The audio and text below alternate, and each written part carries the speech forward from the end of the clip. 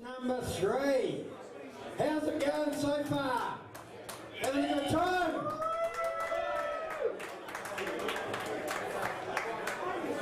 So we'll bring the players on.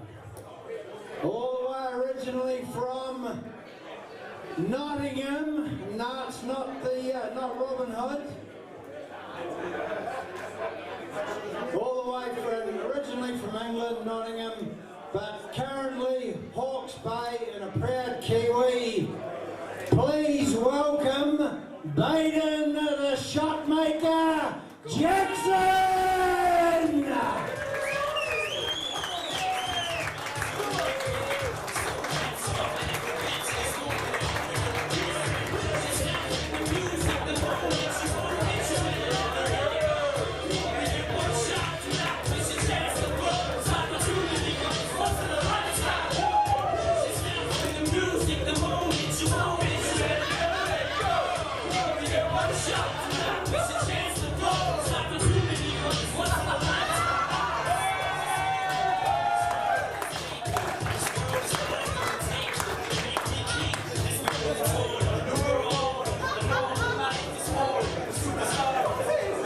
Now this man, I believe that the English actually kind of thought they owned the country this man was born in. This man was born in Kenya. Kenya, or not Kenya, Kenya. Currently resides in sunny Nelson. Spent a lot of time in Christchurch. Let's welcome to the arena Kerry the Magician Woods!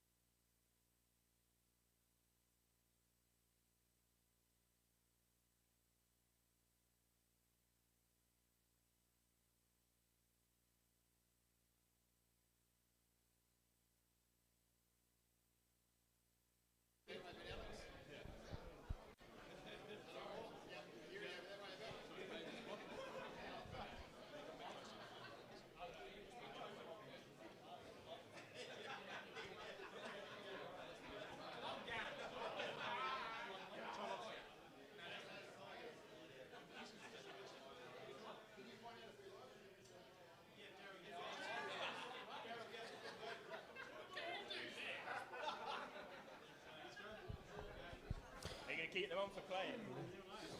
Right, so everybody, we're just about to get Baden and Kiri underway. But very quickly, Baden, just coming to you first. I mean, you've been talking quite openly about all the preparation you've been doing the last few months, but you said essentially, you know, for you it just comes down to the mental side of the game. So how are you feeling on that front? Yeah, really good at the minute, till he starts potting his balls off free cushions. But hey, yeah. I'm like all the top players. I never practice. That's what we all say. None of us ever practice. None of us bother playing the game. We all just turn up and, we're all lying. We've all practiced hard.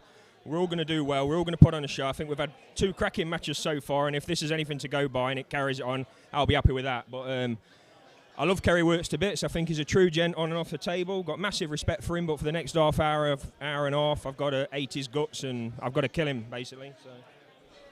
Fantastic. And does the fact that you haven't beaten Kiri previously, does that sort of get into your head, or is it totally irrelevant for a match like this? It was, but then Kerry reminded me that I have actually beat him, so now it's out my head. So it's a level playing field from here on in, and I'm going to go for it. So I hope everybody at home enjoys it. It's brilliant setup. I just want to say, fantastic. You guys have done a great job, and I'm really glad to be here. And win or lose, I'm going to leave everything out there, so see what happens, eh? Fantastic. And Kerry, just coming to you very quickly, I know you're obviously very upset with your performance last year, but I think you were saying yesterday, you feel like you've done the hours, you put the preparation in this year? Probably done as much practice as Baden, I'd say. Maybe a minute more. You know, we've played the game for so long. I think the love's going to come through in this match. Fantastic. All right, we're pretty much ready to go, and we'll let the players lag for the break, and we'll go back to John Saundercock in the commentary box.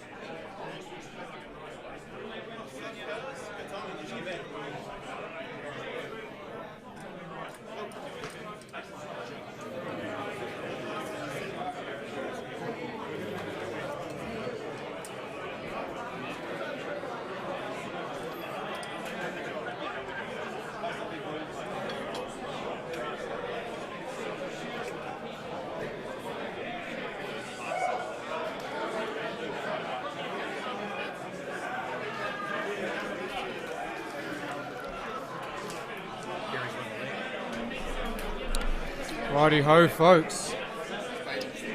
Back at you with game number 3 of this, the first day of the Great Southern Knockout. This version the second. Pardon me. Kerry, the magician Wirtz, just at the table now, up against Baden, the shot maker Jackson. So we've had 2 magnificent games so far, both of them ending in a score of 13-10. Adam Shaw beating Neil Wally, and then Adam Lilly beating Brent Wells. So very close, very good games, both in their own way. They're very different styles of games. It's one thing to appreciate about this match, about this kind of game, is that there are so many different styles of pool to be played, and you saw a lot of different methods of going about the game in those 2 matches. So this will be the same again. Kerry ultra aggressive, but very measured as well, and Baden very cerebrally strong and knows how to put the dirt in. So once again, I will reintroduce Mike Hayes to the microphone next to me. Hey everybody, thank you for joining us again.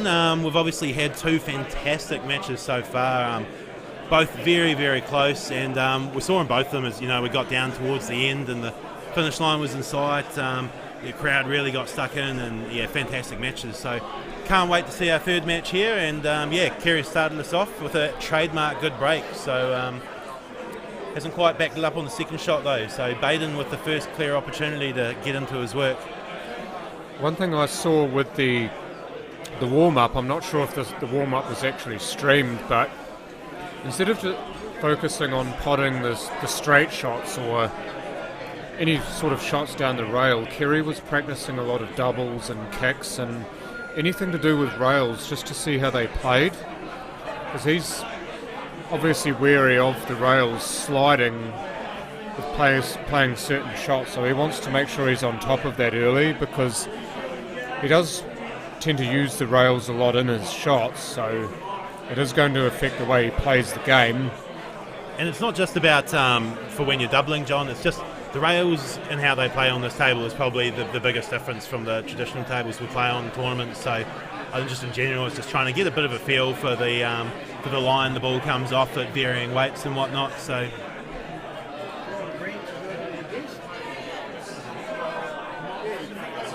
well, that's going to be the main thing, isn't it? Kerry can't make the yellows, so already we've seen opportunities presented and opportunities missed. This one would be for Baden to establish first blood in this match.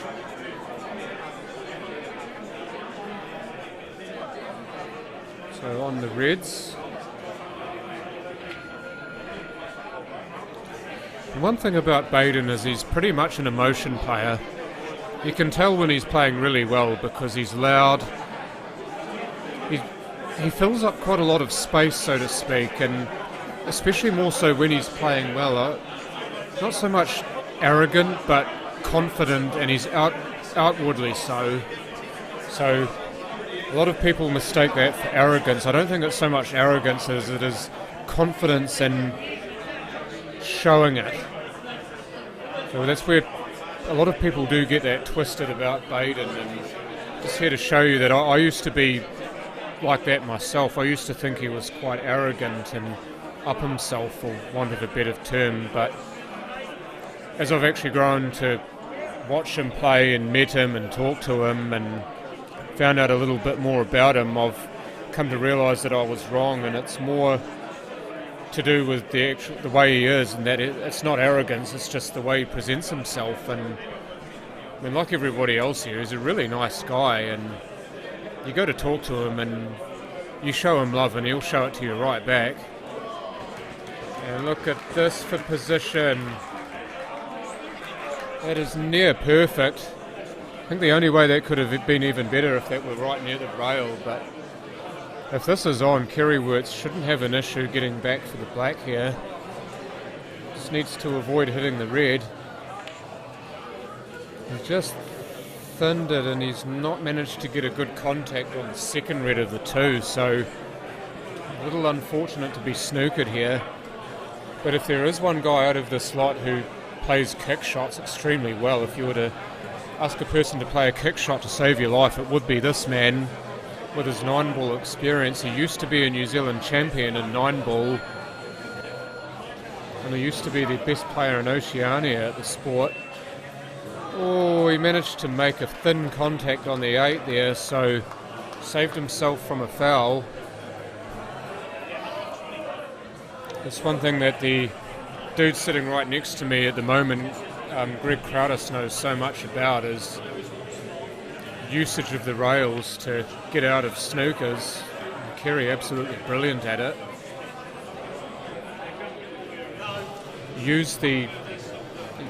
Actually used the lip of that middle pocket quite nicely to redirect the white ball into that right angle. But it is now Baden's turn to see what he can do with this.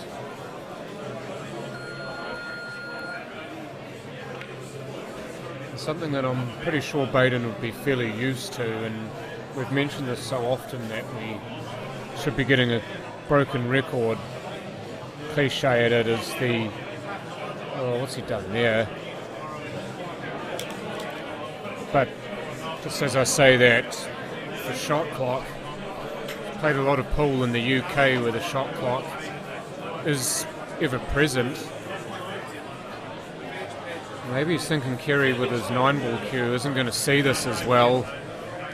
And he's managed to roll it in all the same, so Kerry Wirtz takes the first frame. He leads 1-0. There was that shot once again to set him up with an opportunity first up. And that didn't eventuate, but the next visit at the table certainly did.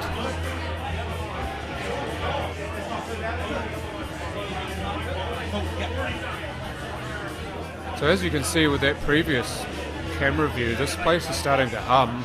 We're getting a lot of people in now. We're slowly gathering to watch these two guys go at it and building in anticipation for the last match of the night,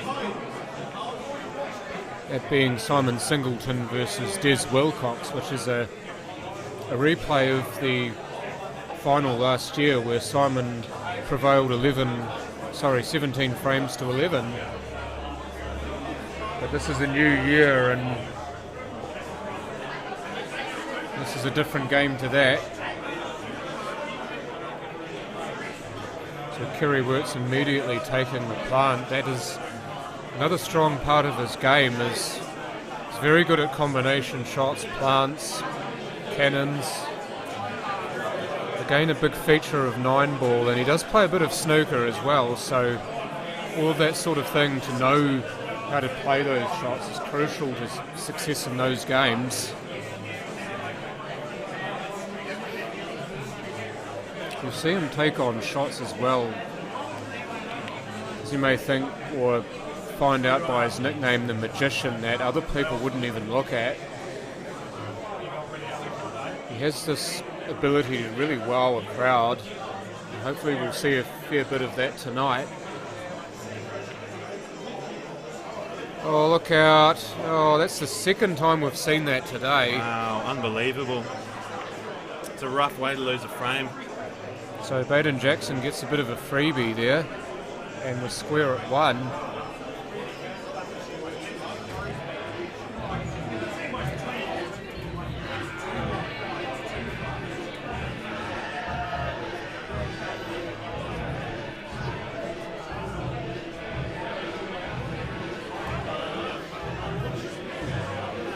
Sometimes, unfortunately, what you will find as well with that free-spirited method of playing is that it can cause you to get yourself in trouble, and no better advertisement for that than what's just happened there. Although if Kerry is half as good as I know he is, then he's not going to be worried about that at all.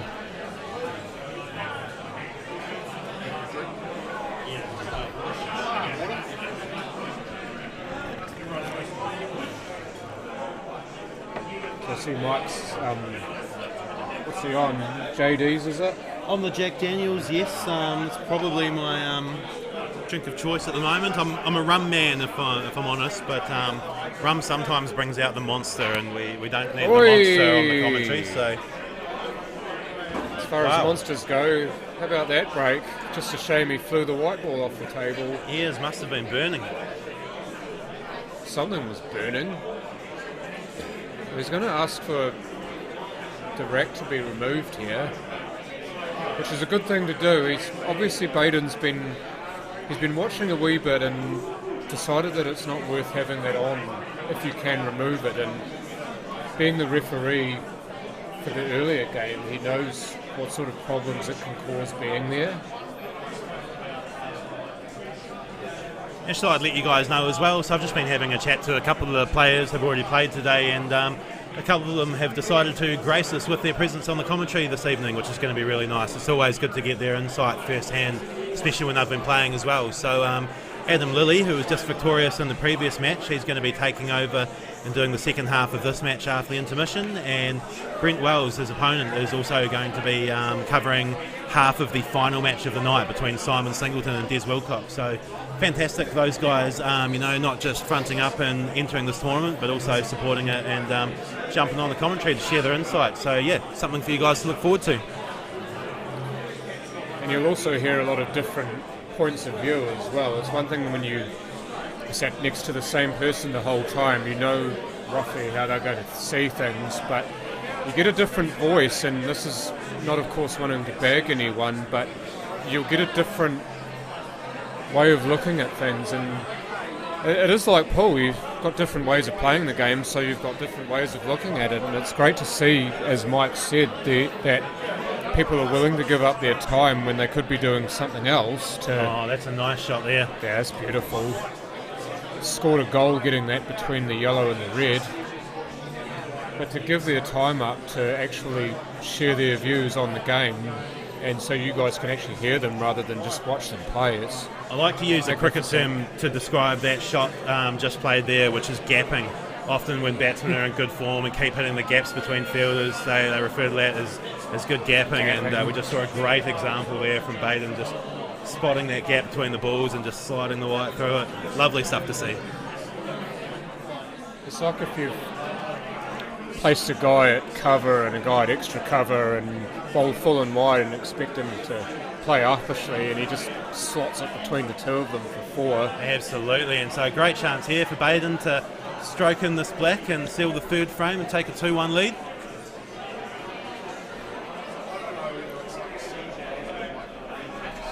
there he goes. So he's fairly subdued at the moment as Baden, but I can tell you almost without question that the more frames he wins, the more animated he'll be. No Tara, by the way. His wife Tara and his daughter Chloe, not with him this year, but they will definitely be watching his match. They'll know all about it. They'll know when he's on, and no doubt Tara will be gracing us with her presence, watching this and making some comments like she did last year.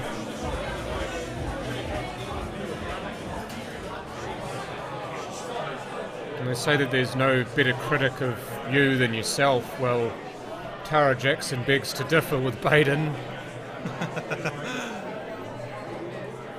Adrian Dempsey there with his message of support for Baden Jackson. So dry break here from Baden, so opportunity for Kerry to pick the set and try and do some damage.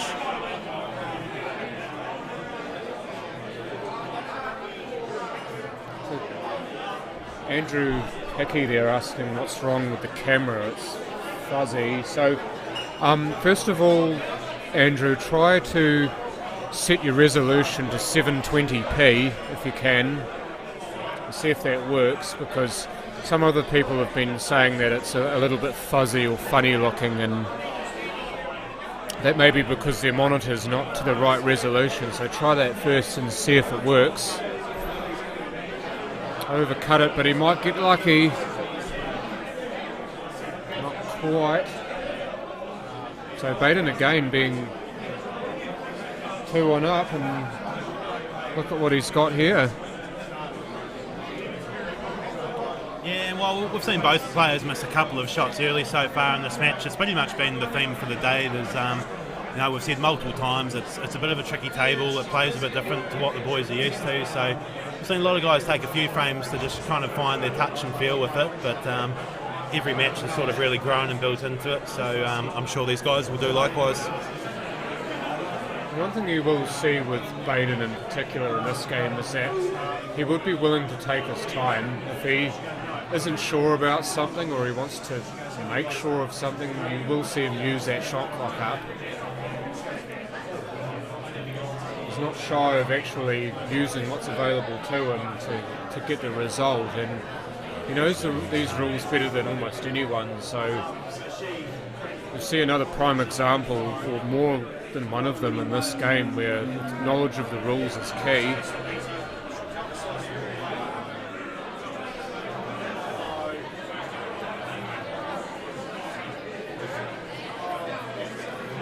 Is it going to make the rail? Yes, just about makes the pocket. So that's mildly in the way. It's not quite right over the hole, but it's a nuisance. See, really awesome facet of the black ball rules here is that, with Kerry being on yellows, and even though that red's blocking the corner, if Kerry has the ability to pot his yellow and cannon the white into that red and pot it, he's got the option of continuing. So, and what here we go. Here's a skill shot. Example of the skill shot, played to perfection. So, awesome aspect of these black ball rules, which just really promote more attacking, exciting pool, and just gives a chance for the frames to flow a bit better rather than getting bogged down in these tactical battles. So, fantastic execution there from Kerry early on. Yeah, there's very few things better in this game, and he's used those reds very nicely there for position, but there's very few things in this game better than a well executed skill shot.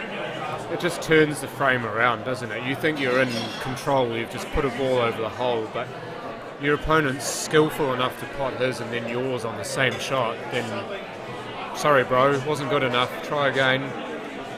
Something, John, I really wanted to do for this tournament was I wanted to get a big skill saw set up in the corner of the arena, and then any time somebody plays a skill shot, we'll just fire up the skill saw and just saw some timber with it. But while we agreed it would be amazing, we also all agreed that it would be a massive, massive health and safety issue, and we'd be absolutely dreaming. But dreams are free.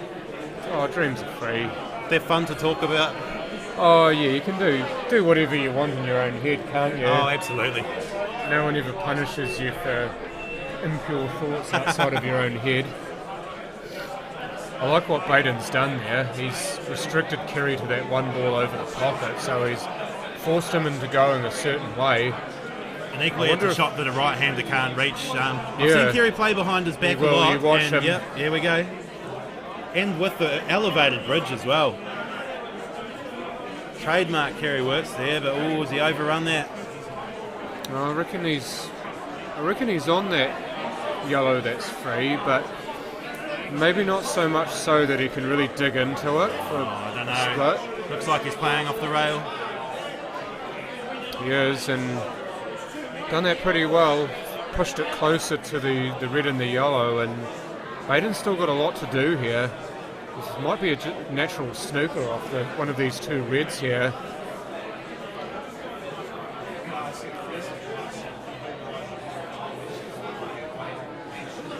Oh, there's a chance maybe for Kerry.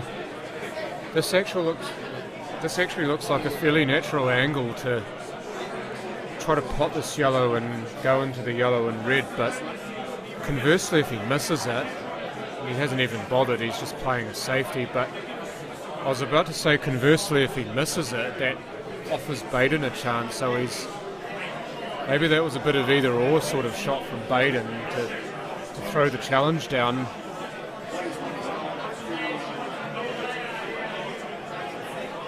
And Baden just flicking the red away. I think he was hoping for the white ball to run behind one of those two reds near the bulk line. But everything is now looking fairly open, and even more so with that shot that Kerry's just played. To see what he was trying to do, he was trying to nick the red and go in front of it, but he didn't quite get his angle right. It should be okay, and it is. Thought for a moment that might track into the middle pocket, but all's well that ends well. And that is a simple miss from Baden. Dear oh dear, he'll be kicking himself all the way to his chair. And I'm pretty sure if Tara were watching that, she'd be very quickly up with a message for him.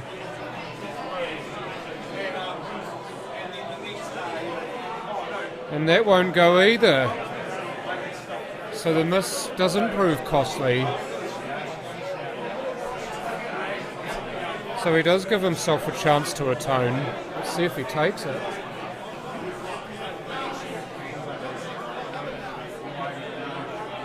He didn't quite slide past it.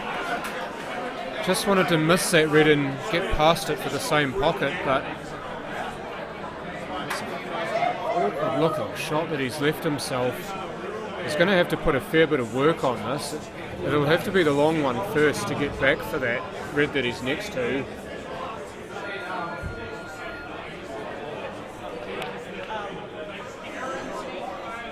No, he just tried to run through it and he's missed it by a long, long way.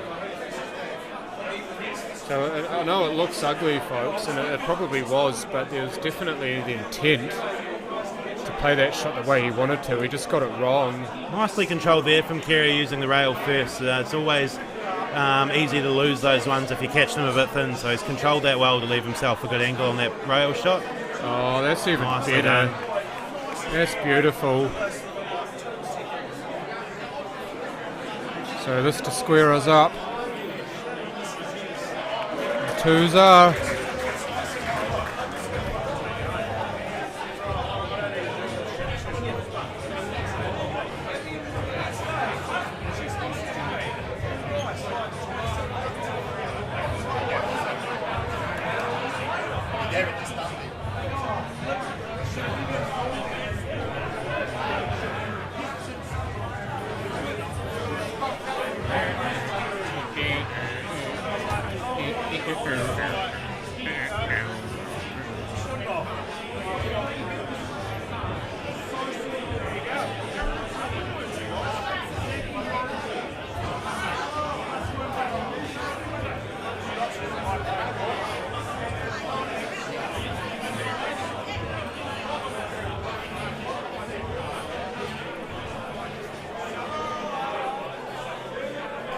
So 2 frames apiece here. This is the fifth frame of game number 3 of the Great Southern Knockout.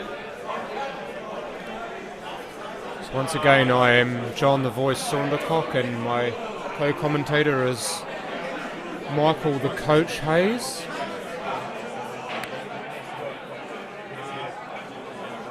And what a great break that is from Kerry. The excellent control on the white ball, even though he played it for a screwback, he got the screwback nice and straight, so it followed that line down the long line down the centre of the table. And if he can MacGyver a few shots here on the Reds, then he'll be well into this. Reddy's looking at should be on, so those of you thinking that he's messed it up, it looks like, well, he has messed it up, unfortunately. So I did speak a little bit too soon. The shot was on, but he just played it like mud.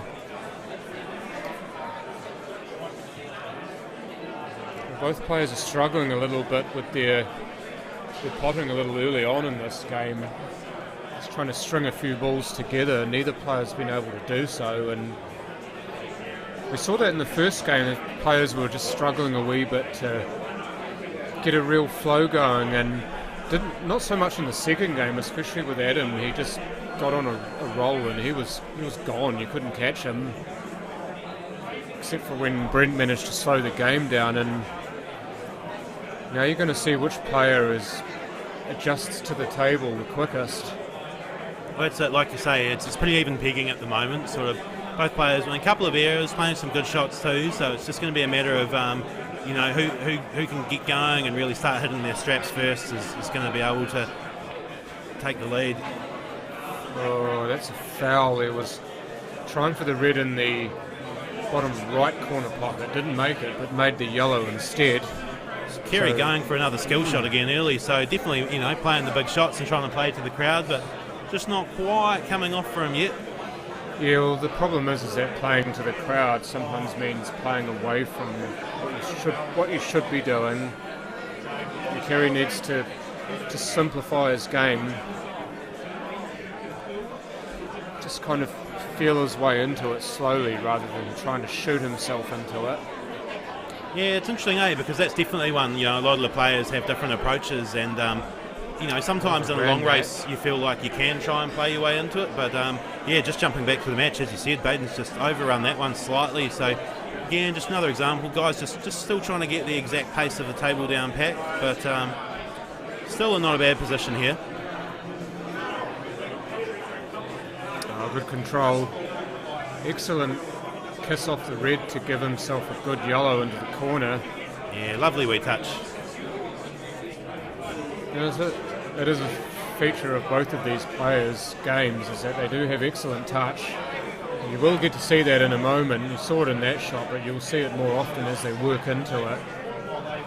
They're very good at manipulating little angles and getting little kisses and just traces of side off the rails and just stuff like that. His left back cue ball a lot closer to the rail in the red than he would have liked. I think he was looking for probably a little bit more top just to keep it a little bit higher up the table, but see if he can manage this one anyway.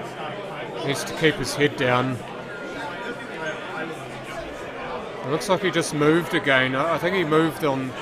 There's a long shot that he played before where he missed it by a distance, and he moved his body into the shot. He needs to keep still. Yeah, maybe just a little bit twitchy. Yeah, you do get that too early on in a game. To see the second angle provided there. And so sometimes it is as much just telling yourself to stay still, and just stroke it like you know you can. Even more than just playing, just telling yourself to do the basics.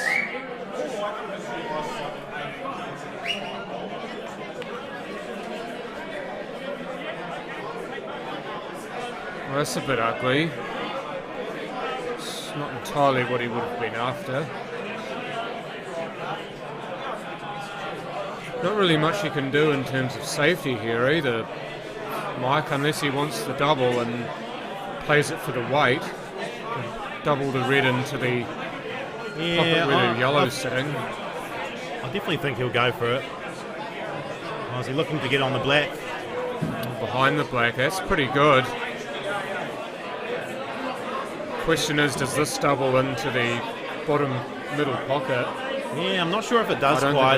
think It would have to push very close to that red, and I think Kerry's done a good job. That red he's left in the centre of the table is actually covering the triple as well. So he's cut down Kerry. He's cut down his options massively. Hope you guys can still hear us okay, because the amount of background noise... Oh, hello.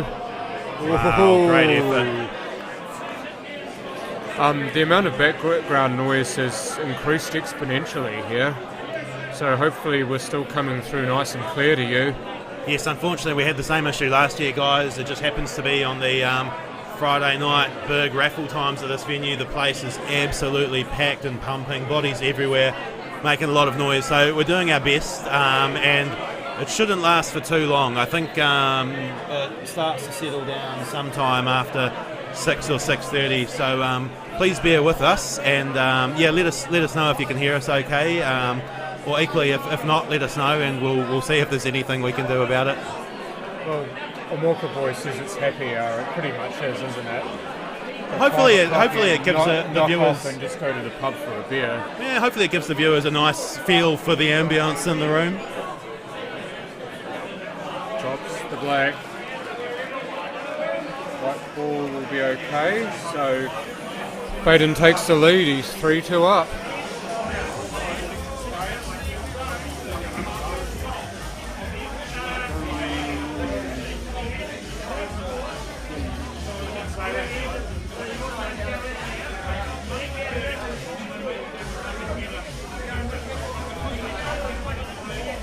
You can see on the stream there, Alex doing the timing and just bopping away in his seat.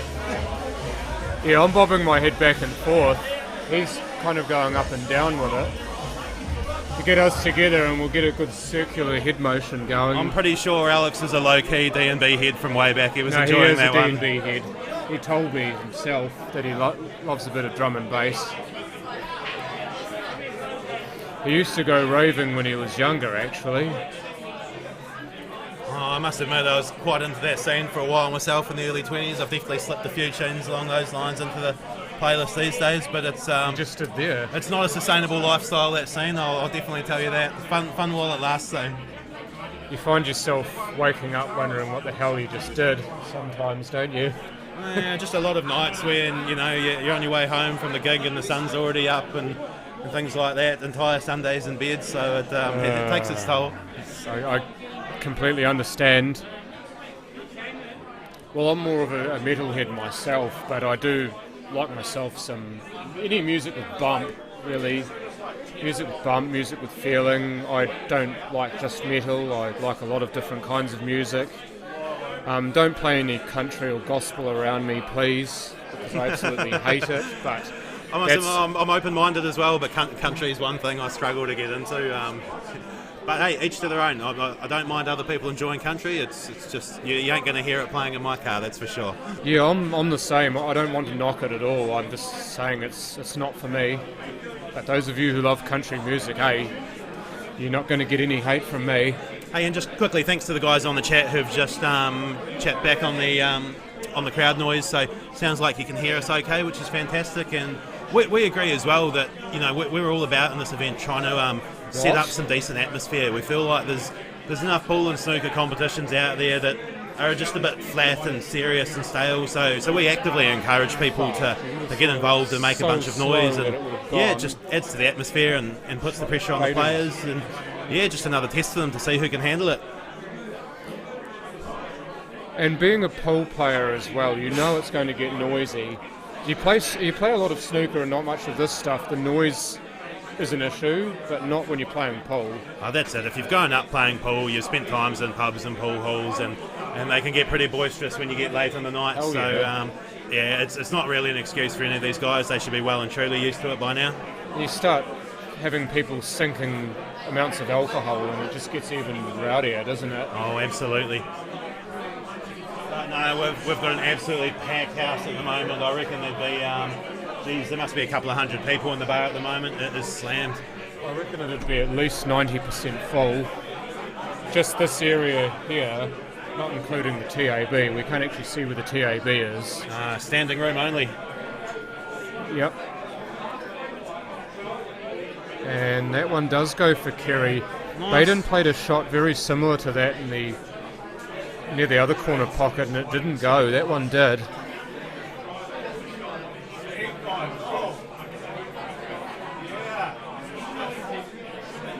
Looking for this in the middle, I reckon.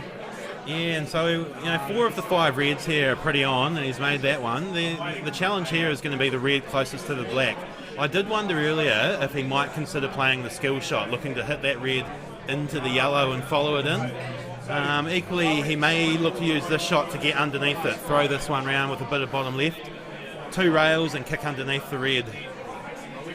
Well, he's gone for it, but he's just missed it slightly, so still a little bit of work to do for Kerry on that one to develop it, but he does still have the skill shot option up his sleeve.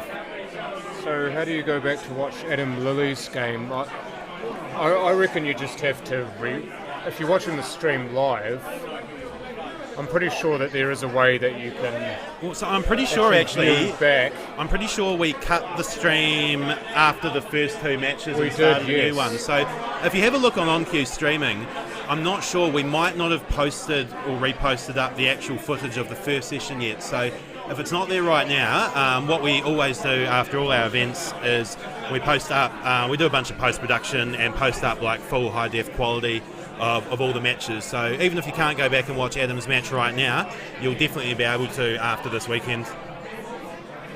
Oh, that's an excellent result from there. He was absolutely nowhere with his position. He's played that very, very well. He's not left him an easy shot on either of those 2 yellows that are obvious. It's been blocked due to the music.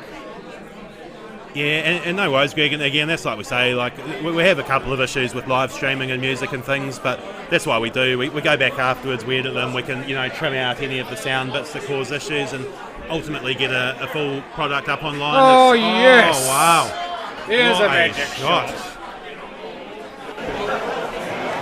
And why not just do it justice by replaying it? I'm not sure which one he was going for. He was probably playing a bit of a 2-way shot to give them both a chance, but fantastic. And he's going to need an equally good shot here on the black. So if he can pull this one off, Well, he'll be a absolutely double. living up to his name, the Magician.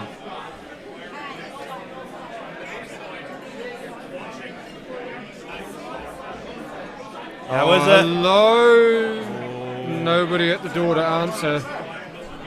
Just a little bit too much slide off the rail on that one. So again, it's we did say before he was practicing a lot of lows in the warm-up, and it's definitely the most challenging shots on this table is just learning to find the right weight and line for the doubles.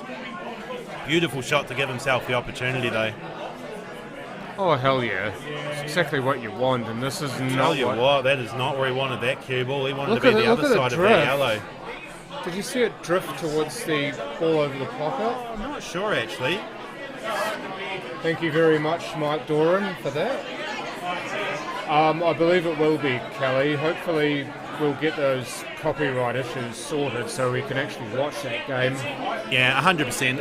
All matches will be posted after this weekend. So yeah, we do have to spend a little bit of time sometimes going back and cleaning things up a wee bit to sort out any issues like that. But 100%, all matches will be available to watch on YouTube at a later date. Oh, stayed down a little bit longer, but that helped it go in. Clutch pot this one. What have you got, Baden? What have you got?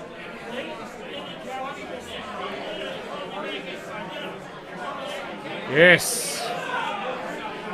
So this, to get to 2 frames ahead, this will be for 4-2. And there he goes. There goes the emotion.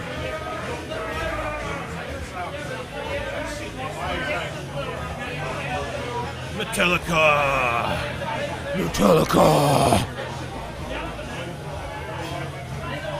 Let us know whether the first metal, but I had to do that. this was the first or the second Metallica better. Let us know your thoughts.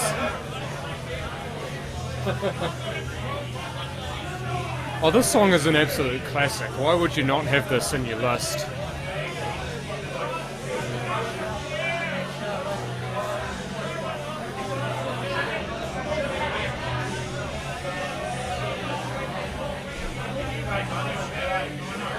pretty sure I can hear a couple of people singing in the crowd, so I know we're not the only Metallica fans. Oh, definitely. It just gets you up, doesn't it? That's what it does. It gets you hyped. Yeah.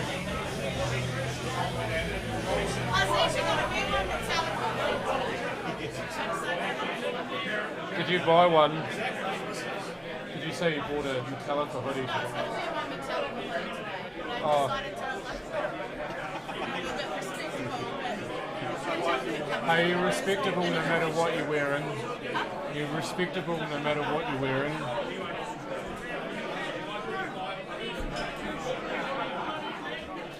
You guys would have probably caught all of that conversation between the two of us and Sarah Tinkler.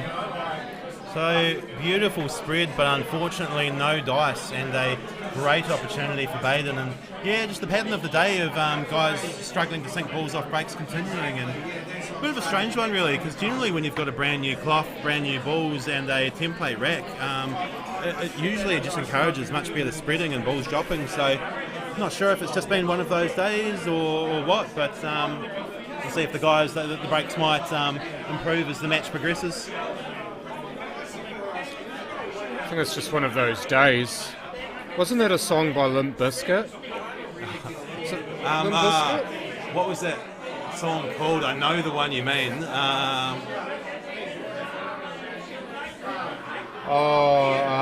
Fat Lip. No. Yeah. No, that was the one. Damn, I wish we'd got some Limp Bizkit on here now. Maybe next year. That would have gone hard. Keep it up, boys. Love your work. Thank you very much, Tom. Appreciate it muchly.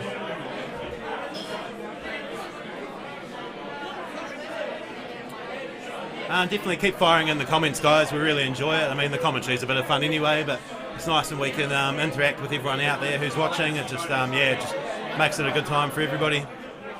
It was incredibly awkward to cue, and he's cued that very nicely.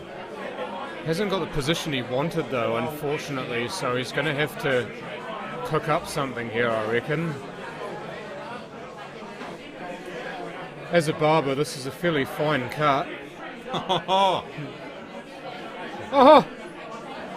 Why not recruit a barber to play that shot? Beautifully done.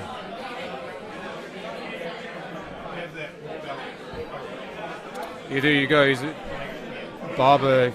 That's how he earns his crust as Baden. I'll tell you what, though, if I don't think he'd do too well in business if he was, if the entrants in this tournament were his sole client base. So I think when I was having a look at the poster for the event, there wasn't a lot of hair in there. No, but I don't think anybody looks at what the barber looks like in terms of how well they cut here. Absolutely, you can't cut your own, so. Odds for these two, pretty even. I think Baden was the favourite, paying about $1.75, and Kerry was $2, I think. So not much in it really, much like all of these games have been so far. Yeah, we don't have the current odds in front of us. They have swung around a wee bit, but I do remember when the initial numbers come out, Baden was a bigger favourite than Kerry, but these things change. Personally for me, it's anyone's game, and the same applies to all of the matches really. Final score in Adam's game, was that 13-10? Yeah, 13-10 to Adam, so very close match. It got to about 10-all. It had been tit for tat from 7-all, 7-8 around the interval, and then Adam turned it on the home stretch right at the right time to take out the last few frames. Lovely shot there from Baden. Yeah, nice. A few rails to get that, and I think he might be snookered here, Kerry. Maybe not completely, but enough that he can't pot anything, and that's a magnificent result from where he was. You couldn't watch the end. That's not because you were nervous, was it? Or did it just cut out for you? Might have had something else to do. Oh, what a riposte! Have some of that. And I'll tell you what, that's just two great shots in a row from both players. I mean, the shot Baden plays to put Kerry in that position was fantastic. And then Kerry's responded with an even better shot. It's just beautiful pool to be watching. Absolute treat. You might say that that's a bit of a letdown, but he knew that there was a snooker to be had if he'd missed it.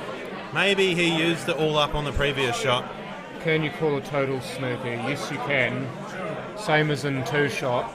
You don't have to contact a rail after hitting the ball if you are totally snookered, and you must call it. How's the touch?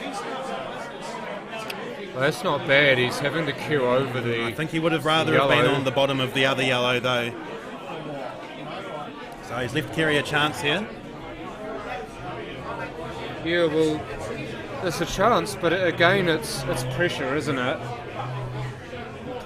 Pressure that usually Kerry deals very well with, but he's been a little bit scratchy in this game so far.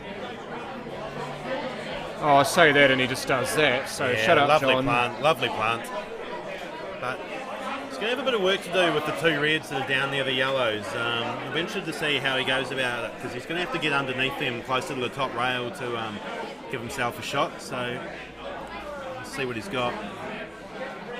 Running through, and I reckon he's played for that plant, you know. Not many people would play for a plant like that. Kerry is good enough at this shot to actually play for it routinely.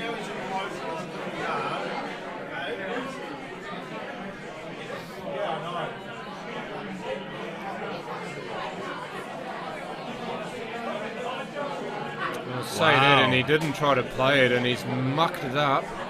I wonder if he was too busy thinking about getting that white ball just right on that one and took the pot for granted a little bit. It was right on the rail, wasn't it? So you had to play ball and rail and ball at the same time. Maybe you just tried to cheat the system somewhat. Oh, there might have just been, sometimes it's the throw when you put the side on it, and maybe it's just slid on the cloth a wee bit more and thrown the white a little bit further to the left when he's played the right hand side. So lots of different factors, but yeah, when you're playing a lot of side spin, the accuracy does tend to suffer. Baden there's just given him another chance with that miss. Could be a snooker in the offing here.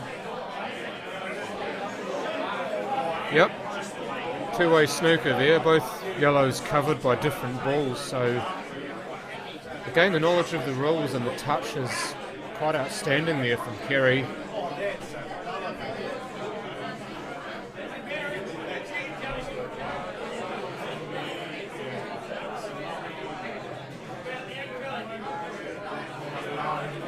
So Baden absolutely must get a result out of this, you would think.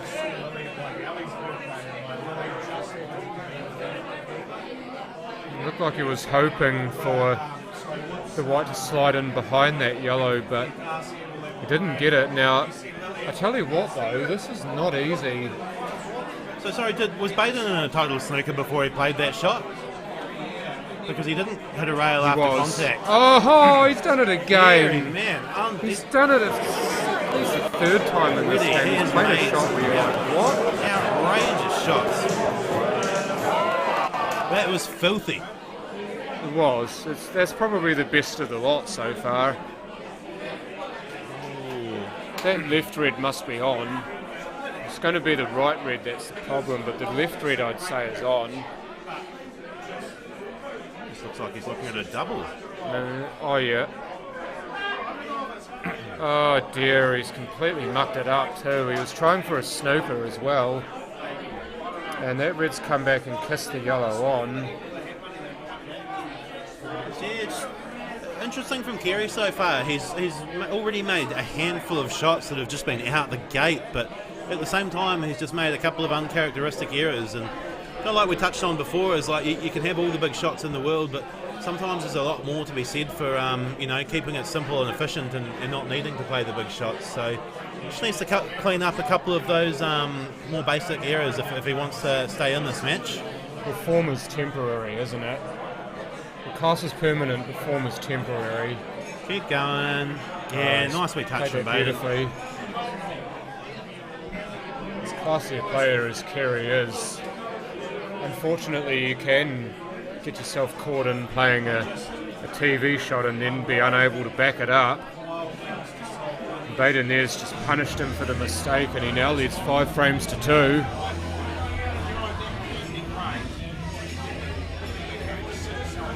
Continuing the love for the metalheads now. Bit of Sabbath for you. Went to see these guys live 5 years ago. Brilliant. I've seen them live a couple of times now, John. Fantastic. And I was a wee bit dubious, you know. I knew Ozzy was pretty old, and I wondered, oh, is he going to be past it? But, you know, he might not have been in his prime, but absolutely fantastic still. Knows how to perform. Oh, he still knows how to play for a crowd, doesn't he? And he might have been in his late 60s when he came over here with Sabbath in 2016, but the man still has the voice and the stage presence.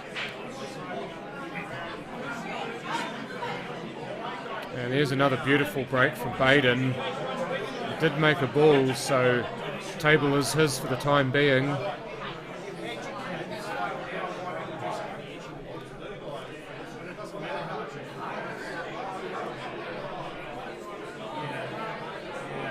Oh, there we go. That didn't take long, did it? I believe that's Tara Jackson posting on her daughter Chloe's YouTube subscription.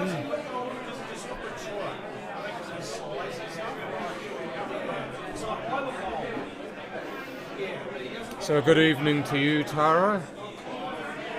Hope you're enjoying this coverage. Baden would be enjoying that.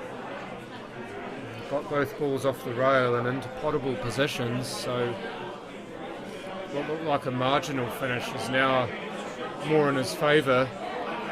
Yeah, and Baden's made a great start to this match, really. Obviously, both players, you know, a couple of little scratchy shots in the first couple of frames, but Baden seems to be growing into it. But again, once again, I put the commentator's curse on. No sooner have I said that Baden is playing well and doing well, he misses the ball completely and fouls. Yeah, you've given him the big come up, haven't you? It's borderline match fixing what I'm doing right now. I promise it's not. This is a legitimate event. Yeah. Well, at the moment it seems to be your lot in life, doesn't it? A little bit. Good thing I don't ever commentate myself. Well, actually, hang on, I take that back. My lockdown tournament, I did commentate myself, but I don't think I jinxed myself in that one. Well, you had multiple personality disorders, so... Hey, and I won the tournament, so I did quite well. It was bad for one of you, but not so bad for the second one. Absolutely. Who said it was bad to talk to yourself? Well, you don't have much choice in lockdown, do you? No, well, you don't have anybody else to bloody live with you, so you're your own best conversation partner, aren't you? No, well, actually, I do have people living with me. I do have housemates, but they've seen the weird shit I had going on in that lockdown garage tournament, and they didn't want no part of it, so it was all on my own.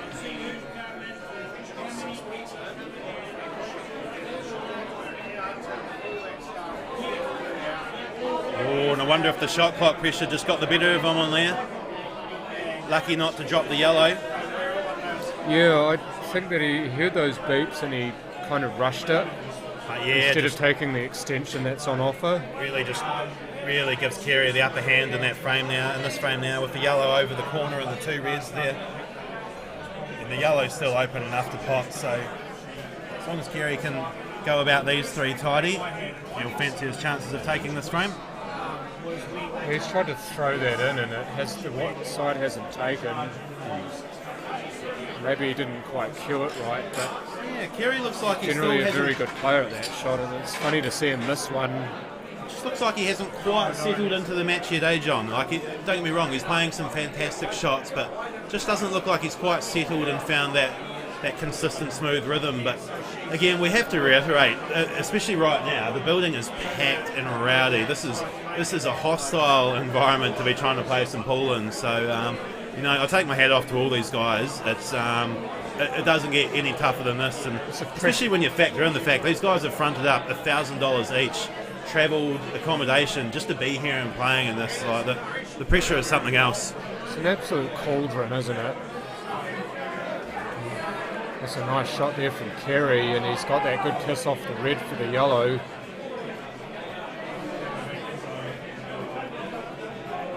But yeah, something that we haven't really mentioned at the moment is that won't go either. What the hell? But it's something we haven't really mentioned much of is the fact that it cost $1,000 just to enter the tournament, and then you're having to pay accommodation and travel costs on top of that. Yeah, you're not far wrong there, John. Just needs to slow down. What we were thinking before is maybe focusing too much on doing one thing at the expense of all the other things that he should be focusing on. Well, I mean, it's easy to criticise when it's not coming off, but if you look back to the last Super League Nationals, Kerry was running around the table at 1,000,000 miles an hour. He dusted me up 9-1 in about 5 minutes in the quarterfinal, and then he played Baden Jackson in the semi-final, and if you saw in our build-up video, Kerry was playing maximum attack full speed and pretty well drilled Baden, to put it bluntly, in that one. So, it's easy to criticise when it doesn't come off, but often these guys feel like when they're playing top players, their best chance of beating them is to try and really dominate and blow them off the table. So, not quite coming off for Kerry at the moment, but he's only 3 frames behind. He's played some massive shots and there's a long way to go. So you'd be a sucker to ride him off this early. Well, you can't, can you? You do that and then so often it ends up blowing up in your face. Well, we've seen it twice already today. Adam was 5-1 up on Neil and flying. Adam Lilly was 7-2 up on Brent and flying, and both of them managed to level the match up and even take the lead after that. So 3 frames right now, nothing at all. Exactly, and if you do see Kerry start to string together a few balls and actually play that more consistent game that we know we can play, then he could very easily reel off a number of frames very quickly.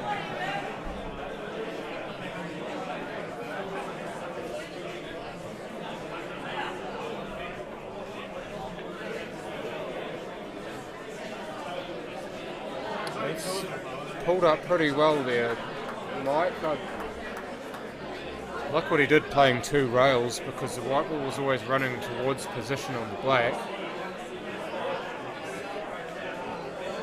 And drills the 8. So 5 frames to 3, and Kerry now gets it to within 2.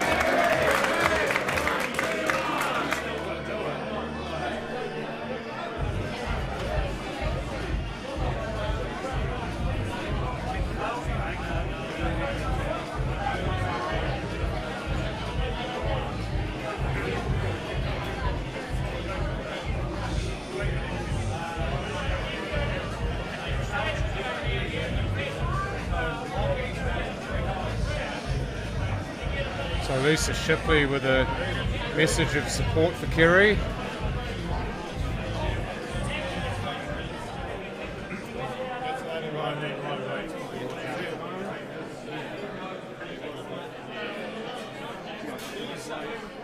So frame number 9, Kerry works to break, trailing 5 frames to 3.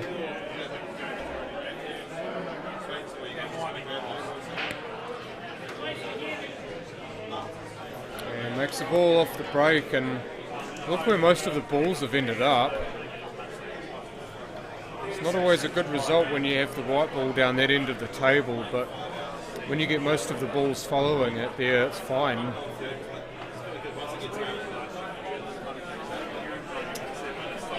Hello to you as well, Brad Campbell.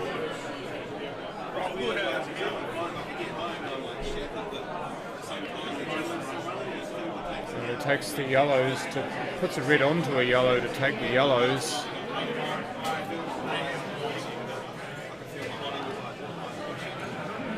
Something that I remember Adam Lilly playing a shot like that and then got confused and then played the first ball he contacted rather than the ball that he actually potted. So Kerry not going down that path, fortunately.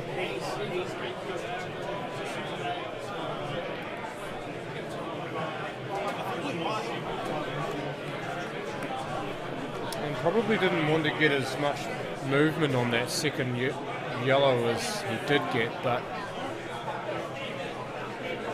still very usable there. His position has to be a little bit more precise on it, but it's still on, and it looks like it's actually on in that top right pocket as we see it.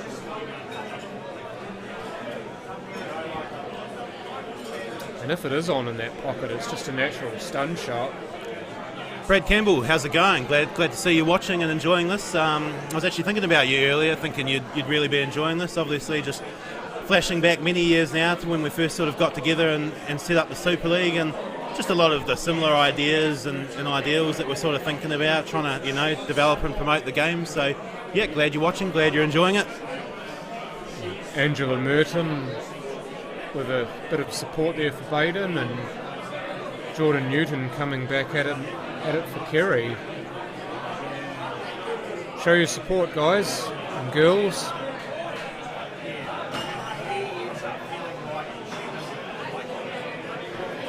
So the thing here for Baden is going to be that red that's on the rail. That's going to be the only real problem that he'll have. And maybe if he can get the white ball to spread enough, he can eliminate that problem with this shot.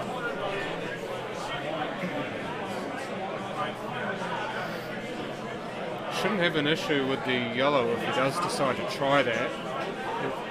The white ball should spread enough to miss the yellow. It's just the way he actually contacts it to see how much spread he does get. So you've got one of them, but not the pot. Yeah, often the way, isn't it? You sort of end up focusing too much on that little development and just take your eye off the pot. So I wonder if Kerry will fancy attempting the skill shot on that yellow to sort of play it into the red and follow it in, or whether he'll try and get himself into a better position on it to just take on a more regular pot. No, I think he did try it. I think he was trying to get underneath it. A bit out.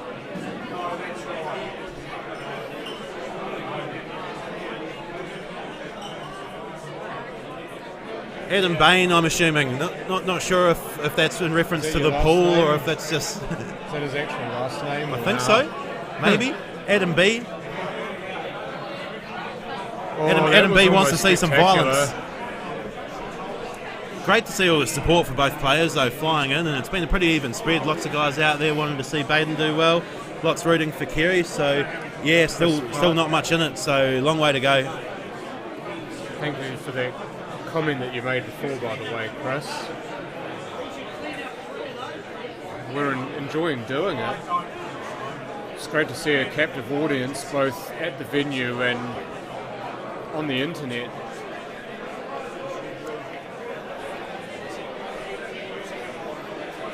No, exactly, and while we're all about trying to get as many people in the building to create as much atmosphere for the players, we're well aware that we have a much bigger audience online than we do in the building, and yeah, we try and do all we can to make sure the stream is professional as possible, and hopefully a bit of fun to watch as well, and yeah, pretty proud of the job we're doing. So thanks again for all the positive feedback. It for me personally makes all the hours and hours and months of hard work really worthwhile this weekend. Just hearing all the positive comments. So yeah, thank you very much. Thank you for that lovely comment as well, Kelly. A little bit underdone, halfway but in between. He'll still fancy himself to make this. Shouldn't have any issues with the in-off.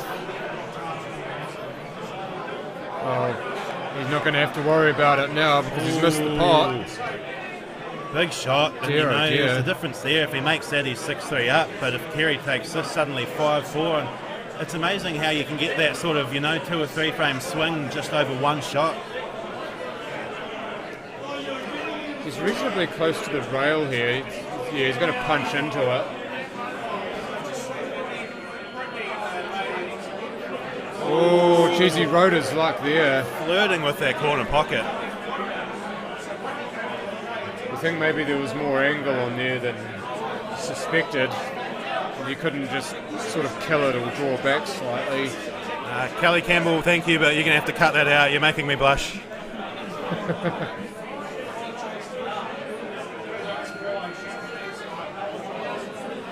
Cut that out. Kerry cuts that in.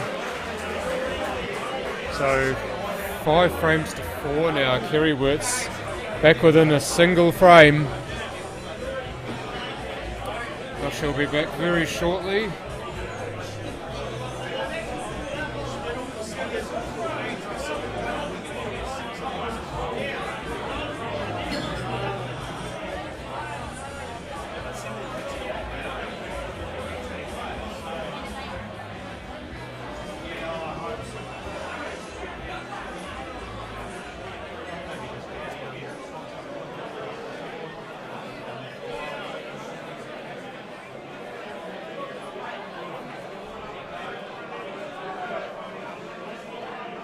All right, so 5-4 to Baden Jackson.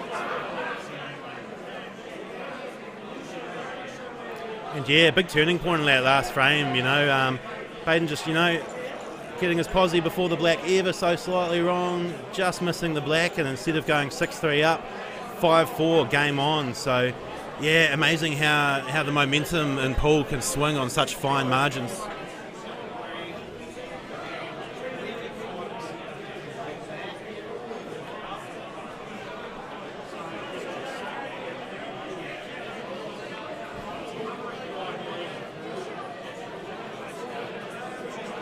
Yeah, nice opening shot there from Kerry, allows him to potentially remove one of his slightly tougher yellows on the rail early. I think probably the two most difficult ones for Kerry are going to be the two balls sort of lower towards the centre and the bottom of the table as we look at them here. So, and I'm not 100% sure about that positional shot. He's left himself a pot, but it's a tough one, and he's no closer to getting on those two tougher yellows that we can see sort of down the bottom of the screen. So a great chance with an open frame, but already looking like he's made slightly harder work of it. Nice cut to keep things moving, but still not getting any easier. So he's going to have to keep the magic coming.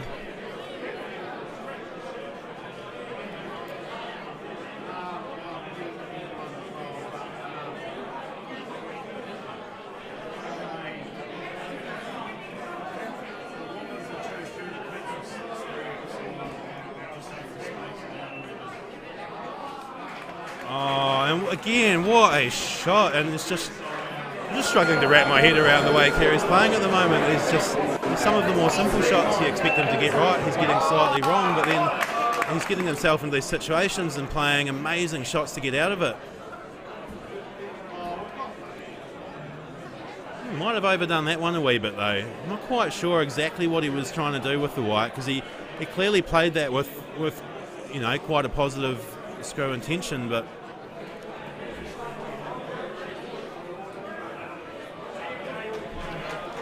how's this? No, just didn't quite sneak past that red. Take it, I've missed something quite important there. Not so much that shot, but a shot before it.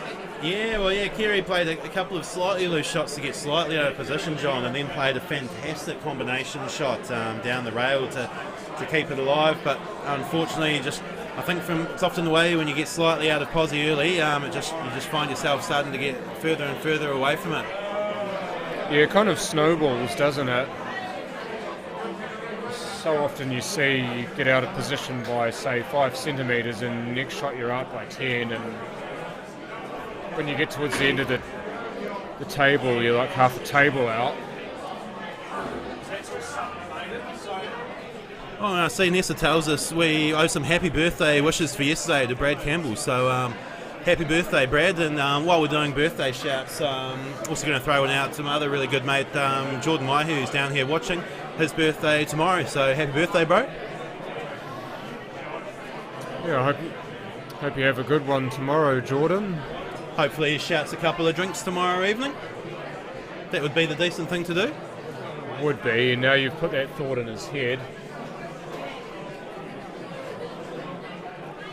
I'll tell you what, the one you want to keep an eye on tomorrow night and make sure you're friends with, the guys in the final of this, because they are going to be coming out of this tournament absolutely flush. So they'll be the ones to drink with tomorrow night, John. Oh, hell yeah. What's the first prize again? $8,000. Yeah. $4,000 for a runner-up too, so even the runner-up, they better be shouting generously. Oh, that's the way, isn't it? And most pool players are quite good at that too, is that social creatures by design, so if that continues their good time by shouting a few people drinks, then where's the harm to your wallet? And I know when you do well in these things, there's usually a bunch of people in the room who cheered you on through the final, and you often feel that that does play a big part in helping you get over the line and keeping you feeling confident and positive. So it's nice to share the love with those guys come the end of the night. Well, they're like the 16th man in rugby or the 14th man in league, aren't they? Oh dear. Uh-oh. Well, that's gotten way out of control, that, hasn't it? And He managed to asked for overcut that yellow by a massive amount. I mean, the yellow required quite a fine cut, and he overcut it by some distance. And how busy is it at the racecourse right now? It's pumping. There's obviously a lot of background noise, but yeah, just around this time of the night on a Friday, they got some pretty big raffles on, and we've got a pretty decent crowd down on the Friday night for the pool as well. So very rowdy. We've got the music cranked up to max so that we can blast over top of all these people. So fantastic atmosphere down here tonight. You wouldn't want to be anywhere else. Yeah, there's a lot of people here for after work drinks and for the raffles, as you said. They run a number of big meat raffles on Friday nights. But also you've got a lot of people here for the poll, to watch the poll, and just around the playing table you'll see when the camera cuts to it, you'll see a lot of people actually watching in the room. So it looks like a good shot there from Baden. Just the difficult ball of these reds was probably that one right next to the yellow. So he's given himself the shot to get it out of the way early. Leaves himself what should be a routine finish for the rest.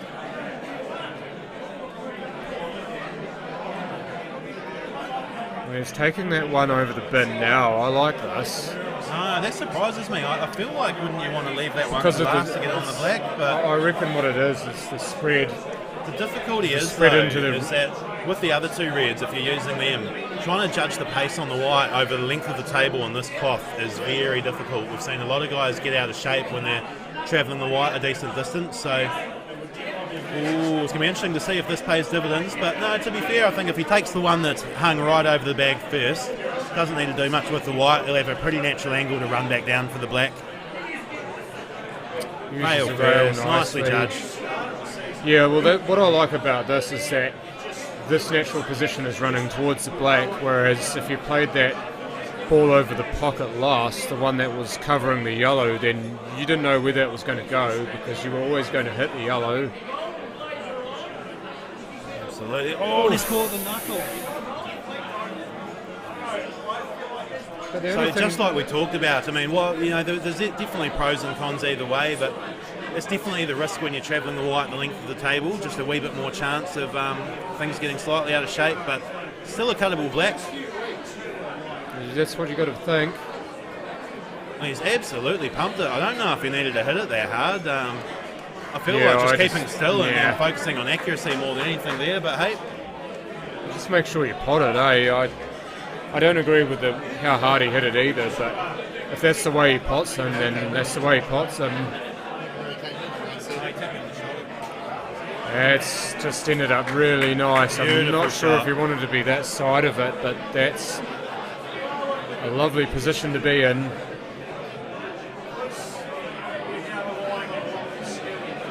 Stun in the middle. He's only a short dude, but he can still reach the black. So 5 frames apiece. We are squared up here at the racecourse. And a big thank you once again, as you see them on your screen, to our sponsors. They've given time, they've given money, they've sunk it all into this. Anytime Fitness Rangi Ora, Need More Firewood, Shaw Q's, Michael Hayes Q Sports Coaching, and Stellar Recruitment. So also you've got On Q as well with the stream, with the table, Daryl from On Q, you've got New Zealand Pool Promotions, you've got Canterbury Pool. So you do have more people sponsoring and supporting this event than just the ones you see on the screen. So if you meet any of the people behind these, or you need something for your next project or whatever it is, then hit these people up.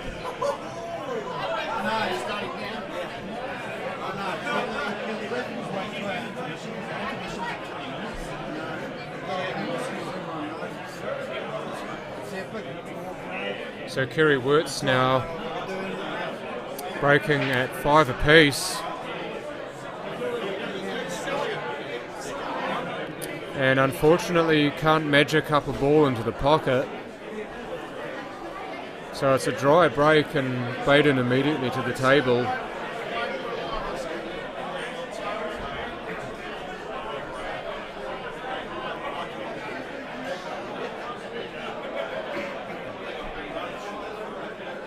wasting very little time and getting stuck into his work on the yellows.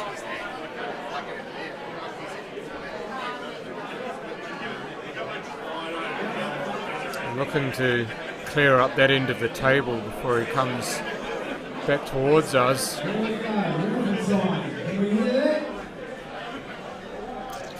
And in the back of your screen you will hear, or maybe hear, Graham Watson with the raffle call out. One of the staples here on a Friday night of this particular venue. And well, that's made that more ugly. I think this yellow closest to the cue ball is on. But where's this black going to go? No, he's done it well. He's kept the black away from the pocket, and that yellow it's next to is still on, so well played.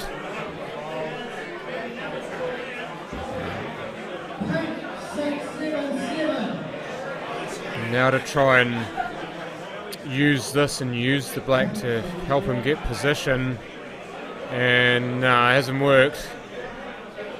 It's come up smelling of offal, that.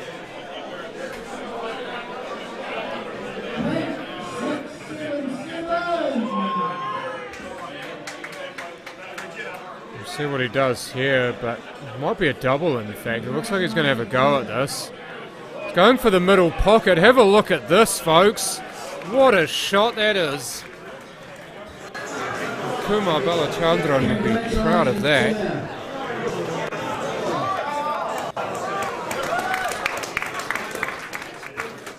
Now can he back it up? Or did he call his extension in time? Yeah, no, he's called for the extension, so I think right on the gravy stroke there was Graham trying to call out the raffle numbers. We better be careful here. He's got it.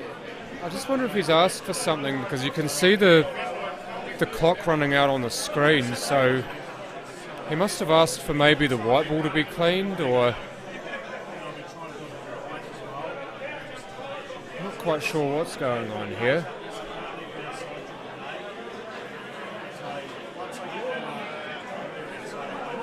You can tell this means an awful lot to him. He's taken a lot of time over this. And does he have it? Yes, he does. Good things come to those who wait. And Baden Jackson makes that black to squeeze ahead 6 frames to 5, and we will now have a short intermission, and we'll join you back shortly, folks.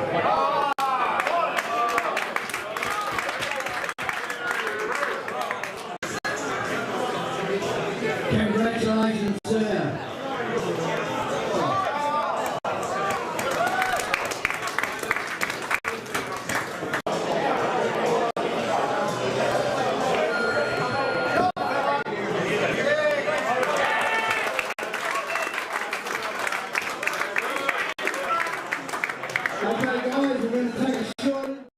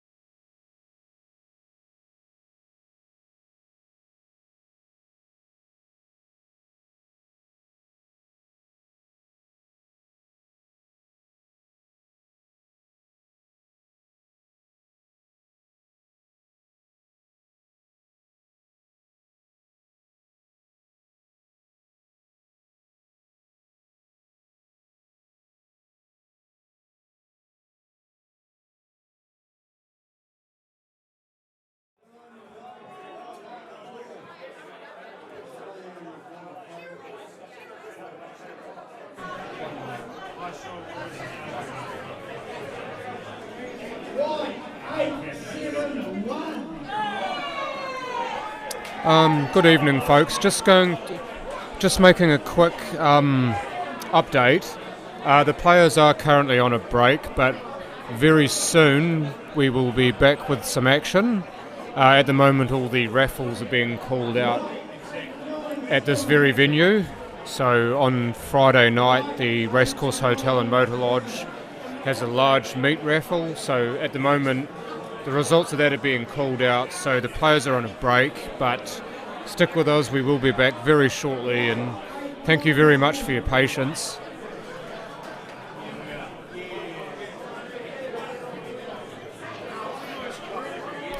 Just want to say a few things while we are on a break as well. Hopefully you guys can see all of the results that have been posted by OnQ Streaming. If you can't, so far the two finished games that we've had today, Adam Shaw beating Neil Wally 13 frames to 10, and then Adam Lilly beat Brent Wells 13 frames to 10. And in this particular game, Baden Jackson leads Kerry Wirtz 6 frames to 5. So all three matches that have been played have been very close, and this game promises to be very close as well come the conclusion. So hopefully you guys will all stick around and watch not only the conclusion to this game, but the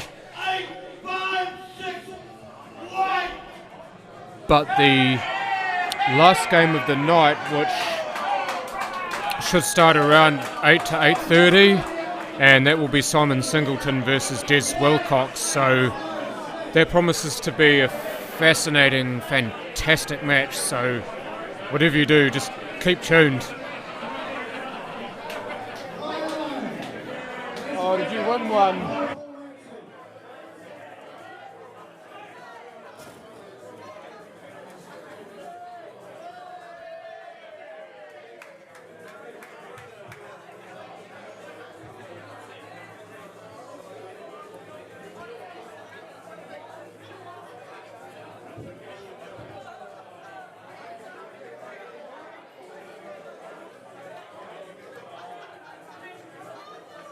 Okay, thank you very much for supporting the racecourse.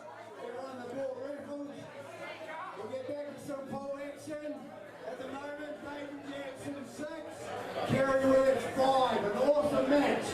Let's welcome back to the arena, Baden the shot maker Jackson. And Kerry the magician Wirtz. Good luck, guys.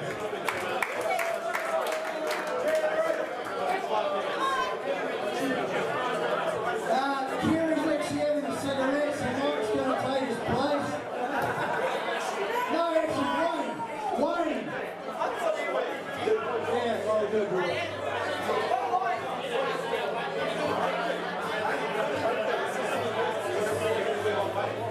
Righto, get the randomizer out. While we're waiting, we're going to give away something pretty special, because you are a pretty special audience. It is a $500 handmade brake cube by Shaw Cubes. An awesome prize. $500 cube. Randomizer, please.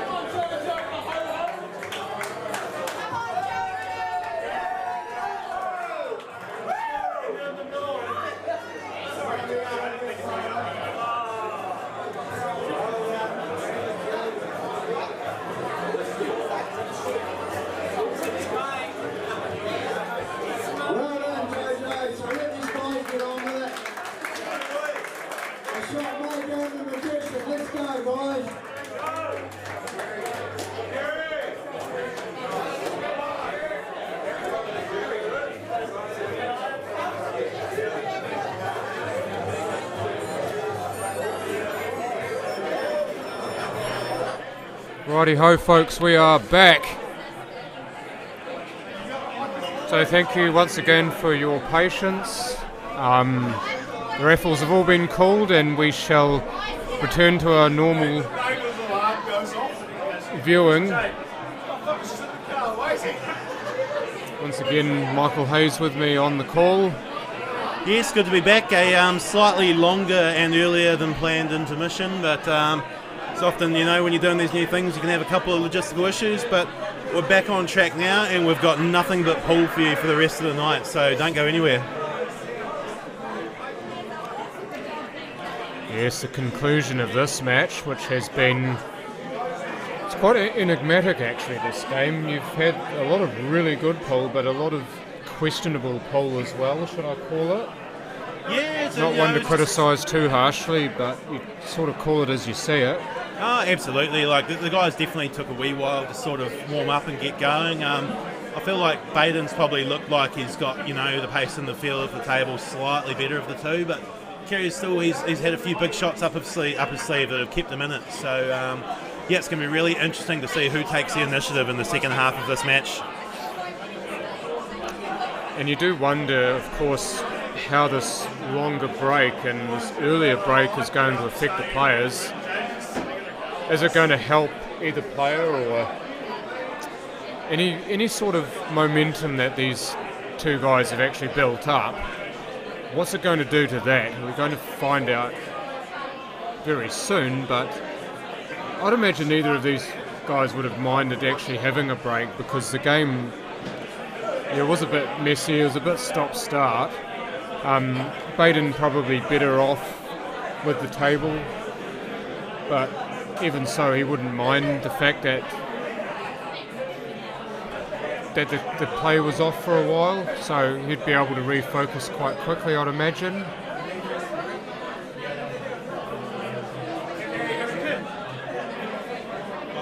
We did the best we could.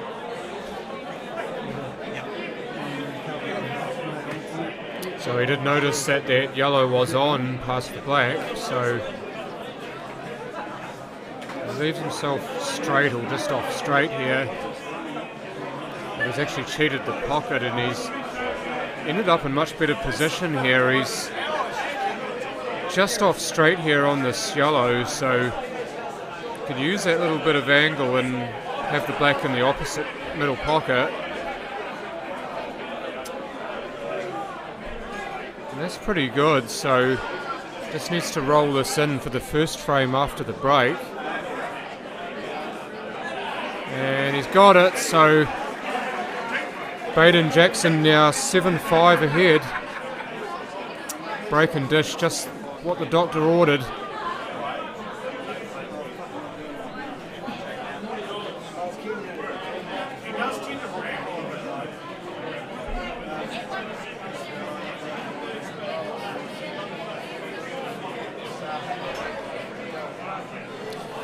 And now we will get to see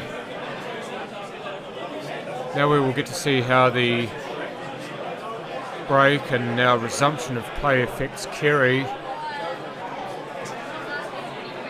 It was, as we reckon, the slower of the two players to adjust to the table and the speed of the table, and just more a struggle with his consistency than anything, because you saw how it kind of whiplashed between the brilliant and the not so brilliant with him. So how's this going to affect him? This could very well help him more than Baden, but we're just about to find out.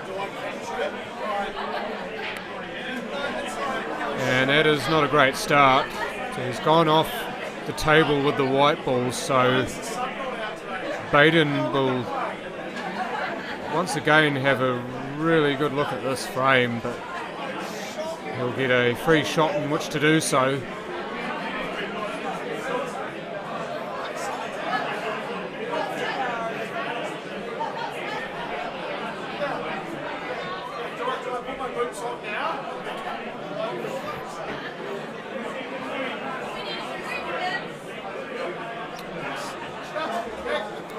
So I'm just going to take a moment here again, guys, just to give another shout out to all of our sponsors and helpers who have made this happen. I know we've already done this a couple of times on the stream, but it's a big undertaking that we do with New Zealand Pool Promotions to set up this tournament. We're lucky we have a fantastic team of 5 of us who work really well together and bring different stuff to the table, which makes it possible. But again, not just us, but we've got some really good big sponsors who support this really well.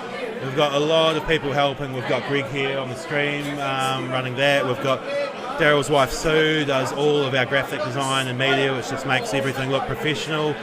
There's countless other people I'm probably forgetting, but there's a lot of people who give up their time to make this stuff happen, and we're incredibly grateful. And we just really hope you guys enjoy what we're doing. It's just all about, we're all pool fans and pool players, and we just want something that's fantastic to play in and fantastic to watch. So thank you all for your continued support, and I hope you enjoy the rest of the pool tonight.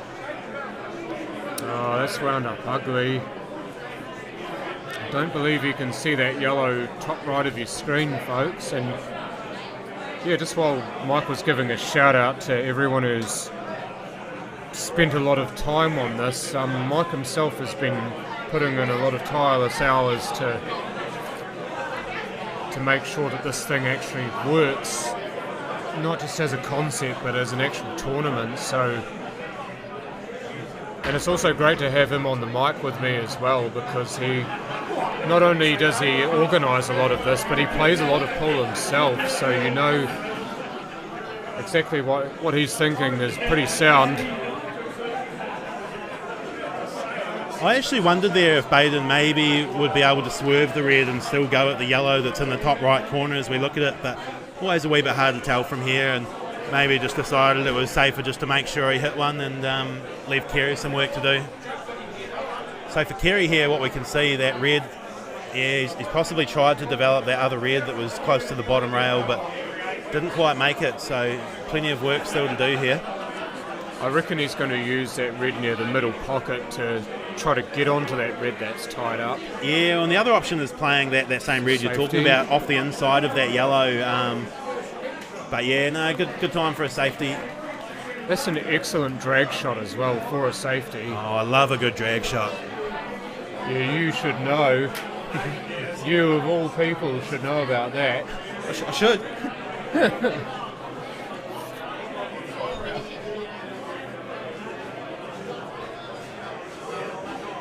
Does he get contact? Oh, no, he's actually hit the jaw. Unlucky. It was on a good line, but just clipped the jaw and just pulled it away from the yellow at the last.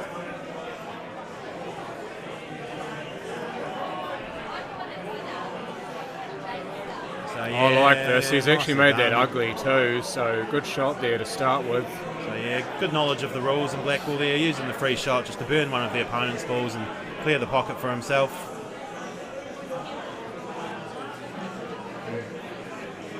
He'll have a real opportunity to just get into his work here, because these balls are quite well spread, so he shouldn't have any issues with position here, as long as he just has an idea in mind as to where he wants to land the cue ball. He'll trust his stroke enough to get it there. Oh, that's lovely. There's more of that touch that we come to expect from him. Long may that live. I think he's just going through with top between the black and the red. Yeah, that's what he'd be looking for. Didn't want to contact the red, but this will double, but it's not the shot he was after. Hey, if there's anyone who can make a double, it's definitely Kerry. Small white ball actually helps with this shot too, because there's not as much of the ball to get in the way. He can straighten this up off the rail, perhaps. Get it to zip back a lot sharper, so perhaps just loading it up with a bit of left as well will just kind of flick the red a little bit further to the right and help straighten it up too. So it just requires quite a bit of work to make this one possible. Equally has to be wary of double queuing, so we'll keep a close eye on it.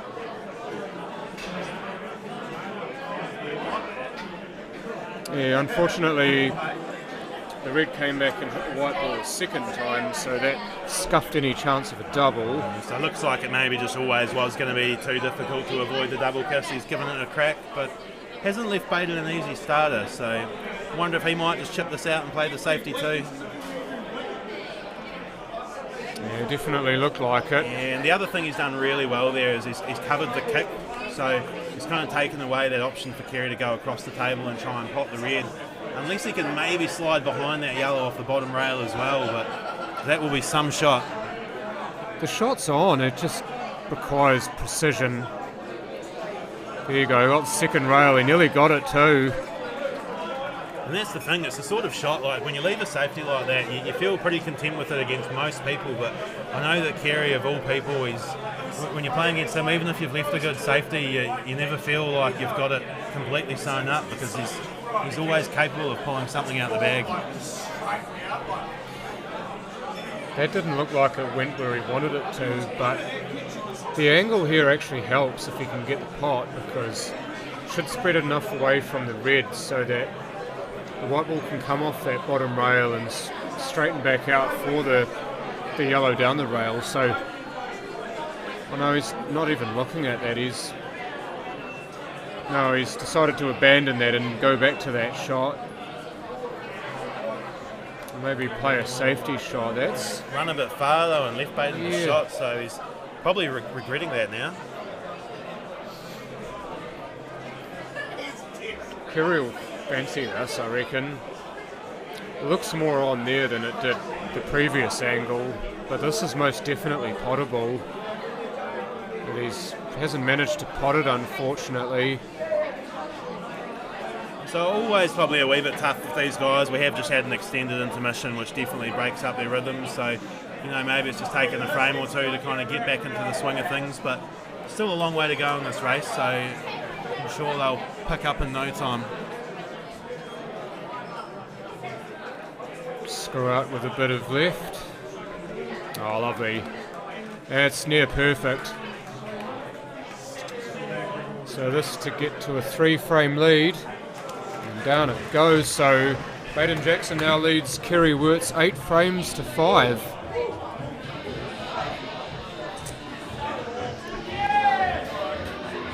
Not quite sure what Baden's looking at there, but maybe it's those bugs again. I know that both players have had issues with bugs getting into the playing arena and having to swat them away at an opportune time, so just looking to see if there is anything there that's going to get in the way of what they're actually trying to do.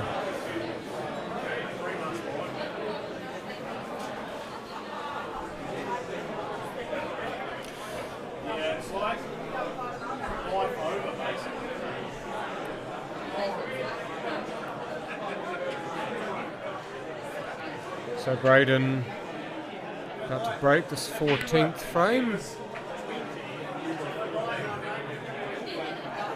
I'll tell you what, that black was tracking towards the middle there, and we've actually seen the black go down and off the break a few times today, which, when they've been struggling to get balls in general, to see the black going down is a bit bizarre, but nonetheless he's got a ball down and he's got the first opportunity here. Funny game. Funny game, this.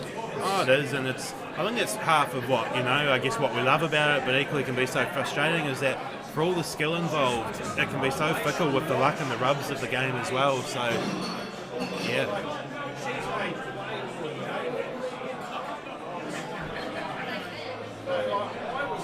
Looks like the Reds, maybe not so much through choice, but through necessity. There wasn't really a yellow on, so had to take the Reds and see if he can make do with it. That helps a lot. Does he have a shot on one of those Reds down the table though? Because if he doesn't, then he's going to have to think of something else.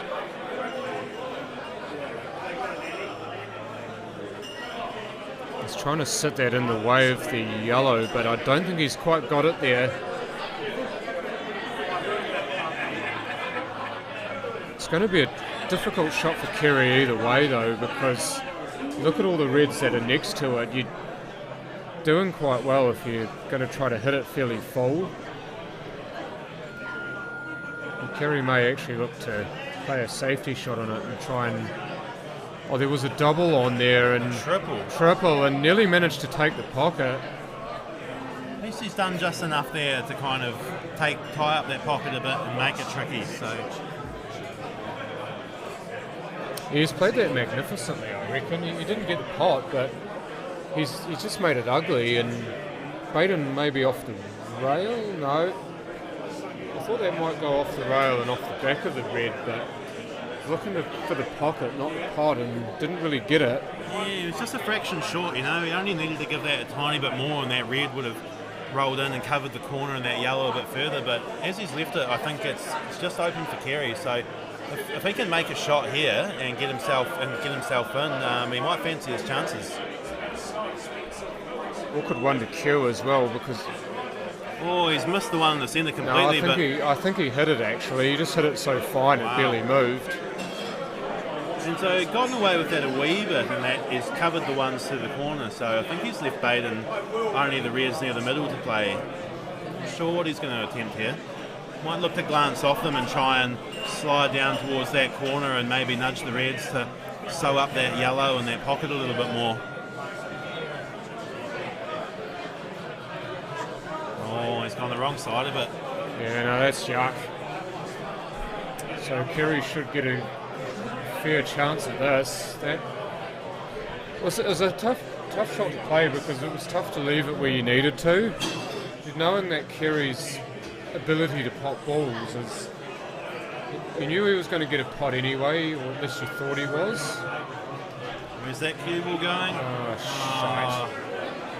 Unfortunate. It done well to get the yellow in there to sew up that pocket, but unfortunately he's given Baden the free shot, and he should be able to clear that pocket right away.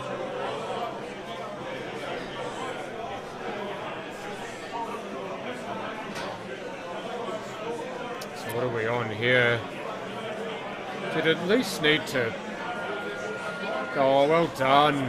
What a shot. Use the free shot the best possible way. Gets rid of both of the yellows that are in the way. Nice shot there from Baden, and he's left the reds perfectly open. So I don't think there's going to be any real issues stringing together the reds here. The only difficult one's going to be potting that black and the down the rail. So I'll be curious to see if he looks to develop it at all, or whether he'll just back himself to leave one of those reds to the middle last and just stroke it down the rail. I reckon it's the red to the middle last. I think it would have to be, really, because it's adjacent to the black, so depending on where he leaves himself, he's got the opportunity to either play it for the pot down the rail or play it to try and promote it. That's going to depend on where he goes from here. The only trick is it just means, even though these are two easy shots, it's just very important that he gets very precise position on this red, and because he wants to get quite straight in it, he does run the risk of overrunning and getting behind the yellow. So difficult shot to get right. It's come up a little bit short, so I'll be interested to see. I just wonder, is he looking for a double? I did wonder that. I think rather than trying to do too much with the white ball to get a better shot, sometimes it's better to just guarantee yourself you're in the right position to double and back yourself to make that double. And definitely when there's straightish doubles to the middle and the ball's not too far away, I think when you're a good player, you back yourself to pot that. So wouldn't be surprised if he just stuns over a little bit and leaves himself a slight reverse double.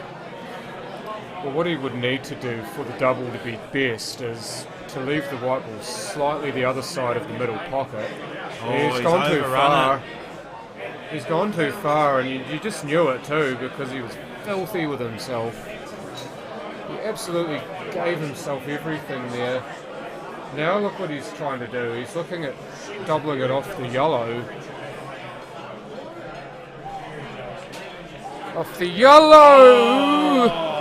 And he puts the white instead. Jesus, that was close. It was a fantastic attempt and very unfortunate to miss it. And then not only that, for the white to go down. It's a cruel game at times. It was a fantastic effort from Baden from there, but unfortunately it hasn't come off. Yeah, it's just fine margins again, isn't it? It's just what this game is. It's millimetres. That's all it was between making that shot and missing it and then foul. And yes, it is, Chloe, except the two shots don't carry. I always think the best way to look at it is, rather than thinking of it as two shots, always just try and think that any foul, the first shot is a free shot. Because you never get a two shots to carry. So basically, your first shot, you can do whatever you like, and then you carry on from normal from there. So That's why we like to refer to it as a free shot or a free hit as opposed to the 2 shots. Oh, Kerry, what have you done? It should have been so simple, but he's just cued through it. Again, just another example of just how slick this cloth is with the new balls, that you accidentally get into those draws a little bit too much and the thing just comes fizzing back, and he hasn't really hit that hard, he's just hit it super clean and it's just zipped back. Oh, off the rail, look at this. Off the rail, and he's going to ask for the extension. That's not close to the pocket either. This would be an amazing shot if he gets it. Oh, he did! What a shot that is! It's magical, it's mystical, it's the man right here.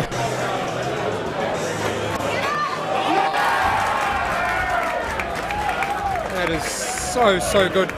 He would have been thinking to himself, how have I mucked this up? And then just to be able to snap his mind back to the task at hand, absolutely brilliant. And that just, those 2 shots there just summed up Kerry's performance through this entire match. Making a mistake with the routine shot that you expect him to get right, and then just pulling some absolute magic out of the hat to steal the frame. So I'm sure he'd rather not be making it this hard for himself, but he's still finding a way to get it done and hang in there.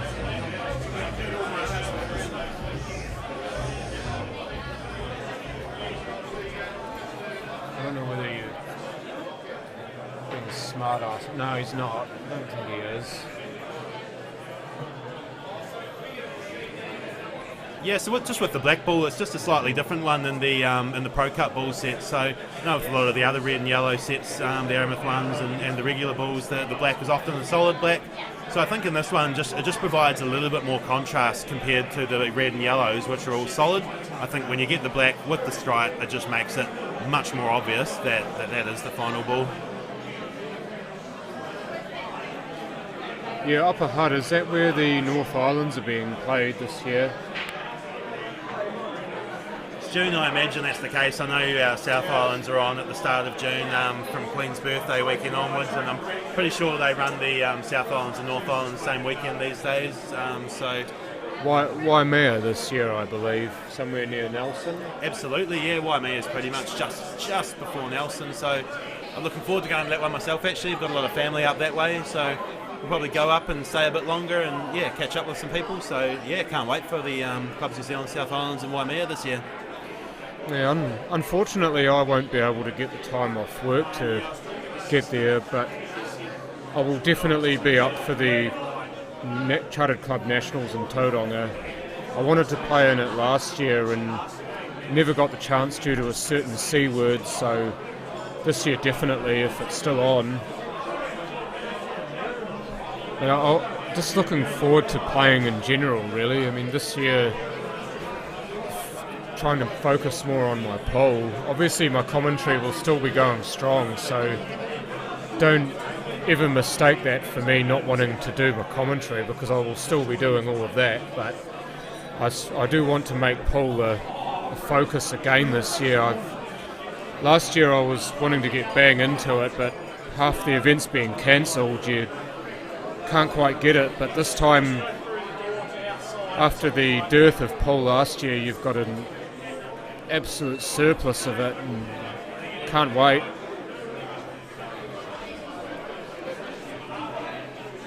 So he's potted his ball off Kerry's there, just looking to develop things a bit, and he's made the pot well, but unfortunately just hasn't left himself the easiest next shot. But if he can make this, just hasn't quite got enough of it. Can't. The white has hung though. Gee, I tell you what, that pocket did its best to suck that in. Black hole didn't quite have enough gravitational pull. Look how close it is to the pocket. Yeah, it's just hanging there, so it makes the starter a wee bit tricky for Kerry. He kind of had to stab at that, didn't he? So yeah, always tough to cue them cleanly off the cush, but he's made the pot, so he's gotten himself in. He does have a couple of tricky balls on the rail on the right hand side of the table as we look at it, so I think this one closest to the black is probably going to present the biggest issues. And also, I guess there's the red on the left corner of the D as we look at it as well, and I do wonder if he'll look to get round behind that quite early too, but taking one rail ball down now. If we can drop this one in, he should be in a good position to try and get on that next one. Yeah, it stayed out somehow as well. Jeez, I tell you what, to be cursing these pockets being tight. So many times today we've seen balls roll down the rails like that, and they've looked for all money to go in, and they've just hung there and given you the big middle finger.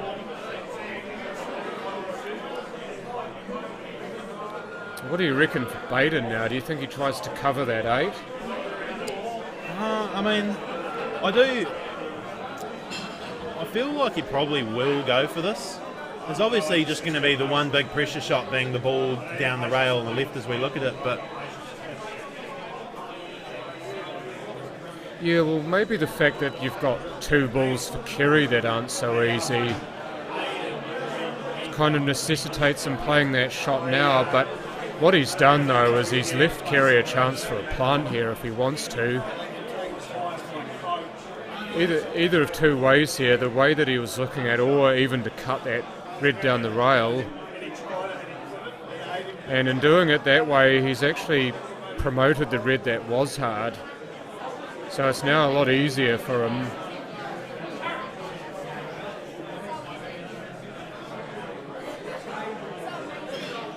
So this now cuts into the middle, so he's managed to, by the look of it at least, he's solving one problem here.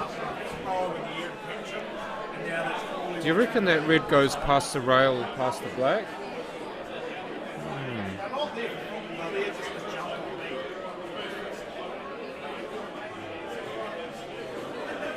Interesting angle he's left himself on this one. I wonder if this is one of these ones where you just try and make the pot and maybe set yourself for a double.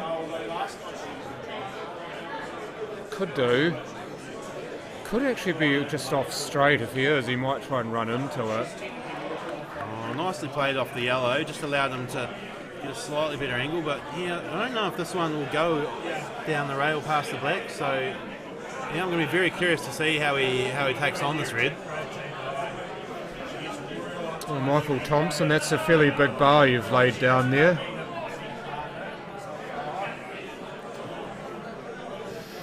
Hey, if that's the way it happens, then good on you.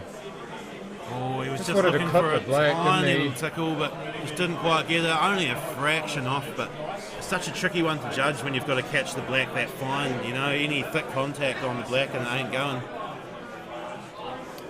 Just before you answer that, Mike, thank you very much, Daniel. Yeah, no, I can't wait. First week of October, bring it on. Yeah, so just have a question there about scores of the first 2 matches today. So our first match today saw Adam Shaw taking on Neil Wally, and Adam Shaw took that one out. John, can you remember, was it 13-11? 13-10. 13-10. Both matches, and so Adam Lilly also took out Brent Wells, 13-10. So the 2 Adams, the 2 Canterbury boys, done well and gone through. So as local Canterbury pool players, we're trying not to be biased, but we're not disappointed with those results, let's put it that way. Yeah, one of our eyes is red and one of our eyes is black, right? It can't be helped, But, you know, we're trying to remain neutral in the commentary, but, no, exactly. You know, we play with these guys, we spend a lot of time with them, we want to see them do well, but same with all the guys. At the end of the day, at this level, you know, the guy who plays the best will win, and, you know, it's hard to debate, you know, whether the guys deserve to win these matches or not. Careful now. Things it gets. Well, he's put it in the way at the very least, and I just wonder now for Kerry if he's got a safety shot here. It looks like he does. If he can play this really, really slowly into the red and marry the white up behind the red, then that'd be a good shot. He might try to just absolutely smash it though. Has. Well, it looks like we've just been corrected. Apparently it was 13-11 for Adam over. 13-10. Sure? Yep. Close enough. At the end of the day, Sorry, Adam did Vinci. win.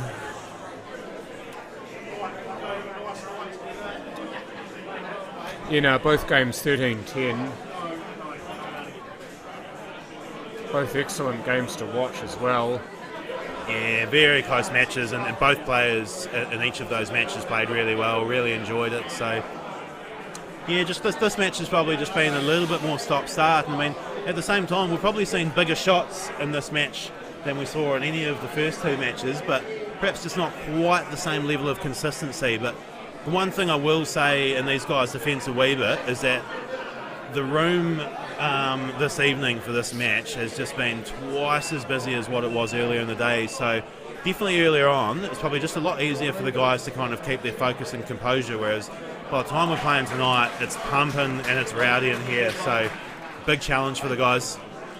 He's played for that, you know. It looks like he's missed a pot by a mile, but he's played for that snooker and he's played it very well. This does go off the rail, but I tell you what, he's got to get this so right, because there is a lot of ball to hit after the rail.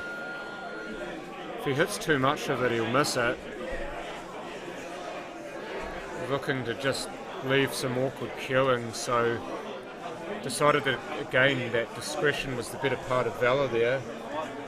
I think it was a good option in the end. It's best not to try and force the issue too much sometimes. He's really put the onus on Kerry to make something happen here. And just quickly before Kerry hits this, Corey Freeman, glad to see you watching, mate, and he wants a shout out. So Papa Brad Cameron, apparently he'll be watching from his rocking chair at home, so hope you're enjoying it, Brad Cameron. Might get away with this. Kind of does. Again off the rail for Baden, but what's he doing here? Was he asking for a total snooker? Don't quite know there. Anyway.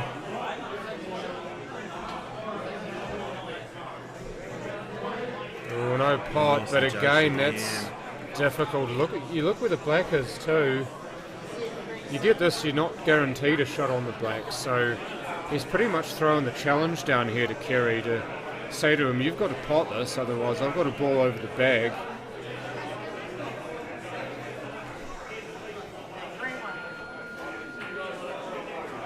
No, he hasn't made it. Very tough shot, but tell you what, at least where he's left that, it's not the easiest position for Baden to get posi from the yellow to the black, so...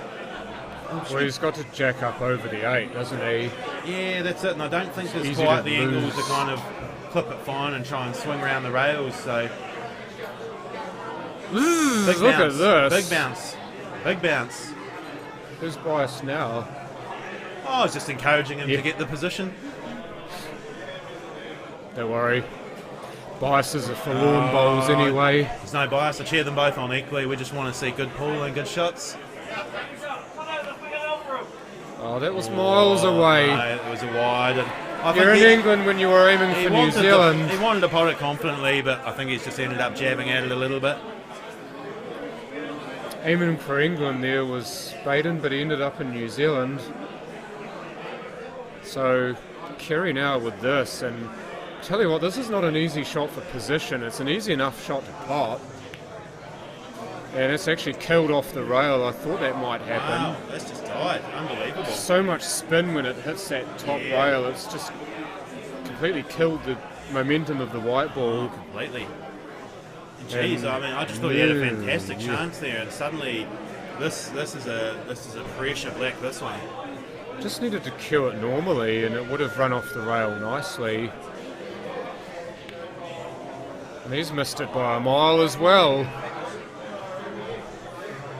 Oh, that kiss off the white ball.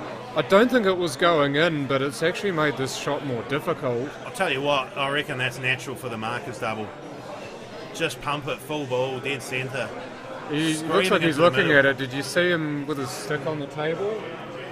So sometimes it's just natural. I mean, like, don't get me wrong, the cut's probably the better option, but you know, sometimes you see that angle straight away and you just want to hit it. But he's not got an extension here. Oh, he's overcut it. Wow, we can just see the shot clock really getting the better of these guys in the back end of this frame. Dear, oh dear. I tell you what, it makes for good viewing, even though you'd expect that to go first shot. It still adds a little extra layer, doesn't it? And I'm sure it's rough for the guys when you're out there in the heat with this many people watching, this much noise. It must hurt when you miss, but you're right, it makes for a fantastic spectacle. Yes, this time. Took its time, but down it goes, and Kerry Wirtz within one frame at 7-8.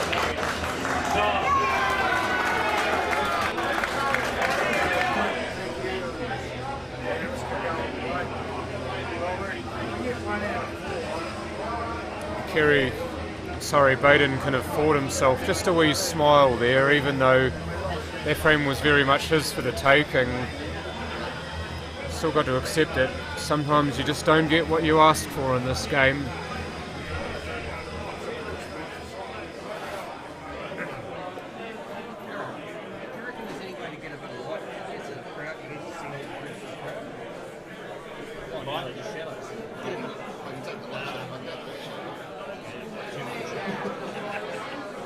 There was just one switch for that whole end, I think, so it's like just a little light on the ground so you can see So here we go, 16th frame, and Baden Jackson leading by the slimmest of margins. And that's a massive help. Ball off the break, he's in with a chance.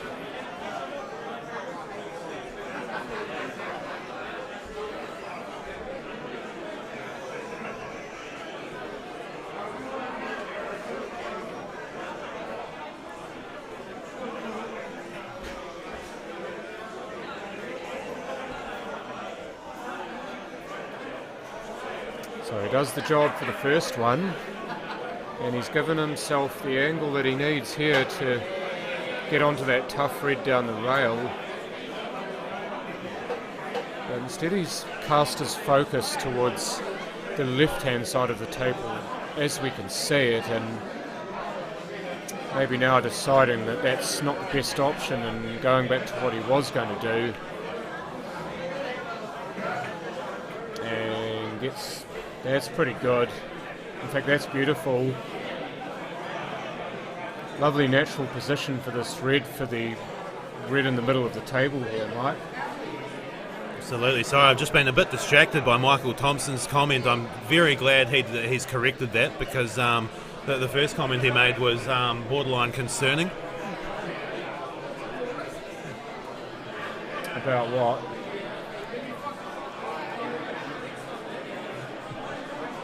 Oh yeah, no, I know what he meant the first time. So yeah, It was very open to interpretation, though, wasn't it, John? No, it wasn't.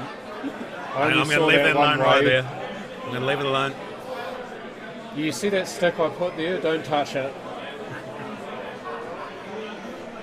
That's my stick. Oh, get in! Oh, you're kidding. Dude!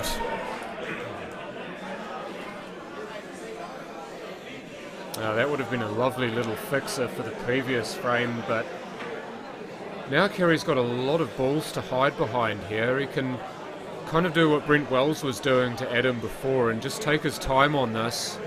Doesn't necessarily need to clear. Definitely one of the worst things you can do is pot everything but your last ball or the black and not finish, because it just suddenly makes it very, very difficult for your opponent to get shots, and much easier for snookers. So you know what he's done here too?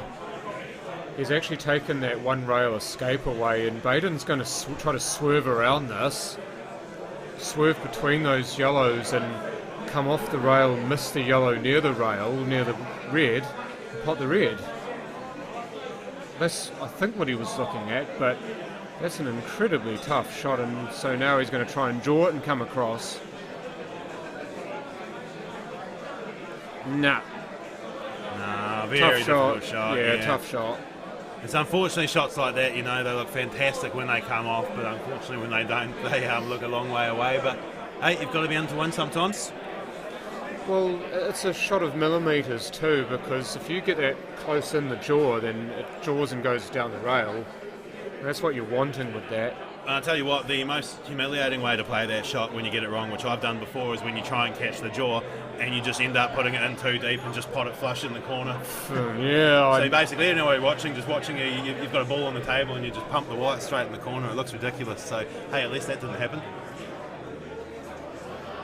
but then you try to explain to the person watching who's just given you all sorts of crap what you're trying to do. Yeah.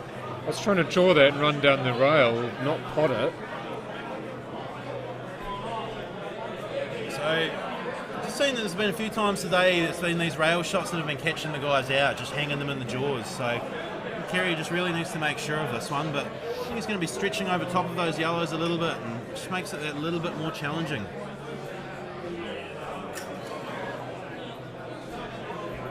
No problems with that. No problems this time. And so, John, do you think that yellow closest to the middle, do you think he can make it in the middle, or do you think that's a wee bit tight and he might need to do something else with it? Or is he playing it down the rail now? He's playing it down the rail now. Slow roll it and use the yellow to cover the black if he misses. Yeah. Yeah. Oh, beautiful shot. Well played. Don't mind the fact that he didn't make the pot, but he's controlled the cue ball beautifully there. I think the cue ball was actually the main focus of the shot, not so much the pot.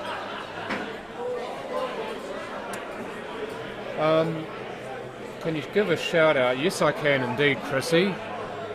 Big shout out to Sugar Jugs Marissa Marsden. I believe that's your sister. Be watching with a vino. Good on you, Marissa.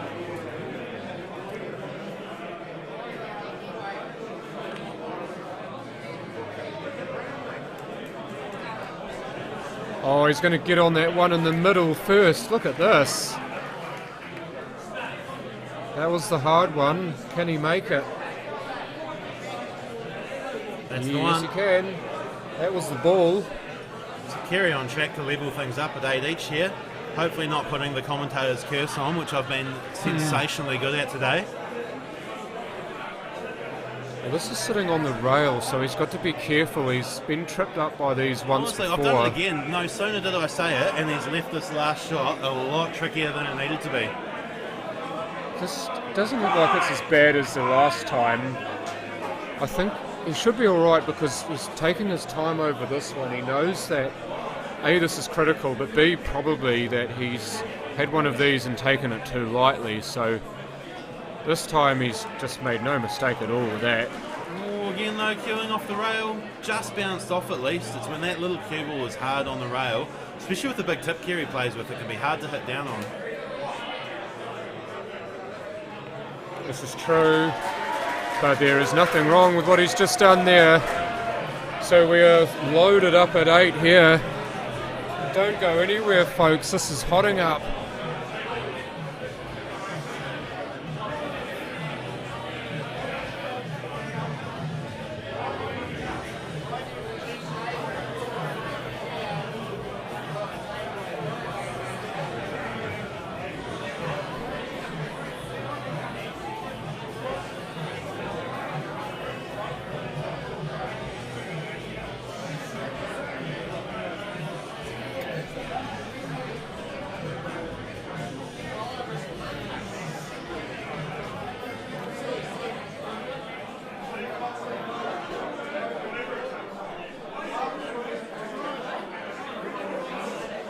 So as much as this game has been a little bit stop-start,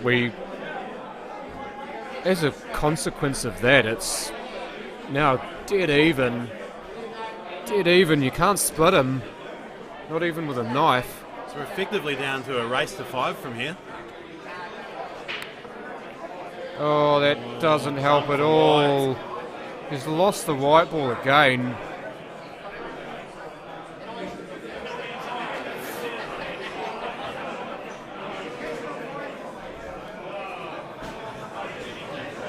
And immediately wanting that rat gone as well. And one thing that does as well is that gives Baden a wee bit more time to think about what he's doing. As well as the fact that he gets 60 seconds anyway, and he's got a free shot. He still wants to have a fair idea of what he wants to do with his free shot. Knowing that if he doesn't pot anything on this, at least he's got another shot. He's looking to make balls on here, and he's done a reasonable job of that, but the problem is he hasn't left himself an extremely easy yellow to play.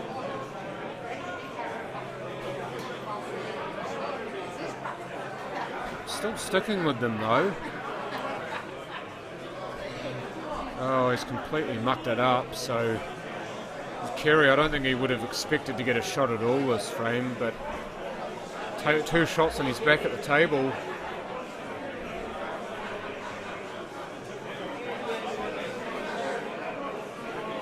However, Mike, this is not an easy first lock. No, I was just wondering if he can see enough of the yellow to the middle, perhaps.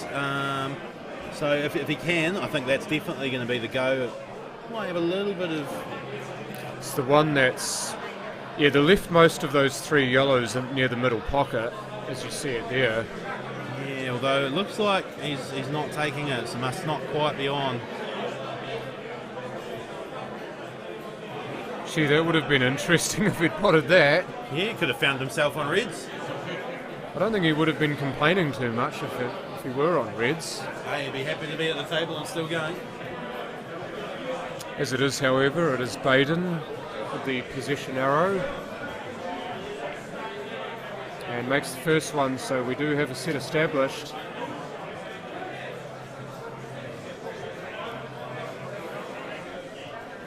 So what are you looking for here if you're mapping a frame out, Mike? It's always looking for the problem balls, and what we've seen a lot as well is just balls near rails have been the ones that are catching the guys out. So as we're looking at the screen now, that yellow that's underneath the red, even though not the hardest pot in the world, it's just one that you just really want to make sure that you get a good precise position on that early, and don't leave yourself having to play that, sort of under pressure late to get perfect position. Yeah, so many times players leave themselves that shot last, and by that time they've got so much heat on it. Absolutely. You miss your pos, or you get the pos and miss the pot, then you've given yourself all that worry, and you end up handing the table back to your opponent. Absolutely. That's why he's left himself that shot now. I really like what he's done. Just not sure what the angle's like here for the drawback, if he can draw it back and miss the reds. Yeah, no, I don't think he could, so he's had to go through with top, and he's played that beautifully because he really wanted to play this one to the corner first, and he's got a nice angle to go 2 rails twice across the table now. Maybe a little bit of bottom or a trace of right. He'll be looking to come back on the line, whereas Kewer's off that rail and back out to the centre of their table, I imagine. I wonder if he's going to look look to to spread screw it off behind the red. maybe. Oh, but he's missed the pot. Maybe too busy thinking about the cue ball and just taking his eyes off the pot. Mike, Simon Singleton's calling, you'd better answer.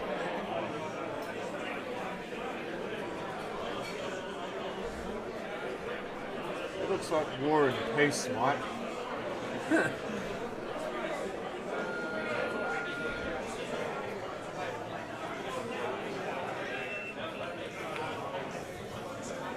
Oh, he tried a magic shot there.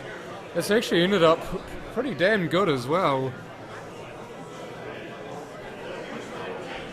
Tried to play that red that was on the rail and kick the white off and pop the red that was over the pocket, but he's missed it. But look at the shot he's left Baden. This is ugly.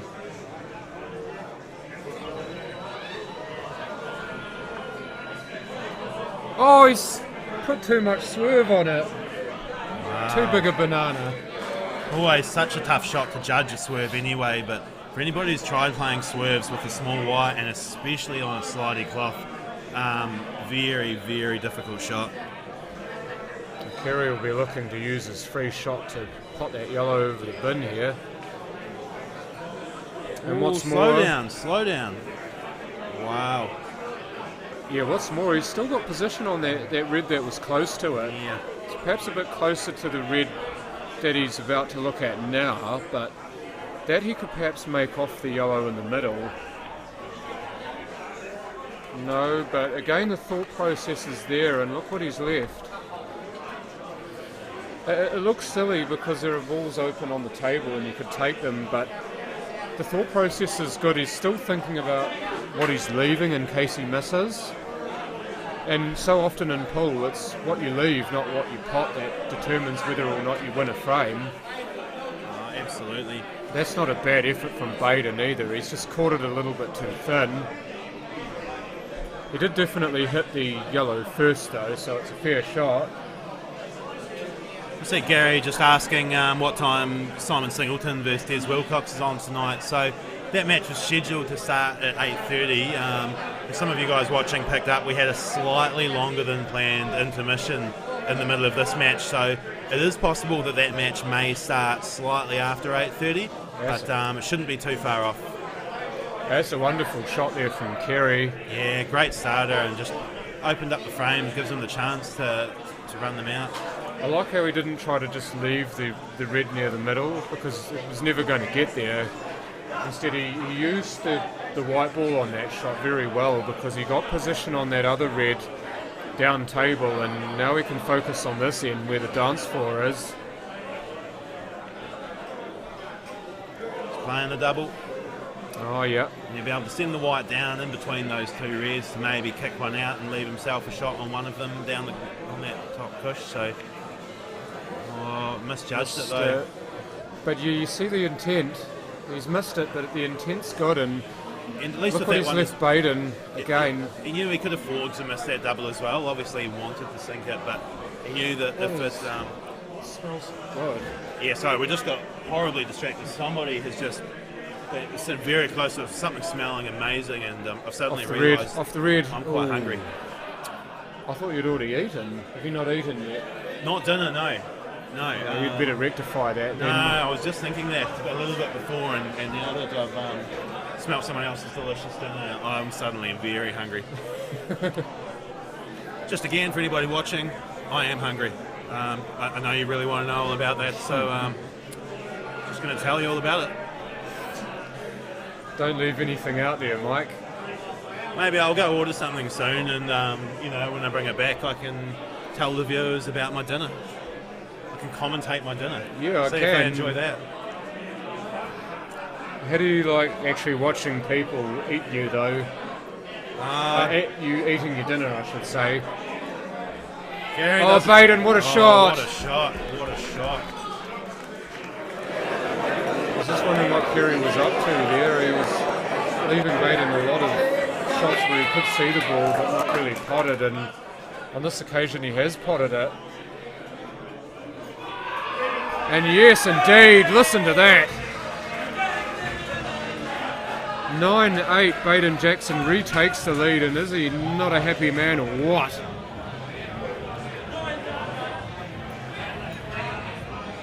Gary, you might want Lady Mike, but I'm not sure you can afford Lady Mike. Yeah, she's an expensive date, I'm afraid, my son. She's an elusive lady. Very hard to get your hands on these days, but you never know. I'm not going to rule it out. We may not have seen the last of her. Yeah, she's all greased up with Vaseline. Oh, jeez. There's no way you can actually grab a hold of her. You want to run us through these, Mike? This is while I'm trying not to laugh. Oh, fantastic. So, yeah, again, just thanking our sponsors. We've got a few flashed up in front of us here. So, firstly, yeah, Anytime Fitness, Rangiora, big supporter of Pool and Canterbury, sponsor a lot of events, not just here on the 7 foot with us, but also the 9 foot tables. Got Shaw Cues, which is Adam Shaw, competing in this tournament and organising this tournament, making the best cues in town. And again, I've tried these cues out, and they are absolutely fantastic. And I know after this tournament, Adam's got another batch on the way. So if you're in the South Island, or probably anywhere in New Zealand, and looking to get your hands on a primo, nice new pool or snooker cue, get in touch with Adam and check those out. Obviously got myself on there as well with the Q Sports coaching. Plenty going on this time of the season. Lots of people kind of getting into their seasons for the year, and just brushing up on a few things. So if you ever want any help with your game, hit me up. I'm happy to help. Need more firewood there too. So we've got Dan and Josh Bowen. Big people in the pool community. Most guys around the south and around the country know those guys. And again, they sponsor a lot of events and do a lot to support pools. So if you get the chance to throw them some love back and need some firewood, those are your guys. And last but not least, Stellar Recruitment. So that's the company Alex Stone's also a New Zealand Pool Promotions work for. So again, if you're looking for work or looking for staff, get in touch with them and they'll be happy to help you out. Can you play deliberate fouls, asks Tara Jackson. No, you cannot. Not in this rule set. If you do play a deliberate foul, you lose the frame. So you must make an honest attempt at your ball if you're snookered. or even if you're not snookered, you must try to hit your ball. If you don't and you deliberately foul, you lose the frame. Stop being a naysayer, Nessa.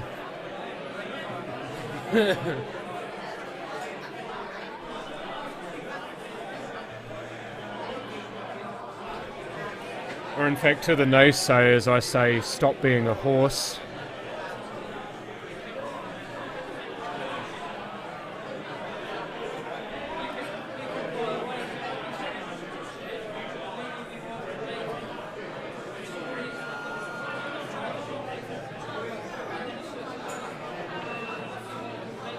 Corner for the split, but unfortunate to push it there.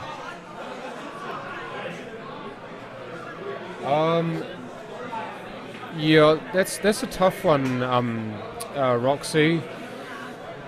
In some rule sets, it's actually accepted as part of the game to play a deliberate foul. Certainly in the two-shot rules, you see them so often. It's actually part of required learning to actually be good at that game, is to know when to deliberately foul. Also, you do that sometimes when you're playing in chartered club as well. You obviously can't directly play your opponent's ball, otherwise it's a multi-combo ball, but you can play yours and pot theirs deliberately to give yourself a chance at a frame. But in these rules you can't do that because you'll lose the frame. So I used to look down on people who did that myself, Roxy. I used to think it was rubbish, but now I've grown up and realised that it's just part and parcel of the rules, and that if you can do it, then do it.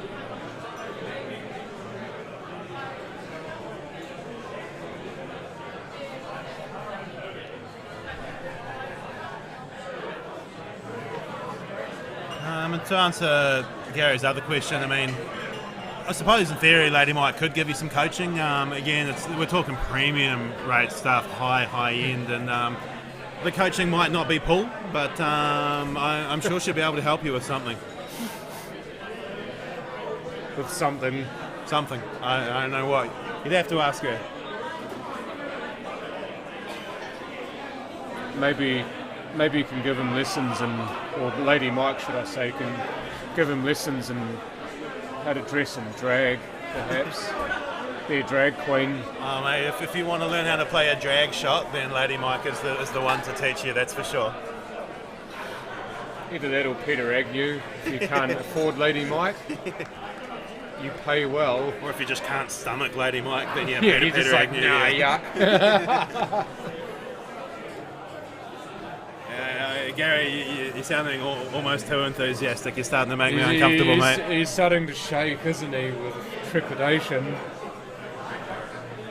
This is for a share of the score here. Just while we're rubbish... Yeah, you got it. Just while we're talking a lot of rubbish, Kerry Wirtz has cleaned that frame up to be 9-all. Good morning to you as well, Deb. I do believe it is... What? 6:45 in the morning over there? No, sorry, 8:45 in the morning over there in the UK.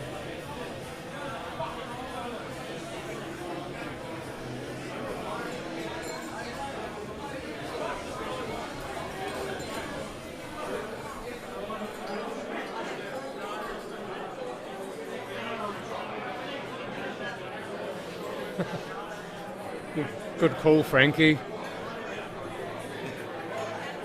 What do you reckon, Mike? Do you think Lady Mike's got fishnets. She ain't short on fishnets, so I don't know. Might have to find something else. So talking finding something else, I just need to go order myself some dinner. So I'm just going to let John hold down the fort just for a minute, and I'll be back shortly. Cheers, Mike.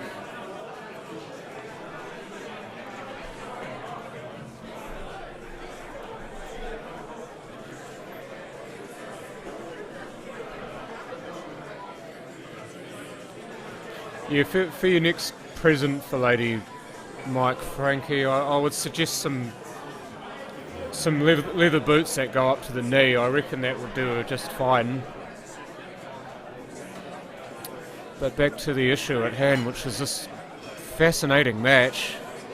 We've had 18 frames. This is the 19th, and you can't separate the players. That's how you know it's a goodie. Even if we've had more stop-start than in the other games, it's still been enthralling to watch. And Baden Jackson, having watched Kerry mop the table up previous frame, looking to repay the favour.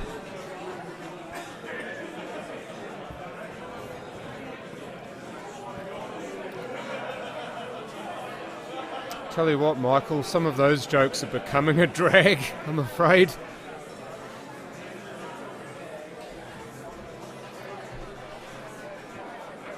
Baden just got himself slightly out of position here and can't quite get the pot, so as tough as this is for Kerry, he'll be licking his lips at this. He would have thought, surely I'm not going to get a shot, but Baden, with missing that, has actually given Kerry half a chance at this.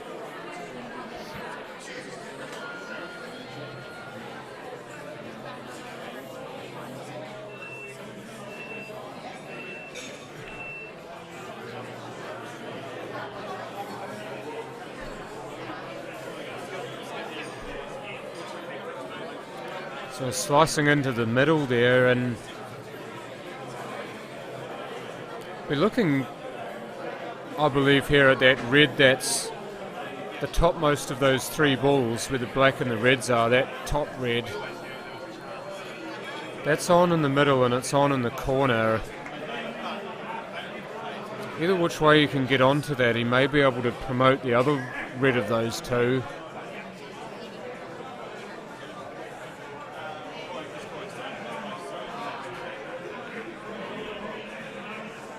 Well, the way this game is going there, so I reckon if Simon's playing any good, he would be definitely the favourite to win. However, he's not playing these guys, he's playing Des.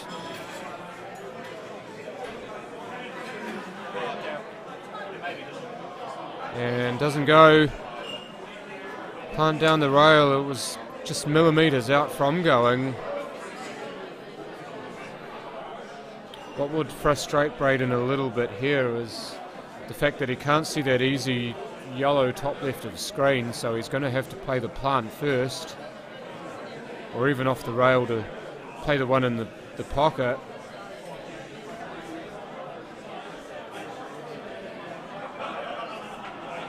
So having done that, he's now unlocked that other yellow.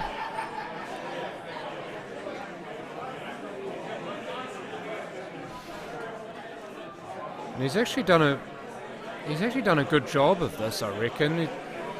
You go off two rails here, Mike, and leave yourself straightish on this yellow in the middle pocket, and you'd be pretty much home and hosed, I'd say. So it's all about the weights. Keep going, keep going. That's a beauty. Perfect. That's a beauty. Now he just needs to run it in. Yeah, there's two ways you can play this. You can run through with top, or you can just play a very slow, sort of draggy stop shot. Like this one. Just like that. Yeah, he was confident about it too. And that was the thing. Sometimes you can run through and not quite hit it. And Baden has managed to edge himself back ahead, so he leads 10 frames to 9. So another lead change. It's hit for 10 at the moment, and we're rapidly closing in on the finish line, so nothing in it. It's everybody's game. And yes, well spotted there, Gary. Right. I did say draggy.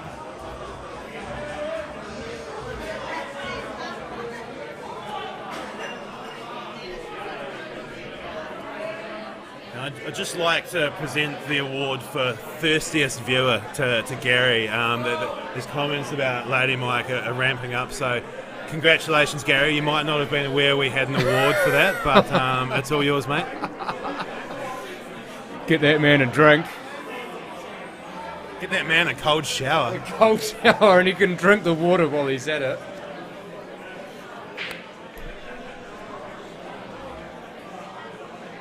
Yes, put some lean into it. While we're speaking of drinks, don't try that. That'll get you all sorts of ways trying lean, but this is a plant first up for yellows. Yep. Didn't quite get the right bump on the yellow that he's closest to, but that's okay. Rerouting. Gary reckons he's won Lady Mike. You'd better set him straight there, Michael. No, it's a slight correction. The prize is a personal video of Lady Mike enjoying a hot roast beef sandwich. Which I might have just ordered for dinner. I know you've got to give it to him. You've got to find Lady Mike and get her out here and video her eating that. You basically just promised him that. We'll see, there's just plenty of time yet this weekend.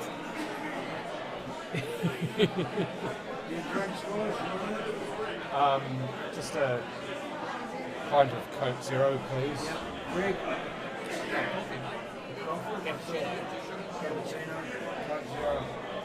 Thank you. It's just a good thing that someone asked if I wanted a drink. I'm starting to feel a bit dry. Speaking of thirsty, I should win the award for the driest person here. That's a nice shot from Baden there. He looks like he's finding some form right at the end of the match. Kind of like we saw with Adam and Brent when they were closing in sort of around 10-all. Adam seemed to really step it up at the end, and Baden looks like he's just starting to take his game up a notch. No, that's all right. And again, yeah, I thought I'd put the curse back on him, but he's gotten away with that. He's left himself a good look. You saw him just, looked like he waved his hand at Kerry there, but no, he was just putting his hand up to say sorry for that. But anyway, pots the black, and he is now 11 frames to 9 ahead.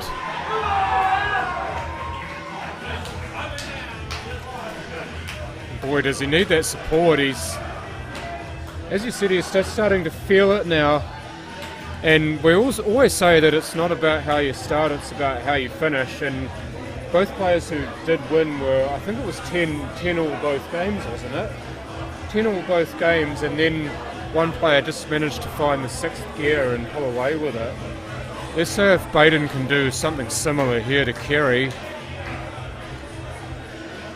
Absolutely, and again, it's just the beauty of these long races is it just leaves so much time for momentum to chop and change and swing around. So, but yeah, this is the business end of the match, and this is the point where you want to be hitting your straps and getting it done, because this is where the pressure ramps up when you're behind.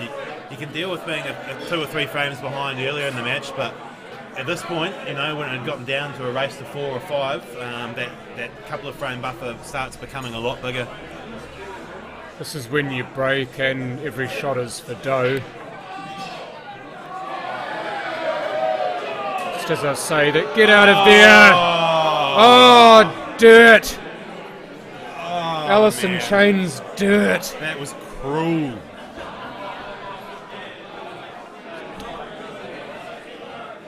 Stomp it, yeah, nah, you do. He is here, by the way, Gary. Stomp it. Stormpit. That was a disrespectful attempt at the accent I just did. I won't do that again. I'm sorry, everybody. I didn't think it was too bad. I'll let Gary decide whether that was any good or not. The fact that you've promised him Lady Mike means he might be lenient on you for that. Lady Mike. Just a little video or a picture or something, maybe. I don't know. We'll see. We'll see. We've still got another long day tomorrow. There may turn out to be even thirstier viewers watching tomorrow that want it, so we'll see how we go. Well, there is always alcohol involved. This is a pub after all. You're not wrong. So I'll tell you what, guys, while this banter has been fantastic fun this last half hour or so, I just want to give these guys the due respect, and I'm just going to try and bring my chat back towards the pool a little bit just for these final couple of frames. Again, it's a lot of fun, and really appreciate you guys interacting with us. It's great. But, again, it's a big serious tournament, high stakes, and it's it's coming down to the wire here. So I'm just going to try and drift my chat back towards the shots at hand a little bit. So I hope you guys can appreciate that. How about that for confidence from Baden, screwing all the way back into the red for position on this yellow. And got that touch. He's got the touch. This is the shot. It looks like he's go around the red, you reckon? I wondered at first. Nah, yeah, that is the shot. I wondered if it was wide enough to go straight up and down the middle, but. Oh, your sister Roxy. To be honest, and I'm sorry about this, but I couldn't pick her from a bar of soap. So if she is there, then there's every possibility that she is. You know her better than I do. Oh, nah, not there, not there. Oh, I'm not sure if that was the option, loading that up with right hand side. And again, like on a regular table and cloth, that would have gripped off that top rail and turned a lot more. But just with how slippery the cloth is on these cushions, it just a lot of that spin dissipates on contact with the rail, and we just saw it just come back a little bit straighter than he wanted. Hello. This time, triple. Oh, damn it! I thought he was going to get them both. Wow. It's just hanging on by its teeth. It's just so lucky he didn't pot it, actually, because that would have been loss of frame. As it is, Kerry can't pot this, even with a free shot, so what he's got to do here is, yeah, I like what he's doing. He's doing it right now. Get that red out, make it available. Whoa. Just lost that cue ball a wee bit. If that's married up to that, he won't be able to try and thin it in either.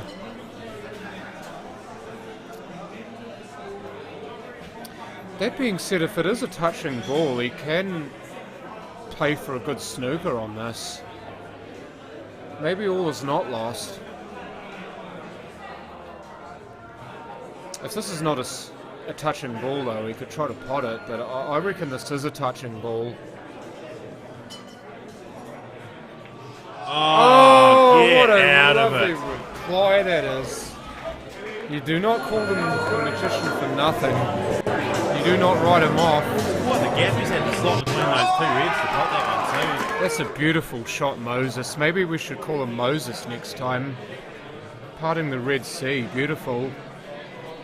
Oh, wonderful shot. Unfortunately, it's not getting that much easier for Kerry. It looks like he's going to have another tough one here, so I'm curious if he's going for it or playing safe. I think he had a buck each way on that. Really though, somebody's going to say. Hey Daniel, no, I probably won't be coming up for the McInnes this year. I'm actually, for myself personally, with what I'm playing, I've, I guess second half of last year with lockdown and a lot of the pool tournaments being canned, I found a lot of the snooker tournaments we had were still on with the smaller numbers, so I got back into my snooker and was really enjoying that. And I've also been playing a lot of 9-ball as well, which is a newer game to me. So probably this year with my travel, I'm probably going to be limiting that more to maybe a couple of snooker or 9-foot table events up north. So you're probably just taking a small step back from the 7-foot tables this year personally, but not necessarily a long-term thing. I just like to kind of go with where the motivation is and what I'm enjoying. I always find if I'm having fun, I'm going to play my best. So yeah, maybe this year it might be a little bit more snooker and 9-ball, but I'll be back up that way for plenty of tournaments in the future, no doubt. Just been advised to tell people that the video of the first two games at the moment is blocked, but don't worry, we are working on that. Paul Chivers there will be doing his best to get that up and running for you guys, so yeah, hopefully we can rectify that for you. So apologies if you are looking for those and you can't find them, but we will hope to have a resolution for you very soon. Oh, shot. Shot. I'll tell you what, looks like he might have just enough angle that if he can play a nice draw here and just control the weight and the distance on it, he should be able to get himself really nicely on that red on the rail, but it's just going to require a good positional shot to get that right. So this is the key shot here in my opinion. Too much. Whoa, the bus. Woo, the bus. Nah, not your stop, fella. So now he's got to rely on the screwback here for the position. So now the pressure goes up one more notch. Does he stun it and set himself for a double, John? Depends on how he's feeling. I'd say no. No, that's great. That's beautiful. Done. I'll tell you what, that's a shot that on this table has been so difficult to judge all day. Watch out for your clothing. Every single match the shots guys have struggled with have been those distance screws, so massive pot here. Down the rail, how do you like it? Good. I like it very much. Kerry likes it more. This now, to get to within a frame. Yes, indeed. So Kerry Wirtz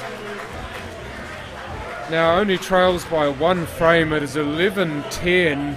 Remember, it is a race to 13. This is getting so good, folks. Do not go anywhere.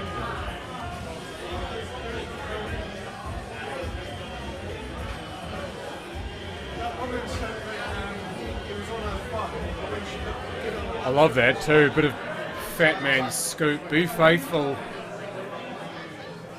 John knows his tunes as always. Oh, it's a good song. It's a great hype song. It's a banger. Certified banger. It's an absolute tub thumper. Word to Chumbawamba. Nothing off the break. There were several takers for that middle pocket, but they all got in each other's way, and it's dry.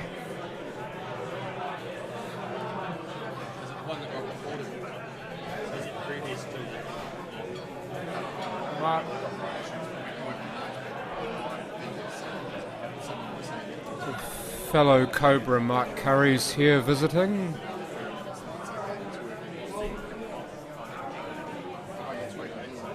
Just want to clarify for the viewers, Mark is not an actual Cobra, not a snake. He plays in a pool team called the Cobras. Yeah, well, I'm not a snake either. I just happen to play for the same team. That's a mean looking sandwich, by the way, Mike. Yeah, the hot beef sandwich that we discussed has arrived. That's a fierce slab of meat too.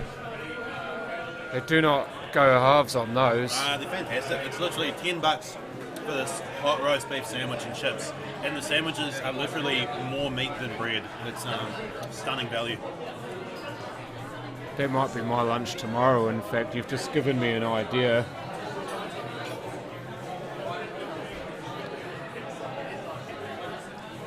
So here we go. For Kerry. This is the shot that makes or breaks the frame, I reckon. I can't make it, so the red next to that yellow, that's difficult. Do you think that Baden's going to try and leave a red for it? Try and get the split that way? Yeah, potentially. Definitely not clear cut. Oh, that beep was right on the gravy stroke, so he's going to have to get up and get back down. Yeah, good recovery. And you definitely see as the match progresses, the guys are slowly getting a bit more comfortable with the shot clock, and it's you can't pick it up quite so clear over the stream, but I can tell you when you're in the arena, the beep is it's quite sharp and piercing, so you're very aware of the shot clock when you're in that arena and playing. It's like a drill of noise straight to your head, isn't it? Oh, absolutely. It's like it's trying to extract something from you. Like anything, I think once you've gotten the hang of it and you're used to hearing it, it starts getting much easier to manage. Yeah, you almost ignore it, don't you? When you get, even though it's a very loud noise and it's very sharp, you get so zoned in on the game that it doesn't bother you anymore. I mean, these guys, if they've played enough snooker, and both of these guys have played a fair bit of snooker, they're able to tune the noise out, but this being quite new to the game with the shot clock and the noise that it makes, takes you about half the game to really ignore it, as it were. So looking at this here, it's all going to be about that red next to the yellow, sort of on the bottom left as we see it. So I wonder if he's setting himself here. I'm not sure if he can cut that red to the middle past the black and send the white down into that red and yellow and develop it. I feel like that's what he'll be looking at. Jesus, this is a risky shot if he plays it. I think he's only got half Maybe a pocket not. to aim for, and he's got Exactly. to play it at a reasonable pace.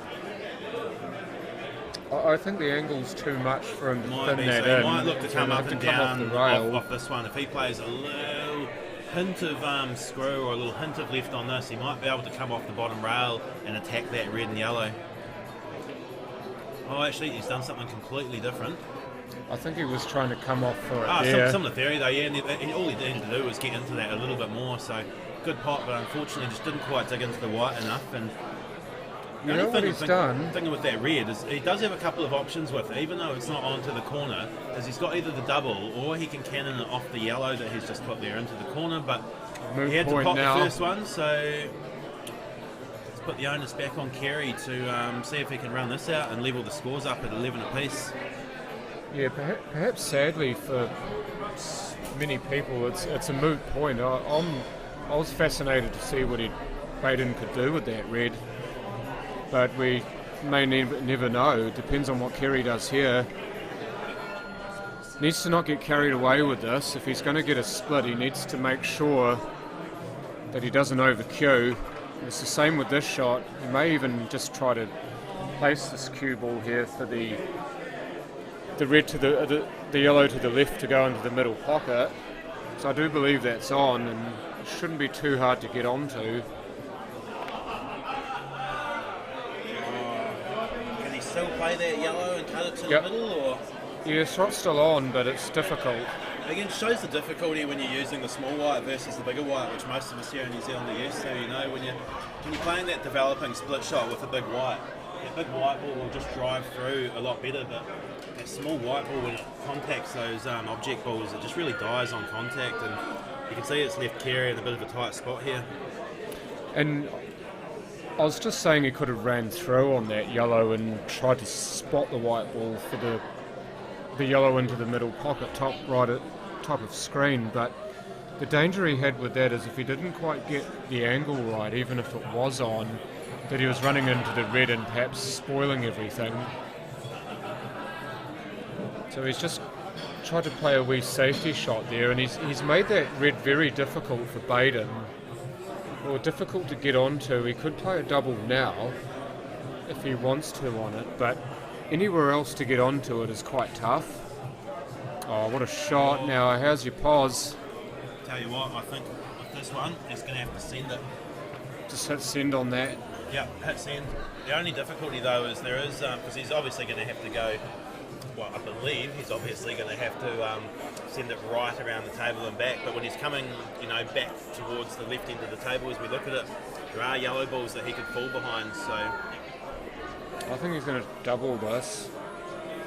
Get a more controlled shot, and double with a view to leaving him long is not a bad option. So yeah, a sensible option when the pressure's on. I mean, it's easy to sit here and say, oh yeah, take on that attacking shot and hope that you get position on the black, but when it's 11 to 10 and the stakes are as high as they are in this match, then perhaps the more conservative option is the way to go. There's one there. There's no extension, so Kerry's going to have to get on his horse here. He wanted that further down towards the rail. He wanted that near the top rail there, and he's left that cutter ball, so that could be a bad mistake. Could be. There's cue ball. Where's the cue ball? No, he's good. He's good. And he's happy with it as well. You could see him just willing for it to nick it rather than run full into it. So this is to get to the hill. Somebody said something to put him off maybe, but hopefully that's not what they were trying to do. But either way, Baden Jackson too good for that. No, they weren't trying to put him off. They were just trying to give him some encouragement. So Great 12-10. to see the banter between the players and the crowd, isn't it? Everybody's having a fantastic time, and it's a great camera view we've got here in the corner. It just shows the atmosphere in the room, around the table, and again, it just really reiterates, how much more difficult this must make the match when you're in the spotlight like that with all these people who are having a good time and making plenty of noise stacked around you. It just ramps up the intensity. You could actually put a visual to it as well. I could tell you this room is noisy. I could tell you there were several people watching this, but it's a completely different picture actually seeing it. And I'm not trying to make a pun there, but you see what the room is like, and it gives you an extra appreciation for what New Zealand pool promotions and On Cue and everybody's managed to achieve with this. It's amazing. Sounds like I'm waxing lyrical here, but it really is amazing to see what's happened with this second year competition, and look how much it's grown.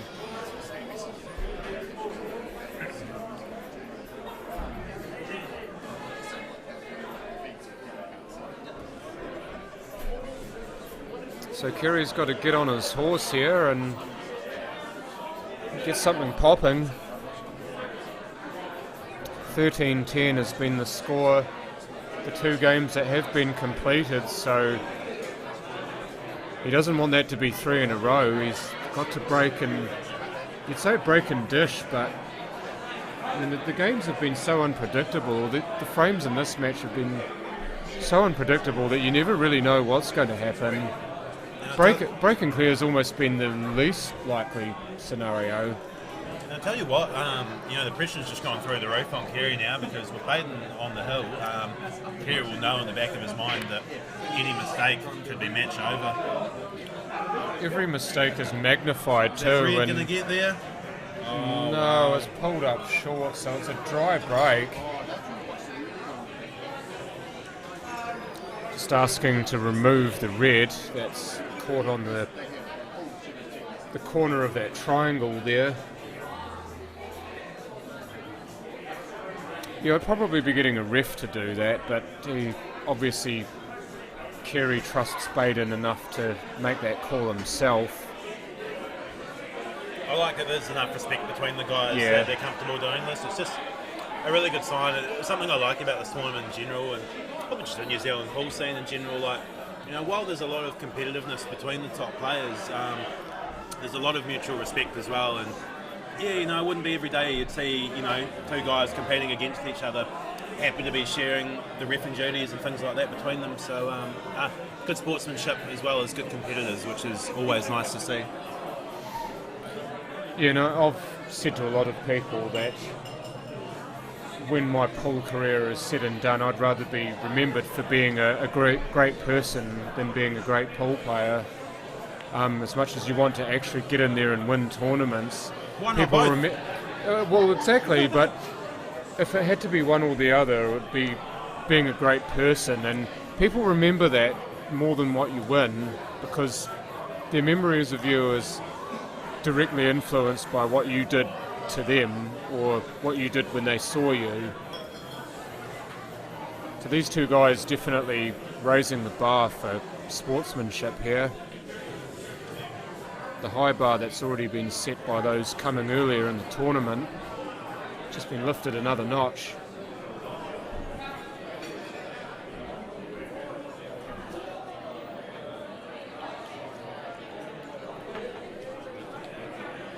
So a chance here for Baden to take this frame. It's not super straightforward with that red on the rail at the top of the screen as we see it.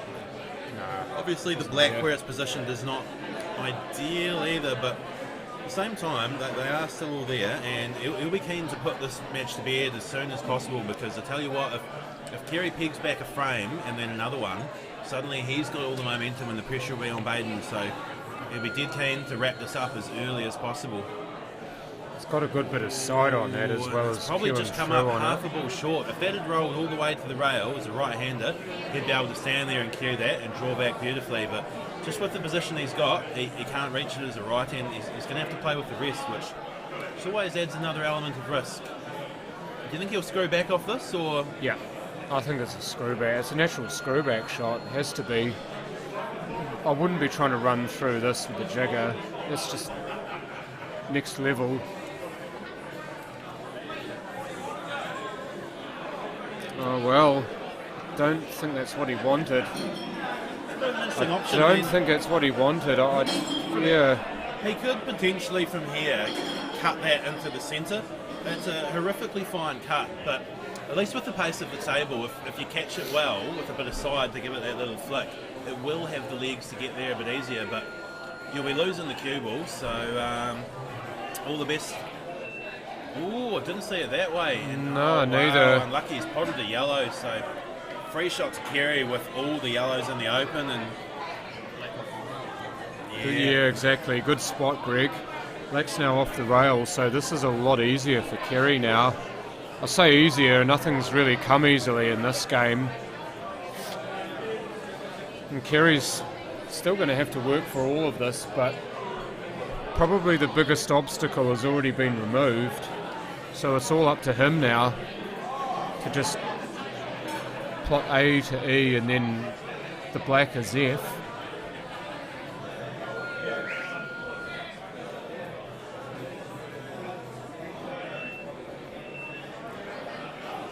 No, he can't do it, but can he get the luck? No. Thought that yellow was going to roll in the way there, but they're still very much on for Baden. So this is a hairy wee shot. Look at where this white's going to go after this. And that's the thing, like, the pot here is tricky, but it is makeable, but what are you doing with the cue ball? I mean, do you just take the fine cut to the middle? Looks like the white should hit that yellow, and you've almost got to hope for the best that you'll get a look at the black next. Yeah, I think that's what it was. He's missed it, and some people will think, well, that wasn't that hard, but yeah, it was. Fine cut, plus you don't know where the white's going. You're always under it.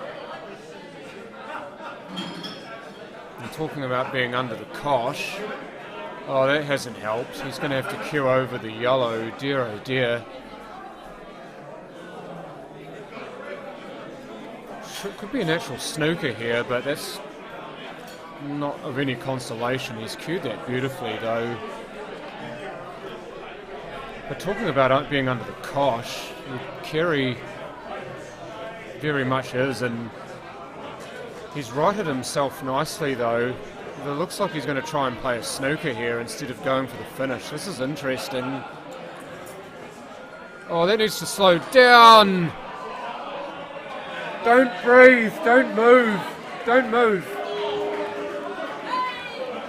Geez, how many bars do you want on that jail cell?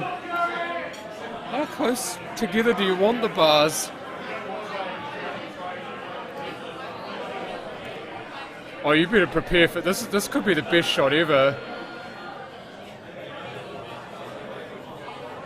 Oh, actually, it might have already been on. Maybe I'm being silly.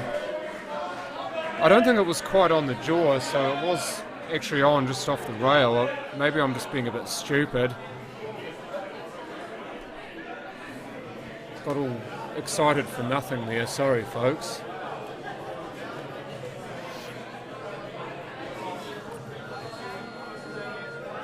Anyway, does it fall? Yes it does. Mark's just chowing down on his sandwich, so watching with intent here. Now what does he do though? He's out of position. Does he try for the snooker here? The yellow in the middle of the table is quite inviting to just hide behind. I know when he's on his, Kerry, when he's on form, he's just doubling that yellow and playing for Posy on the next yellow, but in this situation right here, he'll be thinking twice about that. It hasn't worked, has it? He's just playing for the snooker and maybe even making sure of it by putting the second ball there. That's a great shot. But I tell you what, I reckon the angle is there to come off that rail and pop that red, and if you catch it skinny enough, the white will zip around the table, but where the risk is as soon as you catch that red a little bit full, she ain't going to travel around. It's not going to pot either. Oh, I thought he was going to get that. When I saw it come off the rail for that split second, I thought he'd played it beautifully. I just think maybe he just got down on it a little bit quick. I don't know, maybe sometimes you just you feel like you see it and you fancy it, you just play it, but unfortunately hasn't quite got it there. So great chance for Kerry. Do you think he'll just play the plant and look to pot the red and then run out from there? Just play the plant. Make sure at least the red doesn't stick in the hole. Yeah, Either you make sure you pot it or that the red whizzes down the rail. Again, one of the two. We have one of these draw shots where it's difficult to control the pace. I think the last time of asking he judged it quite well, so let's see what he's got on this one. Off the rail with the side. Nice, actually. I thought it was a bit straighter and he was going to have to pull straight back, but definitely if you've got the angle and can use the rail, it makes it a lot more controllable. Well, this would be a stunny sort of shot into the top rail here. Just like this, that's Nicely just done. about right. So this to extend the match, to get it back to one frame. And he got it. White ball is fine, so Kerry Wirtz now just 2 away from winning the match, 1 away from Baden. It's 12-11.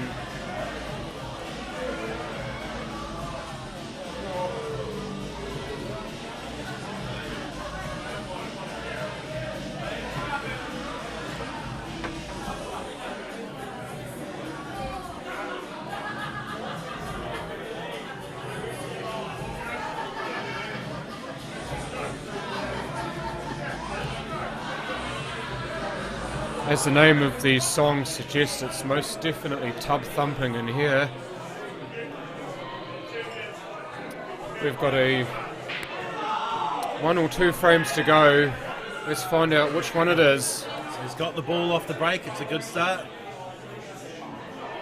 And I'll tell you what, both sets are relatively open here. They're not super straightforward.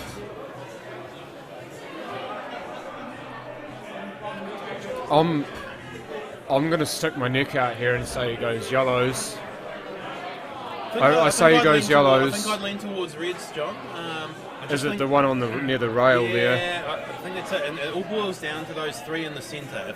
If he can find a way to open up those 3 near the middle pocket with the reds, then I think the reds are the balls to go for. But if he feels like they're a bit tricky, then I think we'll go yellows. And then, like you say, that yellow you just highlighted before, that will be the key shot. So it's almost a bit of a 50-50 one. You could probably go either way. So yeah, it just depends on how you feel. And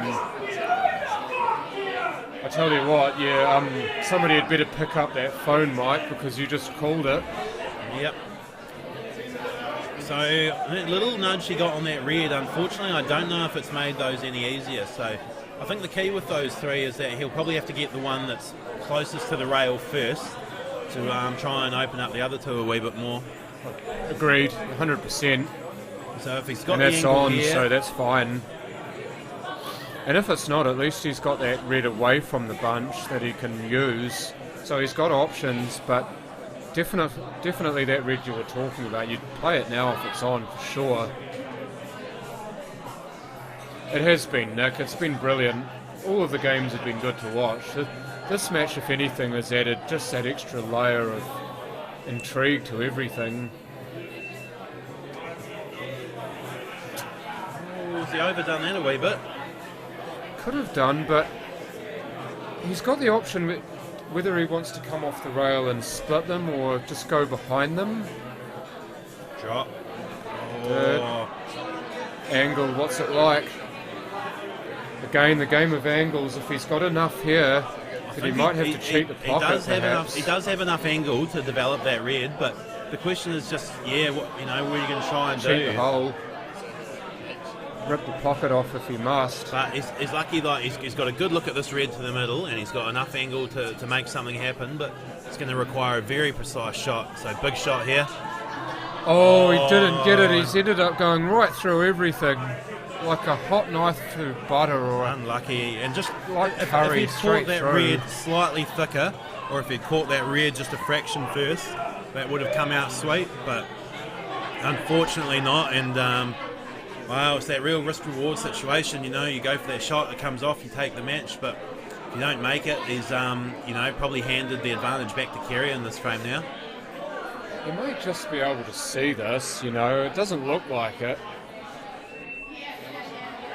That's got to be the what? yellow. That's got to be the yellow wow. first. He's definitely touched the yellow first for me. Oh, are you sure? I don't think he. I'm not sure he did. Although what if? I reckon that deserves a replay. I honestly think he's hit the yellow first.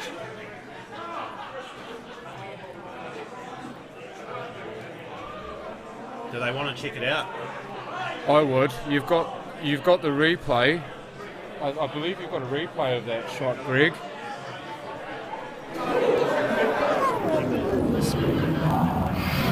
There's got to be a foul. How can you not hit the yellow first playing this? Anyway.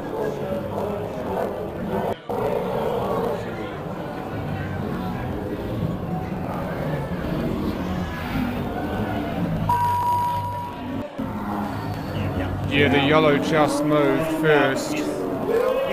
Yep.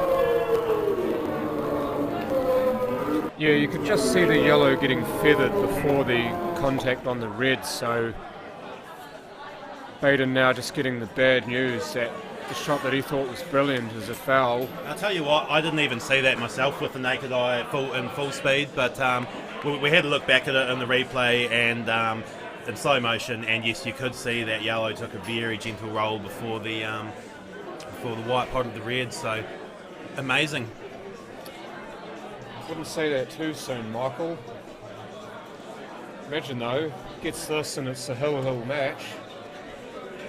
So for that alone, you'd want him to take that out.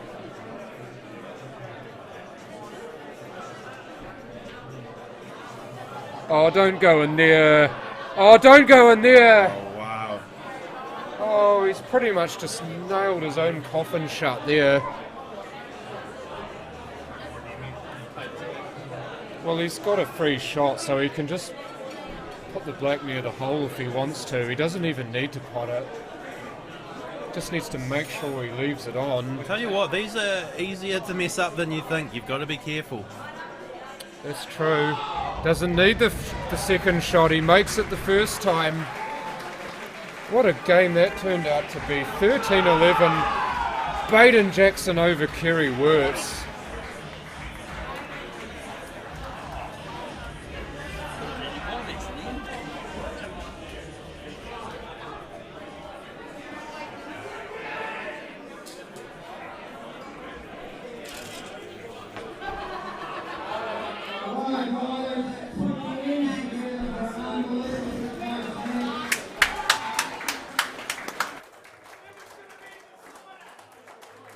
Congratulations to Kerry, played really well. Congratulations to Baden, held together. Well done, guys. So, we now come to the famous need more firewood money shots. Now, it's played with this $10,000 cue.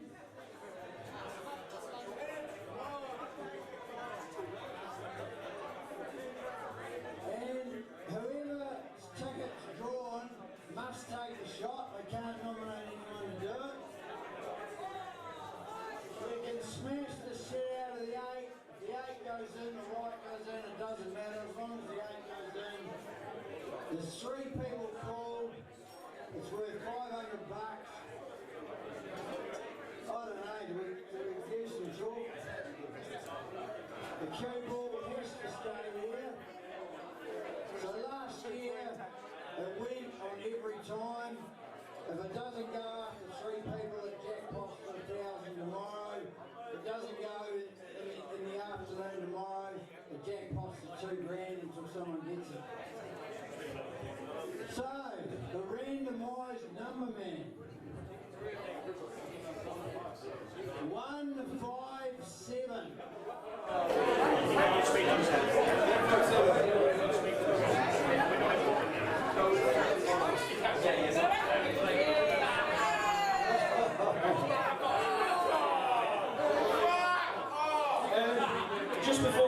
this, guys. I know we're running out of time and I don't want to hold you talk for the main event that's about to come on, but I just want to thank my opponent, Kerry, who put up a great thing there. And I want to thank all you guys for being brilliant support. I actually felt like half of the room was on my side as well, which was fantastic considering I've come down alone. So thanks, guys. Really appreciate it. Thanks, Baden. And believe it or not, this actually is Adam Lilly's chalk. Do you think that's something special? Here we go, drum roll. Adam, Adam, Adam, Adam.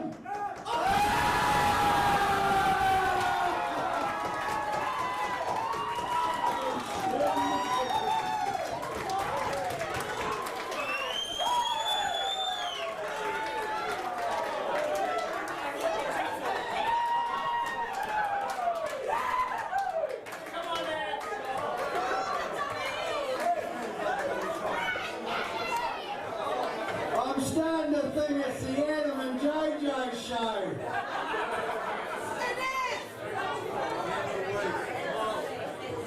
Adam, come over here, mate. Let's get a photo.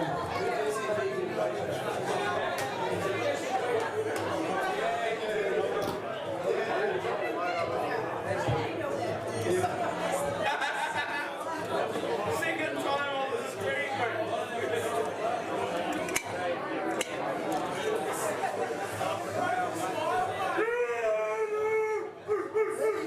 Coming down alone. So thanks, guys. Really appreciate it. Thanks, Baden. And believe it or not, this actually is Adam Lilly's chalk. Do you think that's something special? Here we go, drum roll. Adam, Adam, Adam, Adam.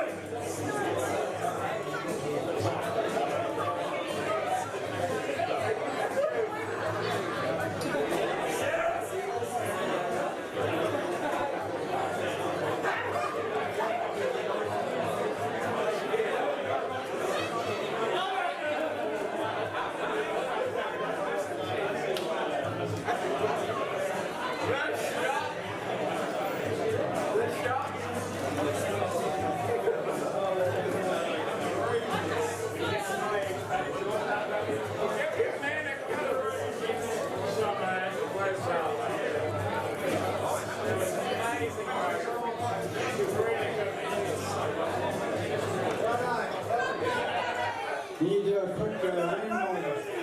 So for the spectators, because you're so good. Quick randomizer, let's go.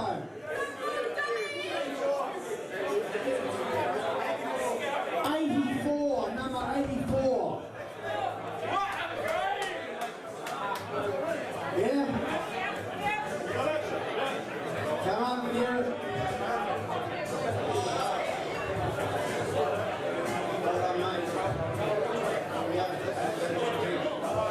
Well done. That went quick. It wasn't 250.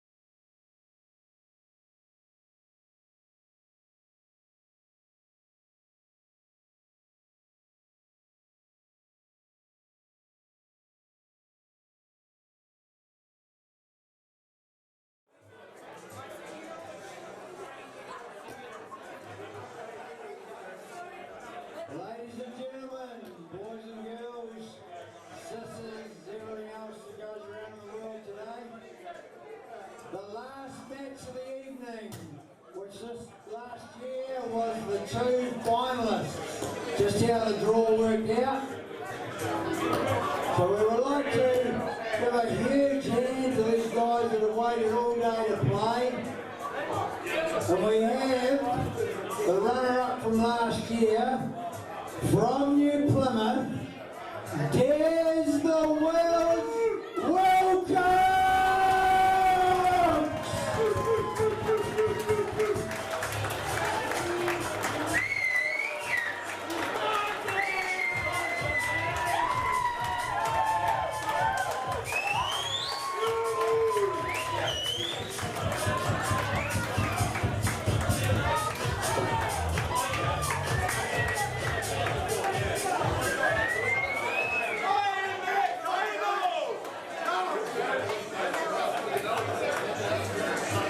And finally, last year's winner and defending champion from Queenstown, Simon the Postman Singleton.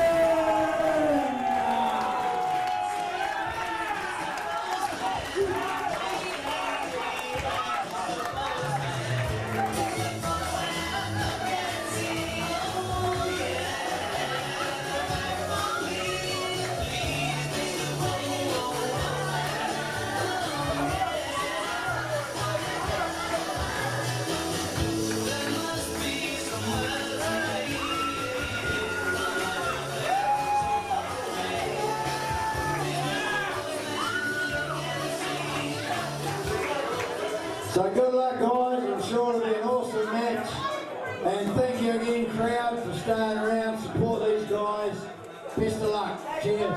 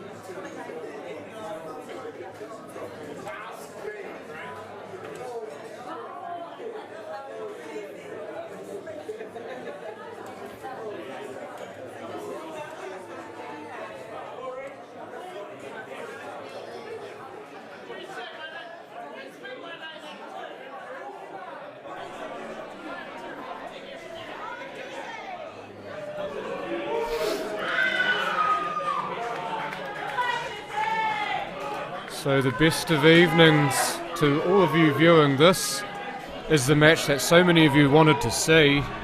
We've had three absolute crackers so far. But this is a repeat of last year's final, Simon Singleton versus Des Wilcox. Simon bested Des last year, so this is a chance for Des to get back at him. The big question here is, do postmen post letters on Friday? We're just about to find out. One of the men who fought gallantly and was unfortunately beaten earlier on in the day, my co-commentator for at least the first half of this match. Welcome, Brent Brother Love Wells.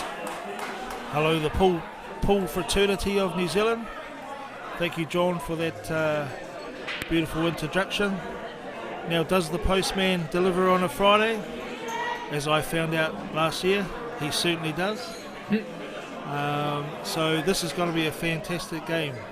I know Des has been playing very well. I've been up in New Plymouth for some reason, probably because my lovely Queen's up there.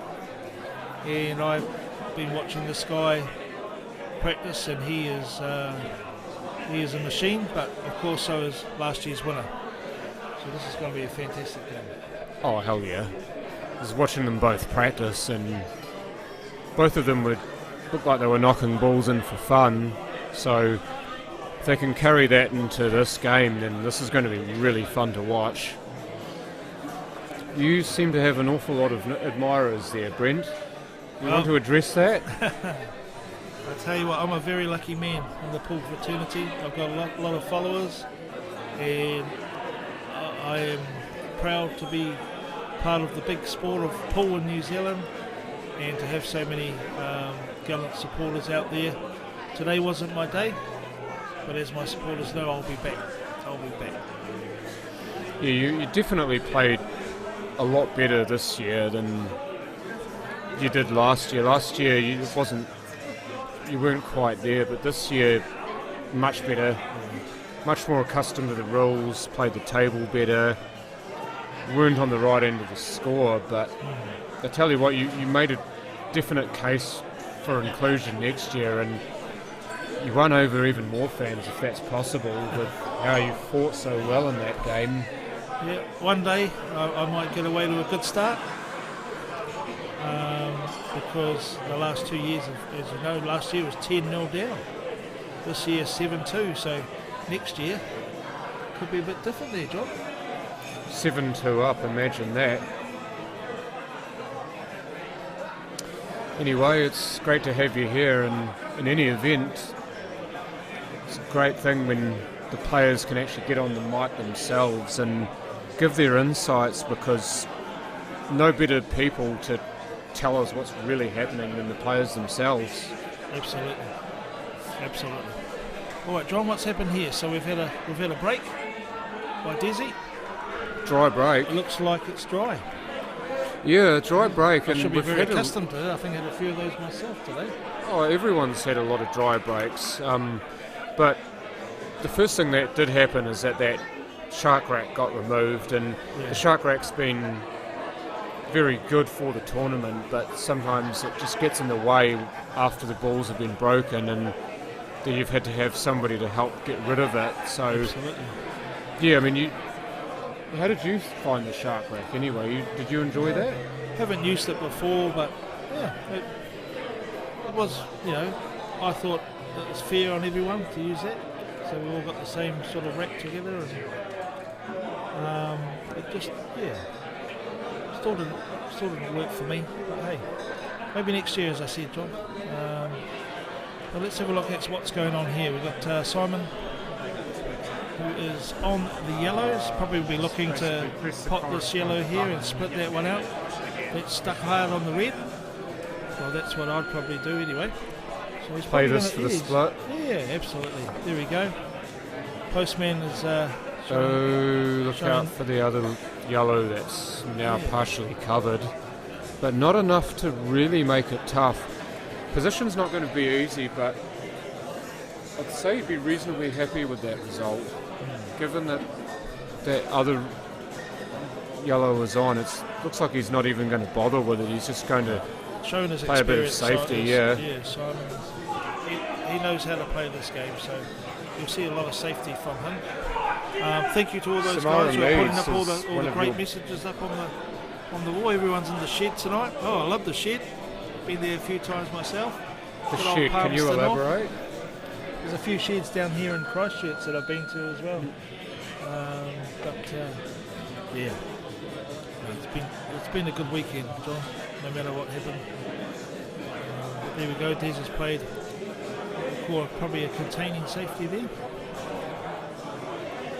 Yeah, he's just trying to chuck a stick in the cogs, so to speak, just to slow Simon down. Simon, first few shots in this frame, he looked all business and then dropped an unexpected safety, and so looking to slow that down even more. But that's a fantastic first shot. He's got the option here of whether he wants to take that ball down the rail or get the split. Just listen to that whistle. Somebody's got some pipes. There's quite a bit of a crowd here tonight. So he got the split, but he's ended up almost married to that yellow.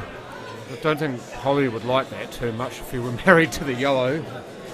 We'll probably find Simon will play some sort of safety. He's very good at the safety game, and he's a very patient man. So he is indeed, and just a short and quick shout out to Simon's support crew who have travelled all the way here from Queenstown to give him their best, and among those, of course, his partner Holly. That was not a million miles away, but a chance for Des now. Absolutely, all balls are on, John. And from what I've seen in the last week or so, this is ABC for Des Wilcox. Have to make sure of the A first. Yes, he has, so rest of the frame is up to him. That first yellow of those two that are near that corner pocket bottom right looks like it goes. But did you see how the Simons supporters all had the Postman shirts on? They did. I love that. That is good. It's just a great thing to be part of this sort of tournament with those sort of things happening. Next year it might be a chance for my brother love fraternity to get a few shirts out there. Whether it'll make a difference or not. The love bus comes into town. Brother. Get the love bus into town. Absolutely. Now, he's just probably going to stop this one here, John, and give himself a little bit of an angle to head on downtown. He's got a couple of choices get on down there.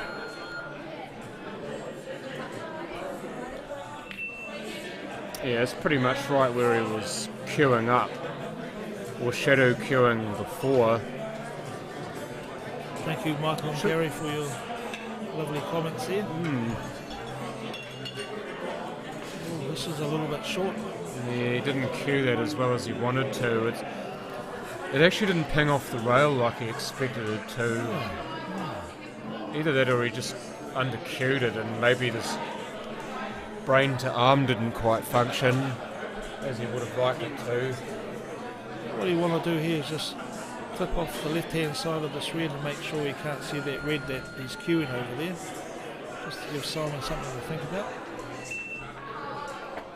And that's exactly what he's done. Yeah, good patience too. Players, Des Wilcox. He's a very good safety player as well. We know obviously his potting abilities. You would have seen it firsthand, and we saw it last year, but his ability to just slow the game down as well, as you did in your match, is quite brilliant. Against a guy like Simon, you must make him think. You can't get to the table and have a chance every time. He'll just mop you up and say thanks for coming, see you later. Well, both players are showing some caution. This has been the first frame, so this could be a sign of things to come, John. A bit more safety, containing sort of stuff. But good luck trying to contain Mr. Wilcox. When he's on, he is on. I think the best way to contain Des is just ask Chrissy. I think she'd know about that. We don't quite have the ability to do what both of them have done, and the fact that Des has got 3 children to care for and can still play a mean game with Paul. I say that and he goes and off, but the point still stands. How to fit Paul into his busy life, having a job and 3 kids that he looks after with his partner Chrissy. That's a real feat, and to be able to play Paul to the level that he does shows a special level of commitment. Absolutely. Well, as you can see, he's taken his free shot to have a little crack at a red. And that's the free shot over, so only one visit from here. Looks pretty good from here. Just a little screw on that yellow into the corner. Probably wants to give himself a little bit of an angle so he can get on the 10 without too much drama. Oh, there you go. No, that's fine. It's a little bit straight for what I would have thought. Well, he's just looking for the control, isn't he? He's not trying to put too much work on the cue ball early. He's trying to develop a stroke, as it were, rather than going bull at a gate. It's something that some of the players, I think Kerry was the worst at this, is going bull at a gate early and running into problems. Simon's just trying to ease his way into it. Yeah, he just trusts his stroke so much. That's a beautiful shot.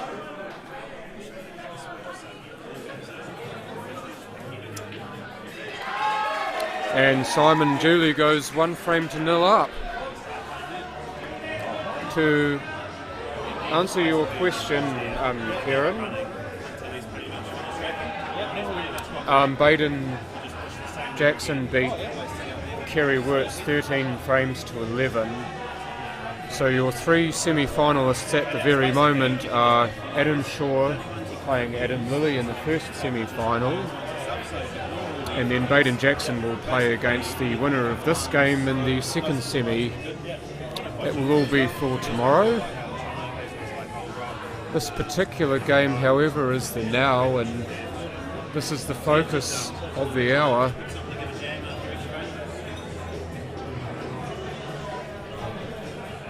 Alright, in answer to Kieran Hayes' question, Baden Jackson won 13-11 over Kerry Wirtz. It was another fantastic game to watch. Frame number 2, Mr. Singleton to break. Yeah, all 3 games so different. All very similar scores and all very close, but all had their own little quirks and qualms and talking points about them. That there was nothing samey about any of those. It was, especially that last game, was just so up and down and so unpredictable that you couldn't help but look. Absolutely. It looks like we've got a prediction of a semi-final win to Adam. I'm pretty sure that's a 100% chance of that happening with Adam playing Adam. Yeah. It's just whether it's a sure thing or whether he gets struck by lightning. Right, so Desi is on the Reds for this one. Your resolution may be to blame there, Barry. I've seen a few people actually have trouble with viewing the footage, and my first suggestion to you is to change the resolution on your screen to 720p. This is the reason. This is the reason why I like John here with me, because that sort of question is something I wouldn't be able to answer. Terry, if an opponent fouls, what is the penalty? All right, so the penalty is you play the ball from where it lies, and you get 1 free shot, and then 1 visit after that. Or if you don't like where it lies, you can take it behind what they call the head string down the bottom there, or the D, and put it anywhere behind that head string and play from there, and get 1 free shot and 1 visit after that. In the free shot, you can play any ball, including the black. You can't pop the black though, but you can use it to pot a ball if you want to. That's all good, Barry. I'm glad that you can see it fine now. Oh, look at this. That needs to stop at will. That's worked out quite beautifully for him. Got it there in a flash, didn't he? So now just a bit of control off this rail, and I reckon it's the black in the opposite corner pocket, Brent. Well, the way that he was looking, he's looking at the middle, the right-hand middle pocket, but looks like he can just screw this back a little bit there, John, and play it into the left-hand corner. That would be the better shot to play, I would have thought. Same hole. Yeah. So there we go. A little bit overrun, but it's on in the other corner pocket as well by the looks of things, so got 2 choices. Should be okay though, he just needs to control this. Doesn't need to worry about the in-off. Oh, look at that. Why was I even doubting? That's beautiful, and he goes and takes it to 1-all.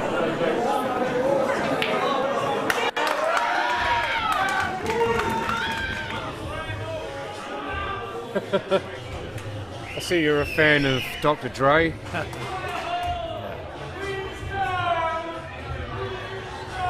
Well, that's 1-1.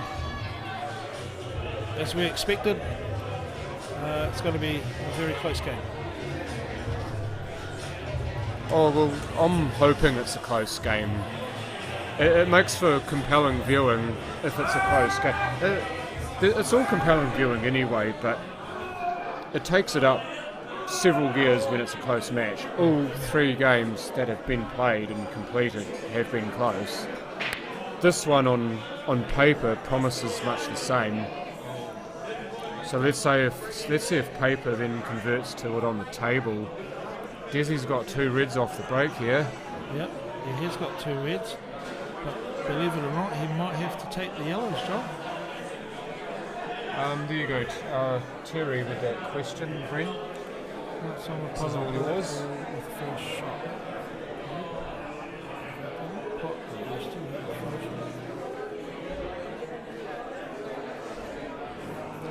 Yeah, you're right on the money there, Terry. To gain position is probably the only reason why you'd pot an opponent's ball. It's always preferable to leave as many opponent's balls on the tables as you can on the table. But there are times when that's not possible, and it's better for you to pot it, gain the position, and then go from there. Also, if you've got a ball that's over the pocket and you've got some of your balls behind it, if you've got a free shot and you can pot that ball that's blocking yours, then you do it. It's like having a free ball or a combo in Chartered Club rules. You can use that free ball option to actually take your opponent's ball and pot it. It's the same way with your free shot and your black ball. Absolutely. I think Des is all right here. You can just pop this one. We'll play the little play. Just like that. And that shot, well, Des made that look easy. But believe me, it's not as easy as what he made it. Yeah, it only looks easy because we're looking at it from here. But I think it's as easy as the players make it, really, isn't it? Absolutely. I think Des should be looking at getting on that ball that's on the rail. Probably after this shot. What he can do then is play that one that's just over the middle to get on this red or this yellow that he's about to take now. But I reckon that the one he's looking at now is the same end of the table as the cue ball. I think he takes this and then the yellow down the rail. I reckon that's what he'll be looking at here, because the yellow that's near the middle pocket's a good ball for the black. Absolutely. Now, for those who have been watching all day, these shots are not easy. I can tell you that hole down where Des is looking very small. Shot. Look at that. Not for Des Wilcox. That's a beauty. Now he just needs to make sure he gets control on this. Doesn't really need to do anything with it. Just play it sort of pocket weight and just drop it in, let the white ball just sit roughly where the yellow is. No, that's fine. That's right, Corey. That's what we call the chicken shot, eh, buddy? The old down the rail shot. And ask Baden, as he has done very nicely all day, to remove the rack. Well, John, there's a question from Billy Smith about the shore cues. Not too sure what question that was. Where can you... Something about where you can get the shore cues, or if I believe there's another batch of them being made at the moment by Adam Shaw.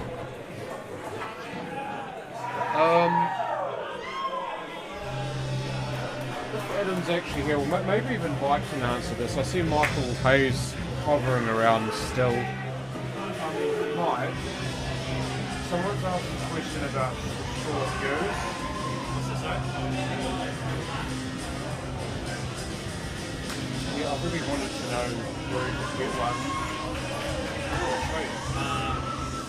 Adam doesn't really have it yet. Probably the best thing to do is to contact him to get one. Daryl has to stop there. My best bet, Billy Smith, is to contact Daryl Chambers at OnQ if you want to get one. At the moment he hasn't made any. He is making some cues at the moment, I understand, but see Daryl at OnQ or contact him, let him know you're interested, and he can flick that on to Adam and he can make you a cue. Yeah, see, Camellia Cook's a massive fan of Des. Actually, a lot of Des Wilcox fans here. It's great to see you all supporting your man.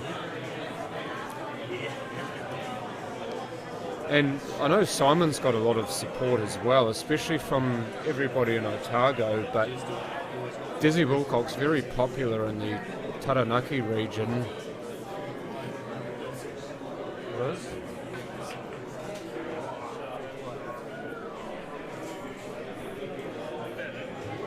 Just been reliably informed that Simon's supporters aren't all that vocal at the moment, but you just wait. If he gets a few frames under his belt, you listen to them, they'll be up in arms, cheering and whooping and hollering and giving it their all.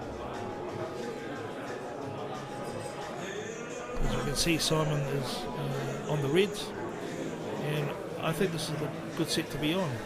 They're all out in the open, and I'm pretty sure Simon will work his way around the table.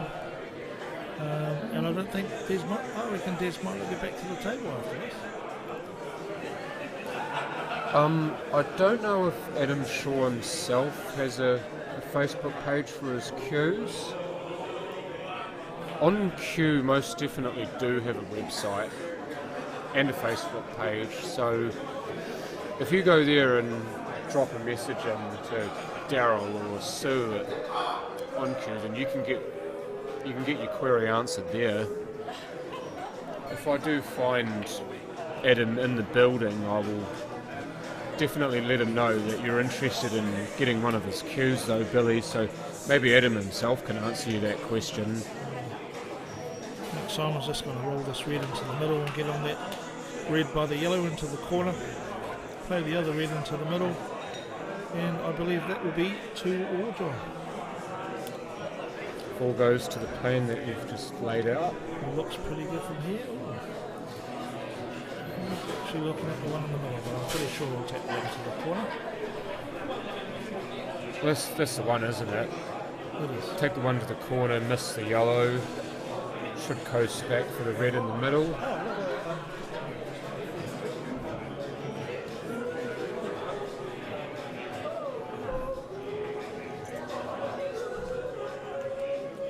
I believe Brent.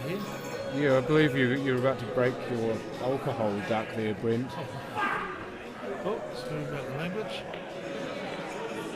Well, I find that very hard to believe that he made that shot there. He must have believed that he was going to get a fuller contact on that or hit the left-hand side of it, but that's ugly, and now he's going to have to think of a plan B. Yeah, Des will be licking his lips after that shot. Oh, hell yeah.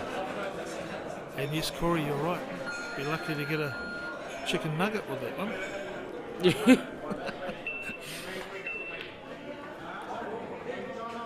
Tell you what, he wasn't shy either, but no ding, so Des now to the table, and one of the balls that's the hardest is actually the one he's right on now, so if he can manage to get this and give himself a shot at removing that other yellow near the rail, it could be well on here.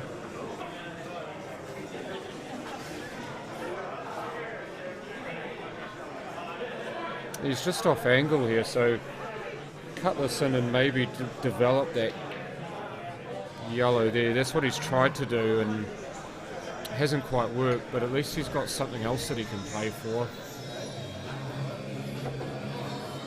Sometimes things just don't go the way that you want it to go. That shot there. It's life, isn't it? And, you know, it's life, it's pull. Sometimes it doesn't go your way. I'm sure you don't want to get that close to the middle.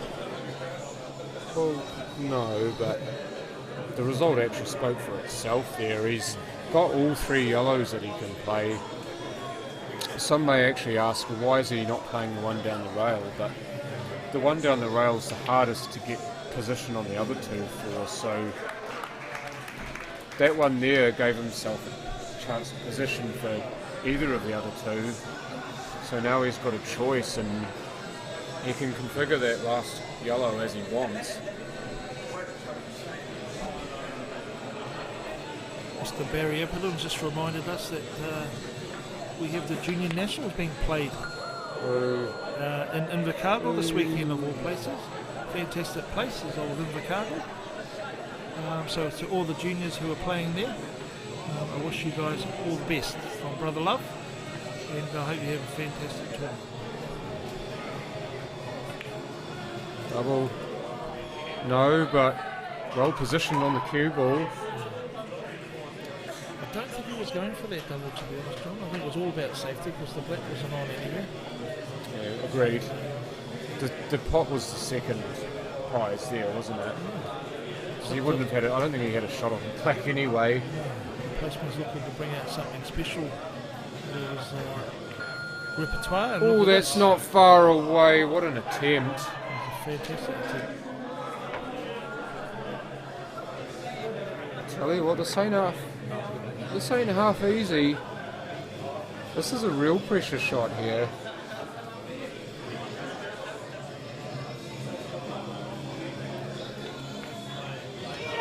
Great pot. Can he get position on the 8? This is a great shot by Des here. It made it look so easy. He did. He's got a choice of 2 shots here. Yeah. Try and cut it and get safe. Or I reckon he'll try and double this and leave the white safe. Right? And leave the white safe. This is looking like a cut to me, John. Oh, a double. Triple shot. Triple. He's hit it just a wee bit hard. Is this cuttable? Asking a question that Simon can provide an answer to, but I actually think this cuts. I don't think he's quite left it safe enough, Brent. I have to agree, but I think he's going to have to cannon him to the black, to be honest. Because he's going to have to cut it so fine. He's going to have not too much control on the white. And there you go. Simon's experience showing there. Yeah, there's just a little edge on the 10. Yeah, he's not panicked at all there, has he? Janet Scanlon, Simon's mum, is giving her son all the very best. It's great to have you joining us from the UK, Janet. Yeah, welcome, Janet. I know it's fairly nervous for parents to be watching their children play. I had my dad watching me today. And I rang him before the game and after the game, and yeah, I think he lost a few strands of hair during my game. But no, it's definitely hard for parents to watch their children. Oh, definitely. Des did try to play that shot, by the way, Gary, but he just overcued it slightly. But yeah, it's great how with the technology that we've got and the fact that we can stream games, that you can live half a world away and still watch one of your loved ones play. It's awesome. Cue ball. Cue ball. Ooh. That was very close. He said that he's going to have to cue this one quite well, John. Especially in between the jaws there. Jesus, this is a litmus test and a half, isn't it?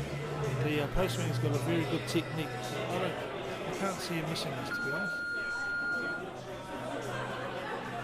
Oh, he hasn't either. Beautifully played. It looks easy from here, but it is not. Not with the pressure and not with the fact that these corner pockets are quite tight. So well done, Simon, and he levels us up at 2.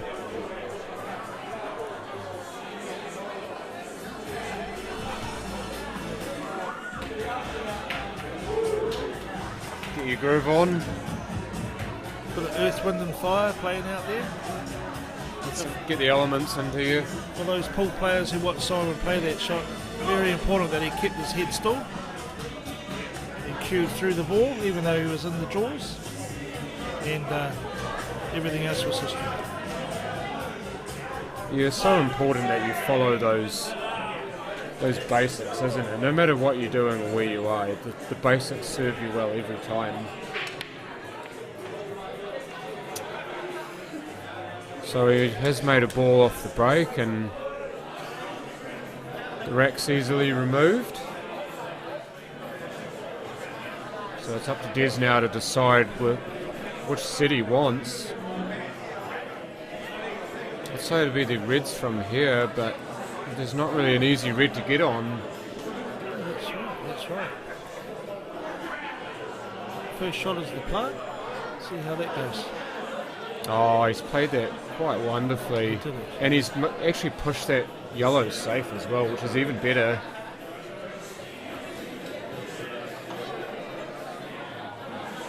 Can you tell us what he gave you, Jackson?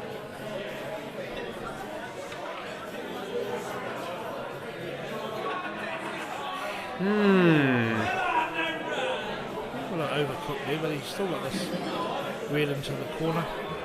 Even with a bit of angle. I think he wants a bit of angle just to cannon into a couple of those reds that are down there, John. It'll make life a bit easier.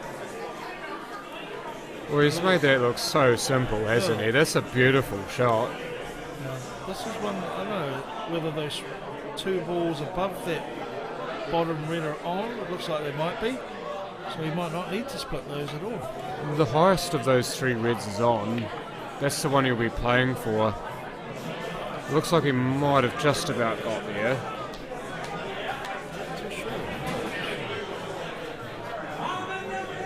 Oh boy. You stick the knife in any further, Carl?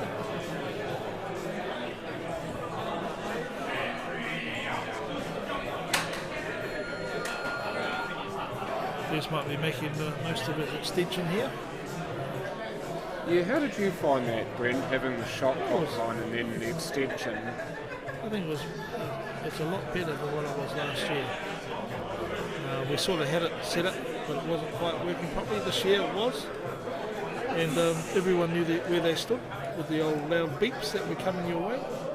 And I think it's good to keep things moving, make sure that the spectators are enjoying a good fast game as well.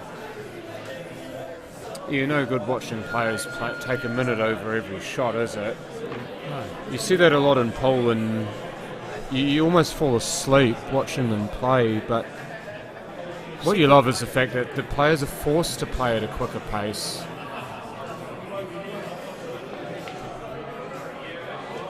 That's a beautiful double from Simon.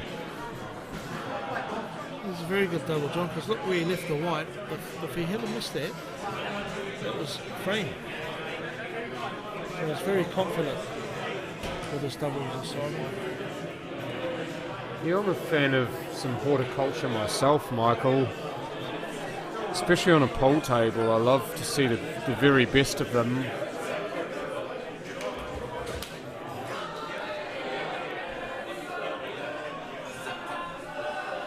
You see where he's aimed the cue there, Brent? He might be able to just screw past the middle pocket, which he's done. He's got on the ball on the rail. Probably not as well as he would like, though.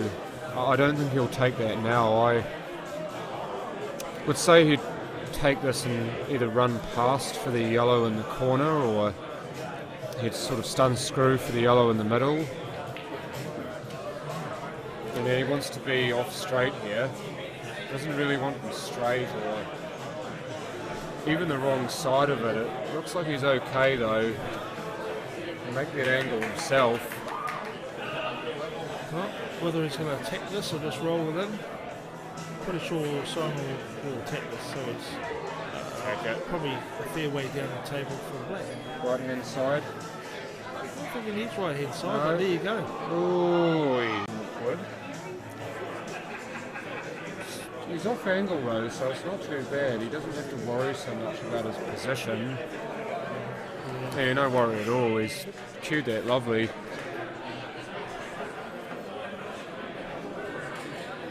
Looks like this might be straight enough for him to just cue through and put the black in the middle pocket here, Brent. I think that's the 3-2 to Des, I would say. Yes, it is. Here's the cue ball going, John.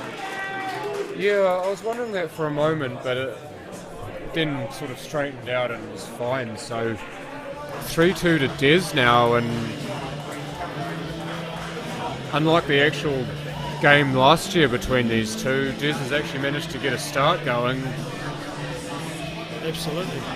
Oh, this is a tune and a half. Bit of a run to the hills playing. I'm telling you now, John, there's nowhere to run when you're playing this game. Exactly. Everyone will find you if you try. See Baden there looking resplendent in his pink shirt. There's no one who can wear a pink shirt like Baden Jackson can. He's the only one I know who can get away with it. I can. Have you not seen me wear a pink shirt? I haven't, John, to be honest.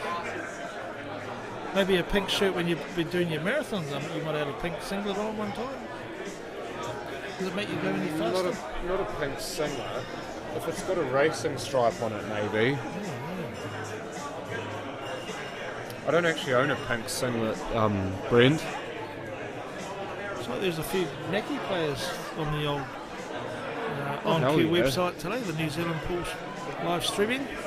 Becomes a North versus South battle as well, which adds more to it.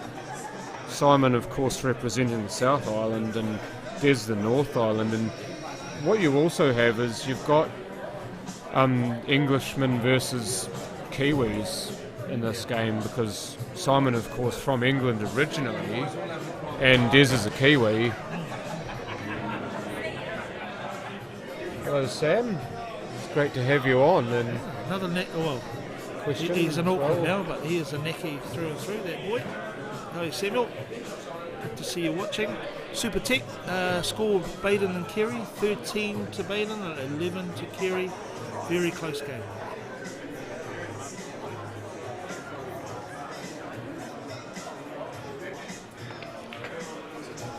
Simon looking to make quick work of this. Looking for the angle that he wants on that last yellow. I'd say just off straight, so cue ball somewhere near that red in the middle of the table. Mr. Wilcox is based in the Neki, of course, up in Lives New in Plymouth. New Plymouth, yep. Along with my queen, who's up there as well, John. Sorry? Miss Cindy Keegan. Oh yes, your one and only. Yeah, my one and only. That's her. I believe she's out there somewhere. I heard her voice before. Bearing on Desi. Still so here. Another Neki supporter out there for Des Wilcox. Haven't heard too much about the Postman supporters yet, John. No, I just think you just have so much in the way of support for both players, but I think it just depends on who's on watching, doesn't it? Who's in the venue and who's actually watching online. He's got to take a good bit of time on this shot because he's quite tight this corner. Missed it. So you had the rail a long way down from the pocket. Thank you, Gary.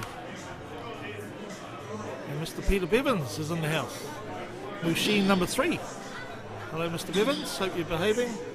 And I hope that, I was going to say something else, but I hope that cat of yours is much better. Are you talking to Gary there? To Mr. Bevins. Oh. Yes. His cat had a little injury not long ago. Being a cat man myself, it's good to hear that this cat is on the mend. Yeah, I'm definitely a cat person as well. I love all animals. I'm an animal person by trade, but I am first and foremost a cat man. So yeah, it's always great to see if a cat does injure itself or get injured, that it does come back to full health.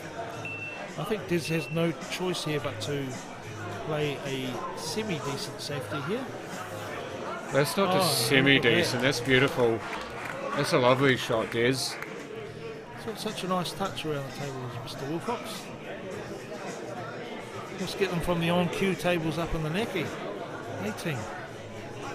Yeah. It's a bit of a running joke there, John. Yeah, it's an inside joke to me, I'm afraid.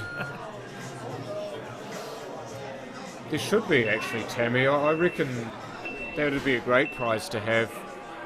This looks in. This looks in. He's got it! And there you go. 3 each. Simon Singleton. Great shot, what a Postman. great shot on the black in the last frame. And why not celebrate that? Unfortunately, saying he won't be paying. I think he's collecting this time. Yeah. Tammy, no, there isn't any prize for the most 8 balls. Maybe it's something that we'll look at in the future. Yeah, I think it's a great incentive to include a prize for that. Well, to put some sounds on it. I know what you do. I know it does depend on the actual game as to whether you get 8 balls or not, but you reward attacking play because these rules reward attacking play, so Talking about rules, something John, like do you that, want- do you want to yeah. answer that question coming in from Brendo there? What rule set are they playing? These players are playing the black ball rules, Brendo, which are similar but not quite the same as the World 2-shot rules, so you will see differences explained as we come to that in the matches there. So if you are familiar with the 2-shot rules, then similar to but not quite the same. Thank you, Brad Campbell. It was a valiant comeback. One day I'll learn how to get in front instead of having to do these comebacks all the time, and you're spot on. The last 3 games I got 1 break, so hats off to my opponent, Adam Lilly, and I wish him all the best going forward. Well, two-shot fouls, yes, Michael, but the first shot doesn't carry and it's a free shot as opposed to having the 2 shots that carry. So that's one of the biggest differences between black ball rules and the regular 2-shot rules, is that you can play any ball on the table with your free shot, whereas in 2-shot rules you're still restricted to your own set unless you're foul snookered. Well, that's good, Brendo. So already you're half up with the play.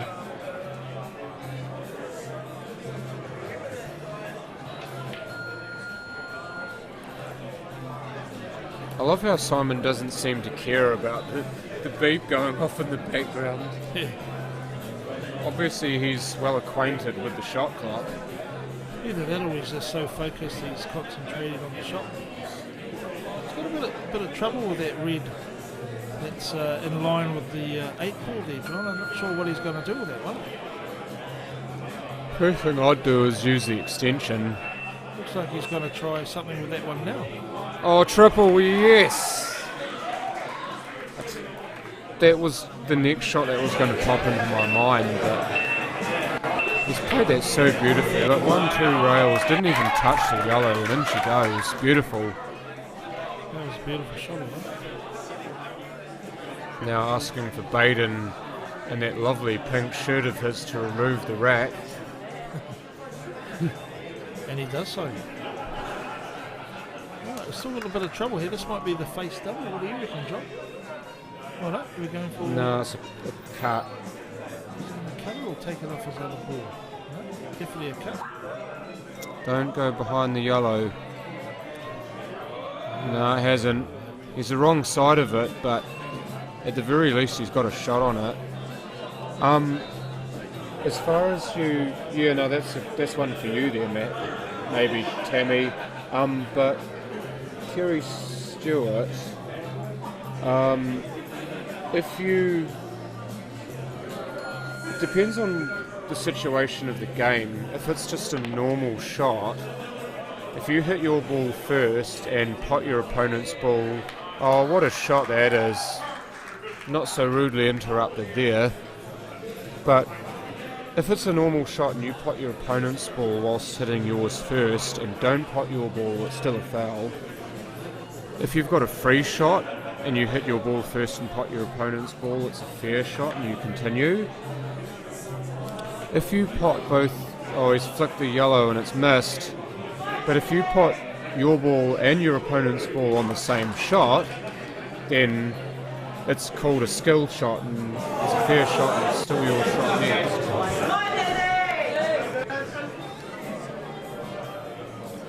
Right, Des, it looks like the runway's been open and all the balls are there ready for you to take care of. Still overrun that a bit there, John. Yeah, I think he just put a little bit too much slide there. Yeah, he's got a ball over the hole. Chrissy over our shoulder watching quite nervously. Chrissy, as Des's partner, is right over my shoulder, making sure we say only nice things only about nice her things partner. about Des. Oh, we always say nice things about him. Never. Never. We'd never do that. You can even watch the play back You can even watch this stream back and you'll know that we're not making that up. We make a whole bunch of stuff up, but never that. Corey. Oh, yeah, maybe he is closing his eyes every third shot. Not too sure. Got a bit of time here on his this is a side. shot. If he doesn't get this, which he has, so he's rendered my point moot.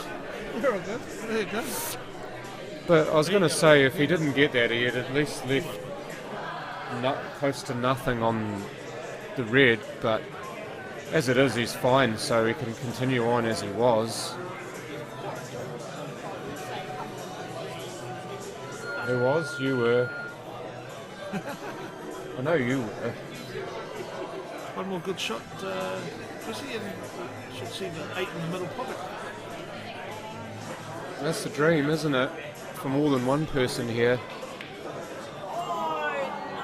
Oh, that's gone from bad to worse. Has he left that in the jaw, though? Oh, he has indeed. He's gotten the biggest slice of luck. And unlike combo rules, that is not a free ball drop. No, you cannot claim a snooker off that. Dear, oh dear. I don't think I've not seen that so far today. I've seen them get close, but never one that's actually sat in the jaw like that. I must agree, Mr. Thompson, hopefully with the normal size wide as well. What do you think about that? Well, not if you're playing reds and yellows. I know the big white ball is the favourite for most people, but if it's a reds and yellows game, it's going to stay true to the actual game for me. You're coming off a few cushions here, John. 3. No, he just misses it. He just missed it. That was a great effort, but no ding. So you can take this inside, not the D, but behind the bulk line and play the easy yellow into the corner. And he's weighted that quite wonderfully, Brent. Yeah, I think these guys have got the weight on the table now. So. Yes, there it goes. Did there what he couldn't do before, and he retakes the lead. It's 4-3 to Des.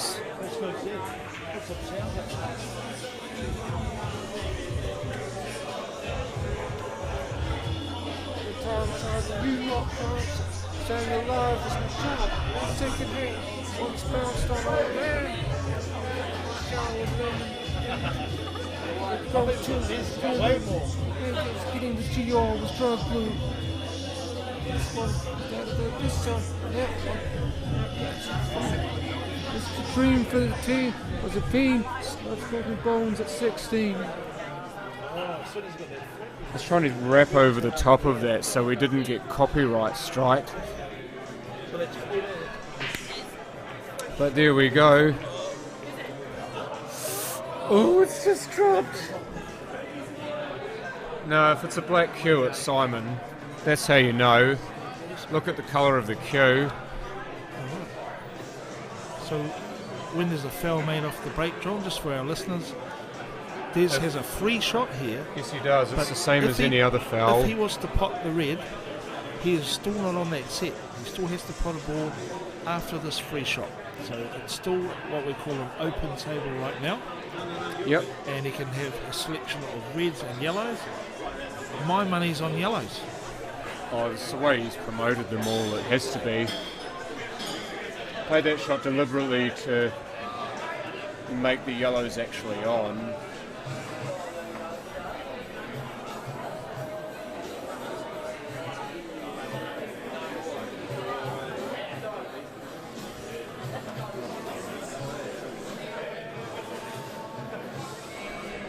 I do like that comment that you made though, Red. Even though, as I've said a few times before, biases are for bowling balls, not commentators. I do love to see people have an actual support person for this particular match. This has got a great opportunity here, John. I'll be playing this yellow into the middle. It's going to be the 8 that causes the headaches. I think the 8 goes past the yellow once he moves it. So he wants to put this ball into the middle, followed by that yellow, and then he's got 2 choices. It's 2 in the middle, isn't it? Now, I reckon it's the yellow he's looking at and then the one that blocks the 8. Or maybe not. Maybe he's going to play the one bottom that we can see and then the one that blocks the 8. And then from there use the yellow on the far side of the table to get position on the black, because that looks the most natural way to do it for me. At least right now, the way he set that up, sort of run the circle, so to speak. So is he going to play this one into the corner now? Is that what you're saying?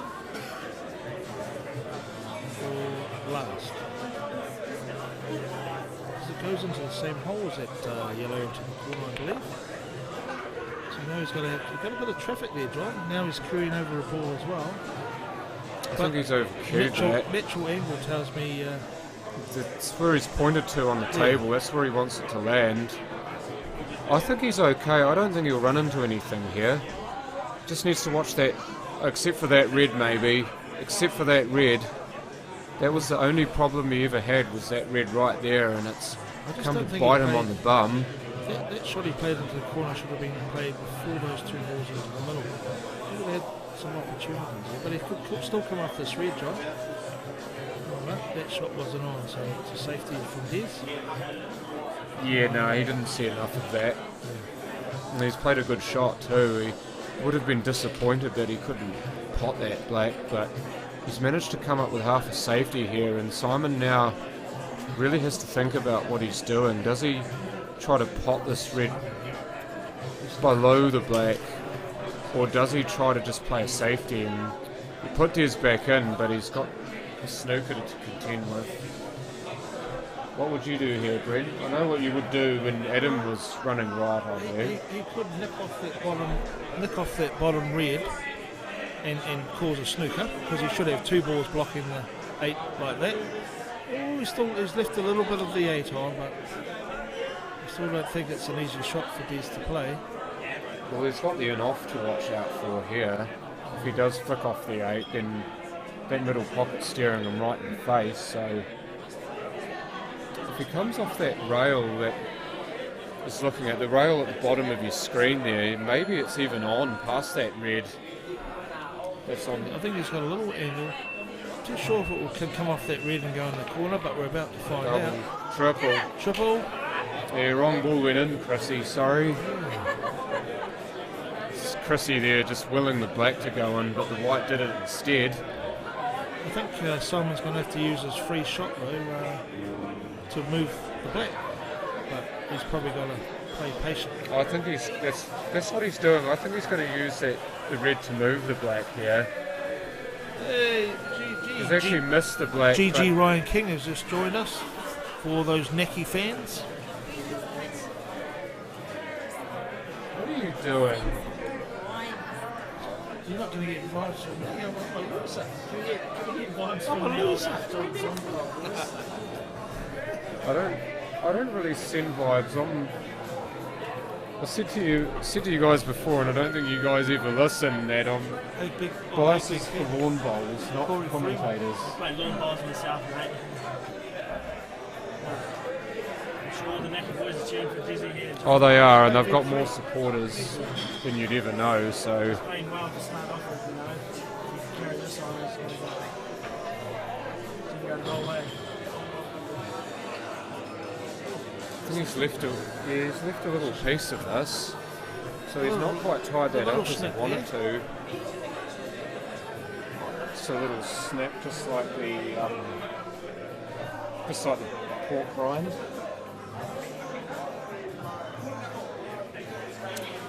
That's now on. Simon's. He just flipped the back off the rail. It wasn't on.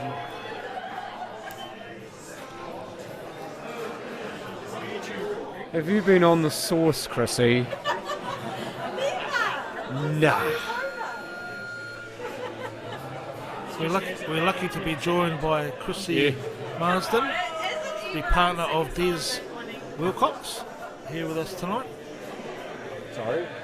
I said we're lucky to be joined by Chrissy Marsden, partner of Des Wilcox. I should grab a third microphone for her and ask her to sit in. Although I don't know if I don't know if a lot of people would like what she has to say about Simon. I've just fomented something here, haven't I? Yeah, just play the snooker. Extra careful here not to leave a little piece of this tear, and he has again. Yeah, small white ball gets in that gap. Yeah. At least I think it does anyway. Oh, Corey. Do you want to answer that one, Chrissy? What's it say? Bottom one. Chrissy the sugar jokes master. I think he's sugar jokes master. Well, sugar jokes is my mother. So with that comment there, you got confused before. Something about Marissa is what, your mum? Oh. Apologies. Right, let's see if Des can squeeze in between the cushion and that red. What do you reckon, John? I think it's on. He's actually asked some. He's actually no. I think he's asked for the extension.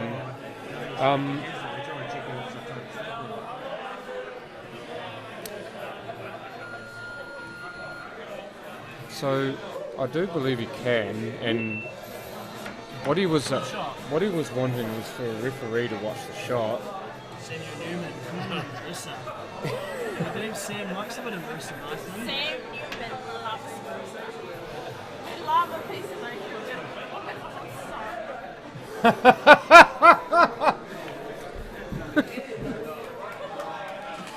How far can you go? Can you get to the car park before anyone hears that?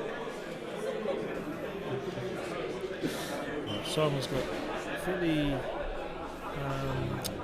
ABC clearance here. Ooh, that will hit the jaw a bit. That's lovely though for Pos.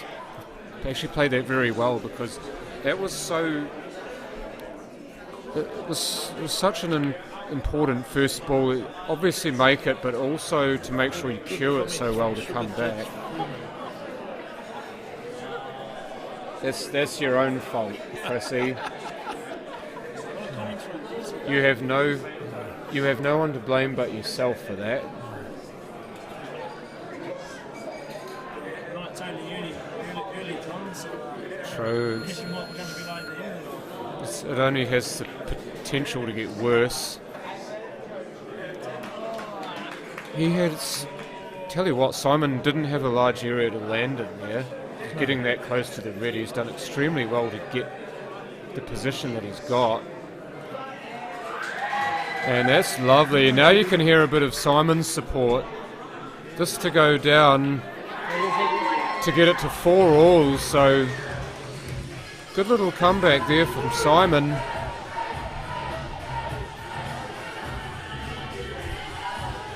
Can you tell I used to be a DJ? No. I never would have known that Brent Wells was a DJ in a previous life. DJ Bro Love, to be in fact. What a love in the house. At the iconic bar. Just a Coke, no sugar, thanks. Coke Zero. Either zero or no sugar, whichever one you have.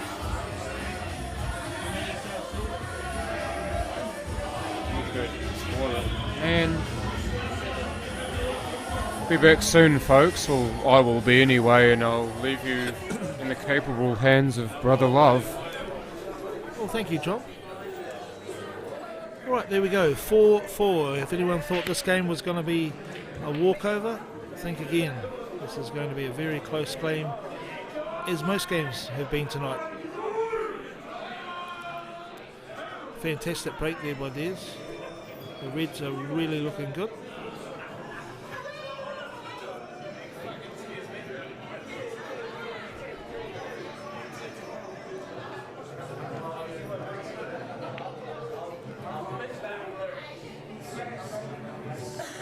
Can't see, apart from the red that's a little bit close to the cushion, on the left-hand side. I'm sure Des will work something out there to perhaps kick that out.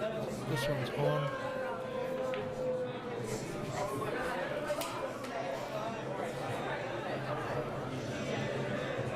And the red I was talking about might be in the same on the same hole that he's playing this one onto here. So all he needs is to get some sort of position, which is about this one here. Play off the cushion and look at getting on that red past the yellow, and then it's a safe journey home from there.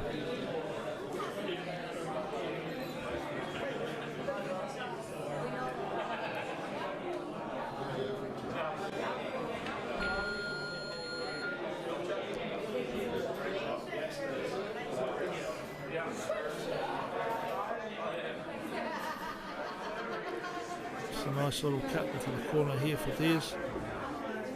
Nice dead weight on that red into the corner as well.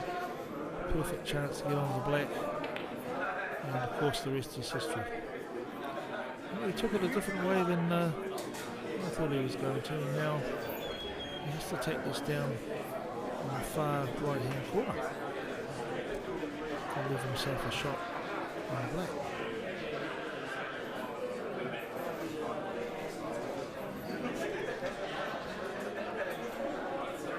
Just ran out of posse there, John. I'm sure he's still got this on down the corner.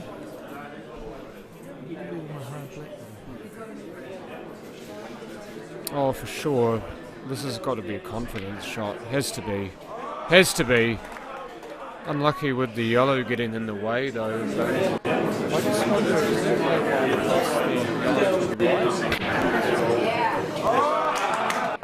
because if it is, this is like, all hope is not lost if that is on. Say the way he's queuing that up, it definitely drops. We're about to find out. Can he make it drop? Thank you.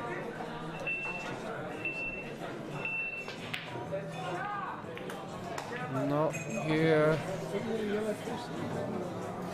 No, he hit the black first, but he hit it way too thick. The fact that all the yellows moved is why because he hit the black too thick.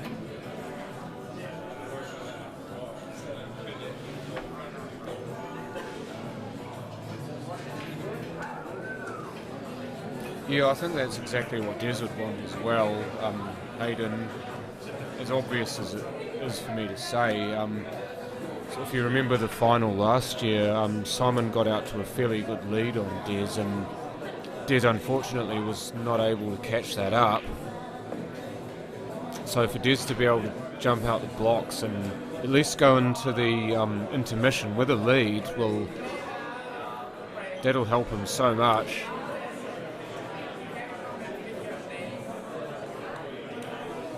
Simon at the moment's at the table though, and this looks routine. I know what you're saying, Carl, and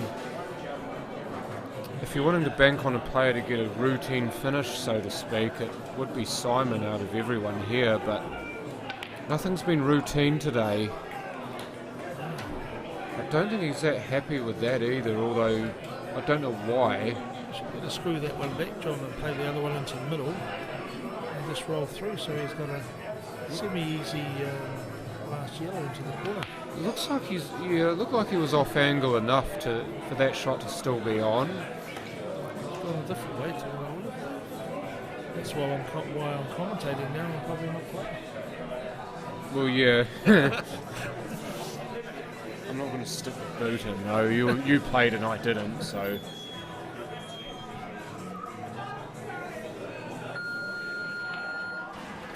Look at that beep went off right on the gravy stroke again, and Simon just dismissed it. Didn't even register.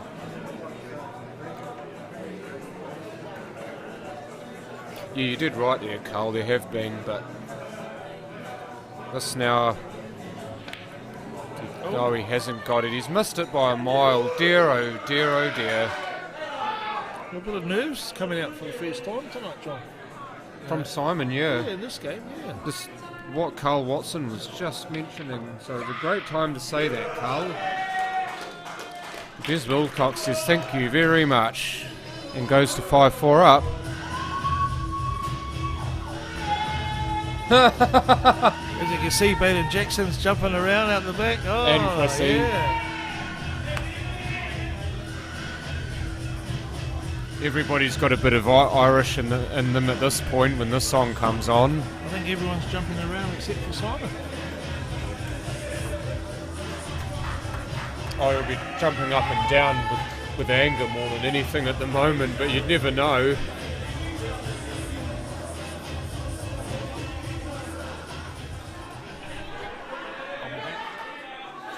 Maybe I'll get an invite next year. Does he get a ball off the break? No, he doesn't, just to twist the knife even further.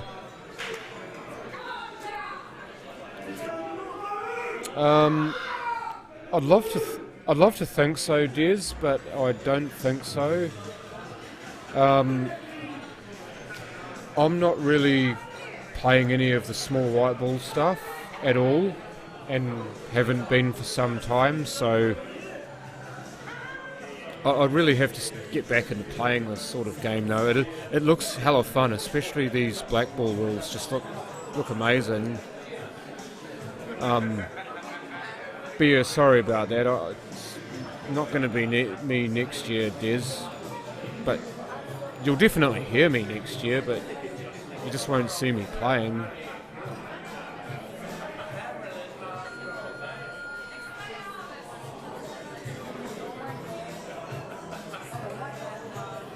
Yeah, no, that's a good point that you made there, Carl.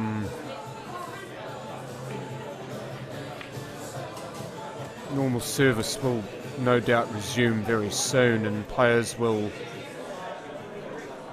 actually get back to doing what they do best and just potting balls. But once the initial nerves go and the misgivings that they have about their game go with it, then that's when you'll see the best pool being played.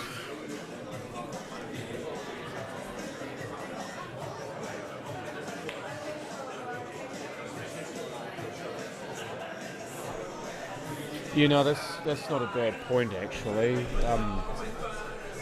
Oh yeah, thank you. You know, anything's possible with some practice and a routine. Des, you're not wrong there.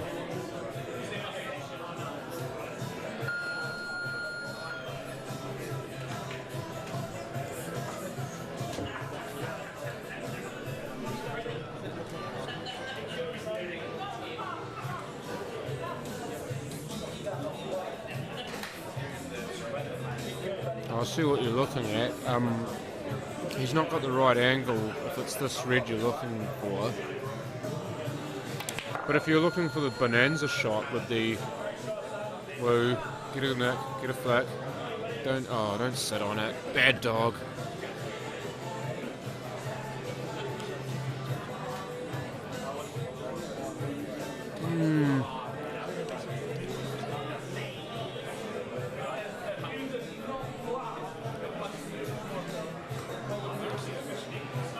I think that was for me, but he made a comment earlier on about possibly getting an invite to this next year.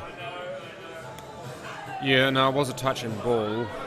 He's just had to play away from it.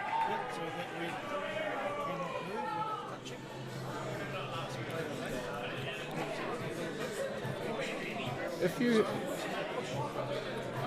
you hit a rail and then hit the red that the cue ball was touching it, it's a fair shot though, isn't it? It can't move before the cue ball touches a rail, as I understand it.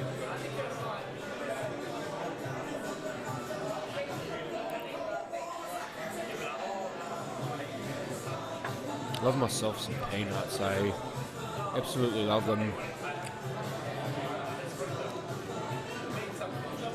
Made a rail. We've not seen that foul today. That's one foul we've not seen a single one of all day, is failure to make the rail. I was actually expecting at least one person to not hit a rail, but it's not happened yet.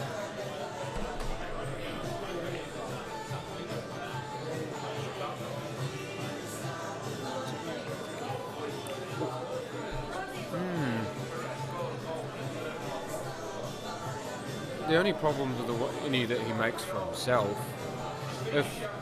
If he can pot this and not get too wild and woolly with that yellow that's near the pocket, i.e. if he can control this yellow that's going into that pocket top left of screen, then I think there's your key there.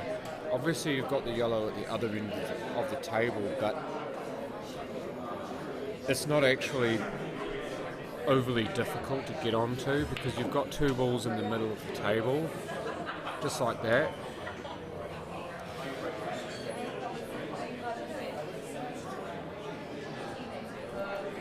I'd hide that, but it's true.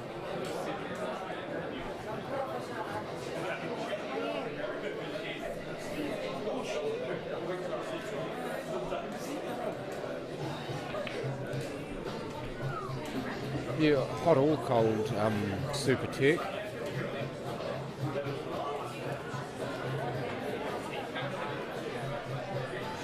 What cloth is on these on-cue tables? Actually, Daryl's right behind me. He can answer that one for us. Cloth on the tables.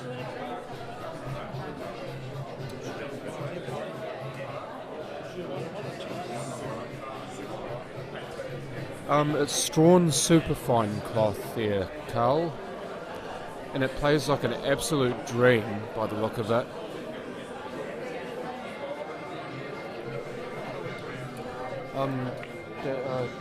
Daryl, one for you from Francis.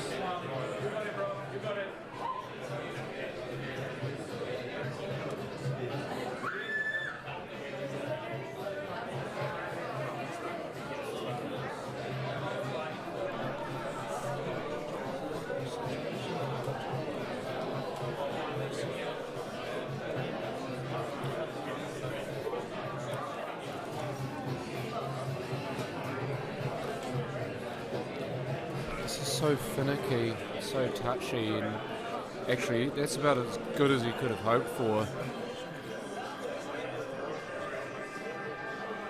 That's where he's playing for. A lot of people would go for the corner here. Simon's one of those players who isn't afraid of the middle pocket with this shot though. Oh, so that's so good. That's so beautiful, isn't it? It's so serene looking.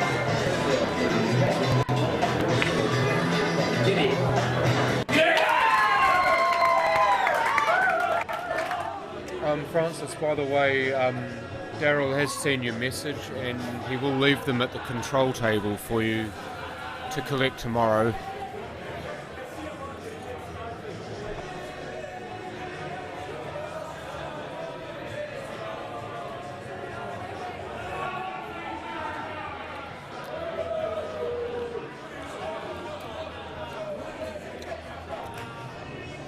So 5 frames all, folks. So this game is proving to be just as tight as we thought. Mind you, everything's been tight today. It seems to be that any person who does get a lead immediately sees it sliced.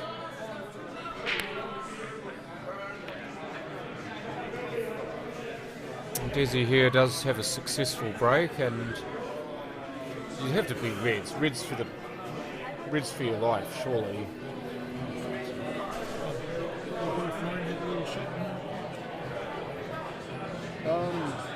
Yeah, that's alright.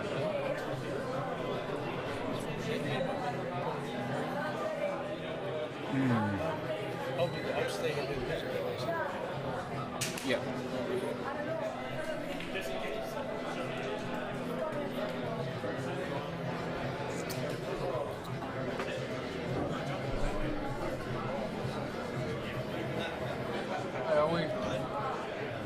This is Brother Love signing off. Take care, everybody, and we'll see you next time. Good evening, John. How are you, mate? Hey, not too bad, Ryan. Ryan King, by the way, gracing the microphone. Good to join you, mate, for the Great Southern Knockout Part 2. Big shout out for the sponsors this year. You know, if it wasn't for sponsors, we wouldn't be playing tournaments, especially one like this, you know. Yeah, this is an absolute belter, isn't it? Well, watching it at home last year is not the same from coming down this year and experiencing the atmosphere like this in the Racecourse Hotel, you know. Especially now that the tournament itself has actually had a year to find out what it actually wants to be, and it was such a success last year, and all you can do now is just build off it, and it's great to actually have people coming down here en masse and getting behind their players and just getting behind the event like you guys have. Definitely, yeah. Me and Des practice all the time together. You know, we play in PS tournaments all together. You know, and I just had to come down here and support him. You know, like he was by himself last year with his partner, and the incredible comeback that Adam had last year. You know, waving up that crowd last year. You know, when Adam came back to within a couple of frames. You know. That would have been absolutely nerve-wracking to watch. You know, like I had it on the live stream TV at the club, and you know, it was unbelievable game.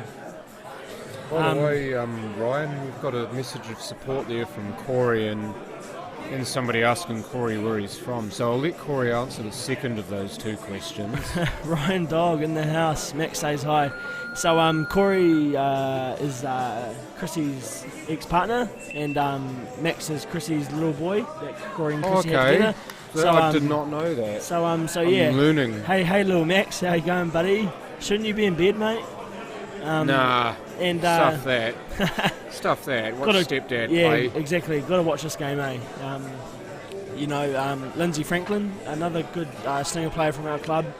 7-time A-grade winner from the Plymouth Club. Hey, Lindsay, and Super Tech. Super Tech, you know who he is? I'm afraid to say no. No? Super Tech. Where are you from, Corey? Corey's from New Plymouth. Same little club as me, Des. Lovely snooker dropped in there from Simon.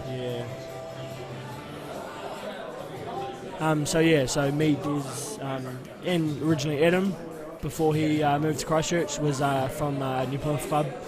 We were playing there for a good amount of years before Adam moved to Christchurch. And So that was a total snooker, so he didn't need to contact a rail after the red. Yeah. Anyway, I think he did hit a rail, but that point's moot when it's a full snooker. What a game this is though, John, you know, 5-all. We haven't seen a game like this for, the last 3 games, you know, like have been, 7-4, not 5-all, So it's good to see Des and Simon battling it out of here. Even though I'm from New Plymouth, I certainly hope Des wins this game, John. But, I would expect nothing less. He's your boy, isn't he? Exactly, good mate, a brother to me, taught me how to play the game. So yeah, I'll return the favour and, definitely cheer him on. See also, I've misgendered Super Tech, so I'm sorry about that. Zane Bernard, hey Zane, how you going? Lots of love from the Necky. Let's go Des, this match is bloody magic. Definitely is, mate. Period of a game, don't get me wrong, all games were, unbelievable from this morning onwards. But this game certainly is another level. So Kevin Jordan, hey, go Necky, Kevin Mary, hey Kevin. Zane Bernard, the 2 young lads are asleep, getting ready for tomorrow. So Zane's from our club. He's just taken Riley and his son Blake to the Junior Nationals in Invercargill, John. Oh, yeah? So Zane was very nice of him to chaperone 2 young boys from our club. including his own son, to Invercargill to the Junior Nationals. Bit of caginess going on here. Yeah, I know. We haven't seen much of that this weekend, eh, John? From what I've, I landed at, 7:30 this morning, witnessing Baden and Des having a few little hits on the table this morning, and then into the games this morning. I haven't seen much of this, eh, John? Have you? I've seen a little bit of it, especially from Kerry and Brent, where the players who have played the most safely. Those are the two there, and Brent clammed up really nicely against Adam when Adam was going great guns on him, and he actually slowed Adam's game down and managed to get a few frames that way and start to get some more belief in himself. So if you can change your game to make the other player play more like you or play to your speed, then that really does help. Yeah.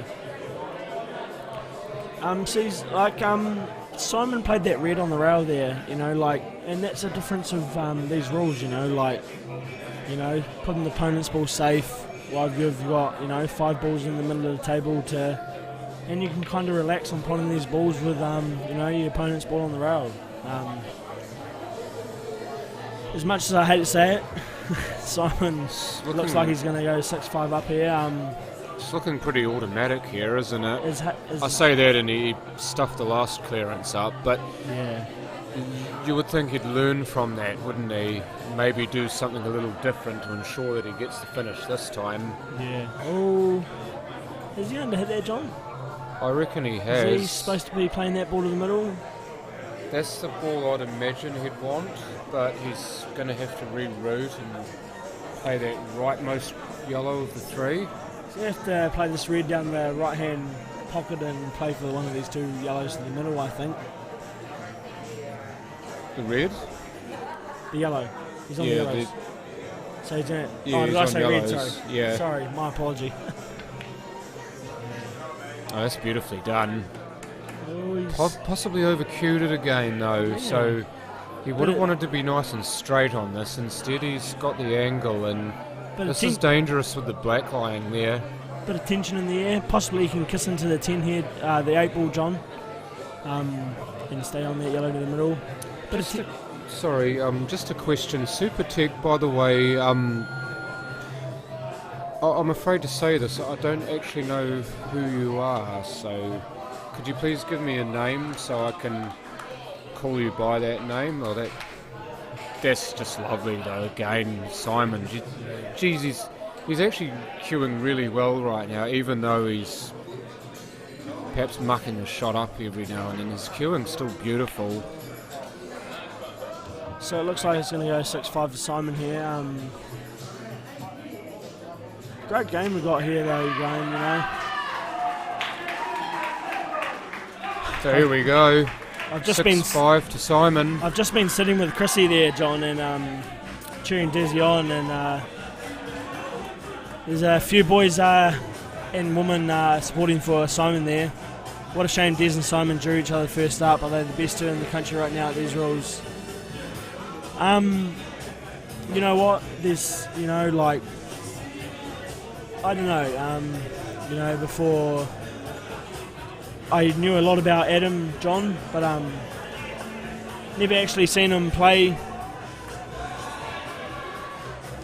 Never actually seen Adam play beforehand, John, but I heard what he was all about coming into this tournament.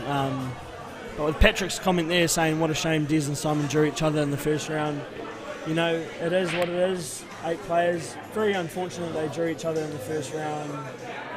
As far as the spectacle goes, this is exactly what you want, though. Exactly. Yeah, one of them's going to not be playing tomorrow, but they had to earn it either way that went. Doesn't matter who they're playing, they're going to get a really tough match. It just so happens that they got drawn against each other, so you play it how it lies. Yeah. I know Des has been practicing very hard for this tournament, John, with a table at home, With kids at home too, I've heard that he's been, with kids at bedtime, going out to the garage and practicing, very hard. How many beers at Depot you pies? Not too many, Samuel. Just a few. But no, good to join John here in the commentary box. And met John a few times. He's the voice for no reason. But yeah, what a game this is. You want to reconfigure that?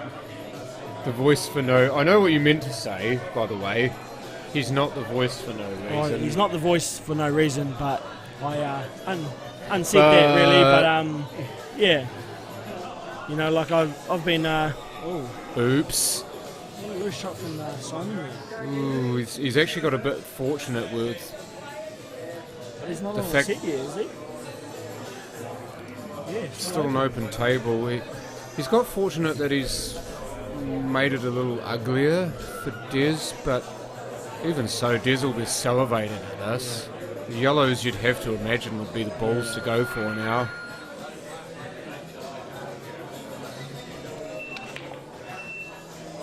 Oh, tremendous power. Look at that queuing. He's got a few balls to... Is that Sam Newman, New Zealand's hottest tradie? I don't know. Is he the hottest tradie, John?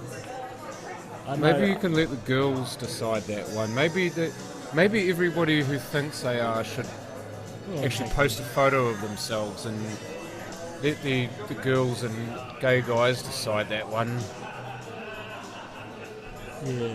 That'd be an interesting conversation to have, wouldn't it? I imagine that'd be a few beers deep conversation. I mentioned that shot from Des. That's a great shot there, John, to come, you know, in between his Simon's red there and play the yellow here. Look, he's just got to keep the ball controlled here and keep on these three balls for the black to the middle here, John. What a game this is, though, John. You know, you know, Des, North Island two-time champion, defending his title this year because of COVID last year. Didn't get a chance to defend it, and Simon, what can you say about him? But yeah. Well, everybody else has already said it, haven't they? So it leaves us with no words. Yeah. That's a good shot from Des to kiss into that red there. Give himself open shot from the black here.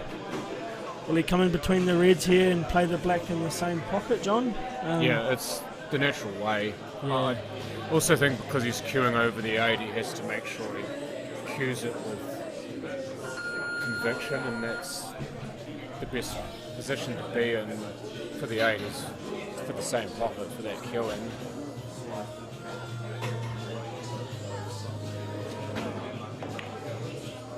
That's a good shot from Des. Off the red to make it even better. 6-6. Nice. John, you know, like a game like this, 1-0, 1-0, 2-1, 2-1, you know, like 6-6 it's unbelievable, you know, like, you know, can't get any better than this. A comment from Corey there, John, Ryan King. Talk us through Desi's shots, bro, you know that much. I don't know if you know, John, I've played with Des since I was 10 years old. I know Des from inside out, you know, like, and whatnot, but unbelievable curious, you know. So we will have an intermission after this frame. Who's your pick to go up at the intermission, John? Des or Simon, 7-6 up? I would say just because he's got the break, I think Des is the favourite to take the lead. Does Ryan know Usher? I know Usher there, Joseph. Samuel Newman, the bald eagle. Does he get a ball off the break though? Maybe I could be wrong here. It's a very unfortunate, you know, spread like that, dry break.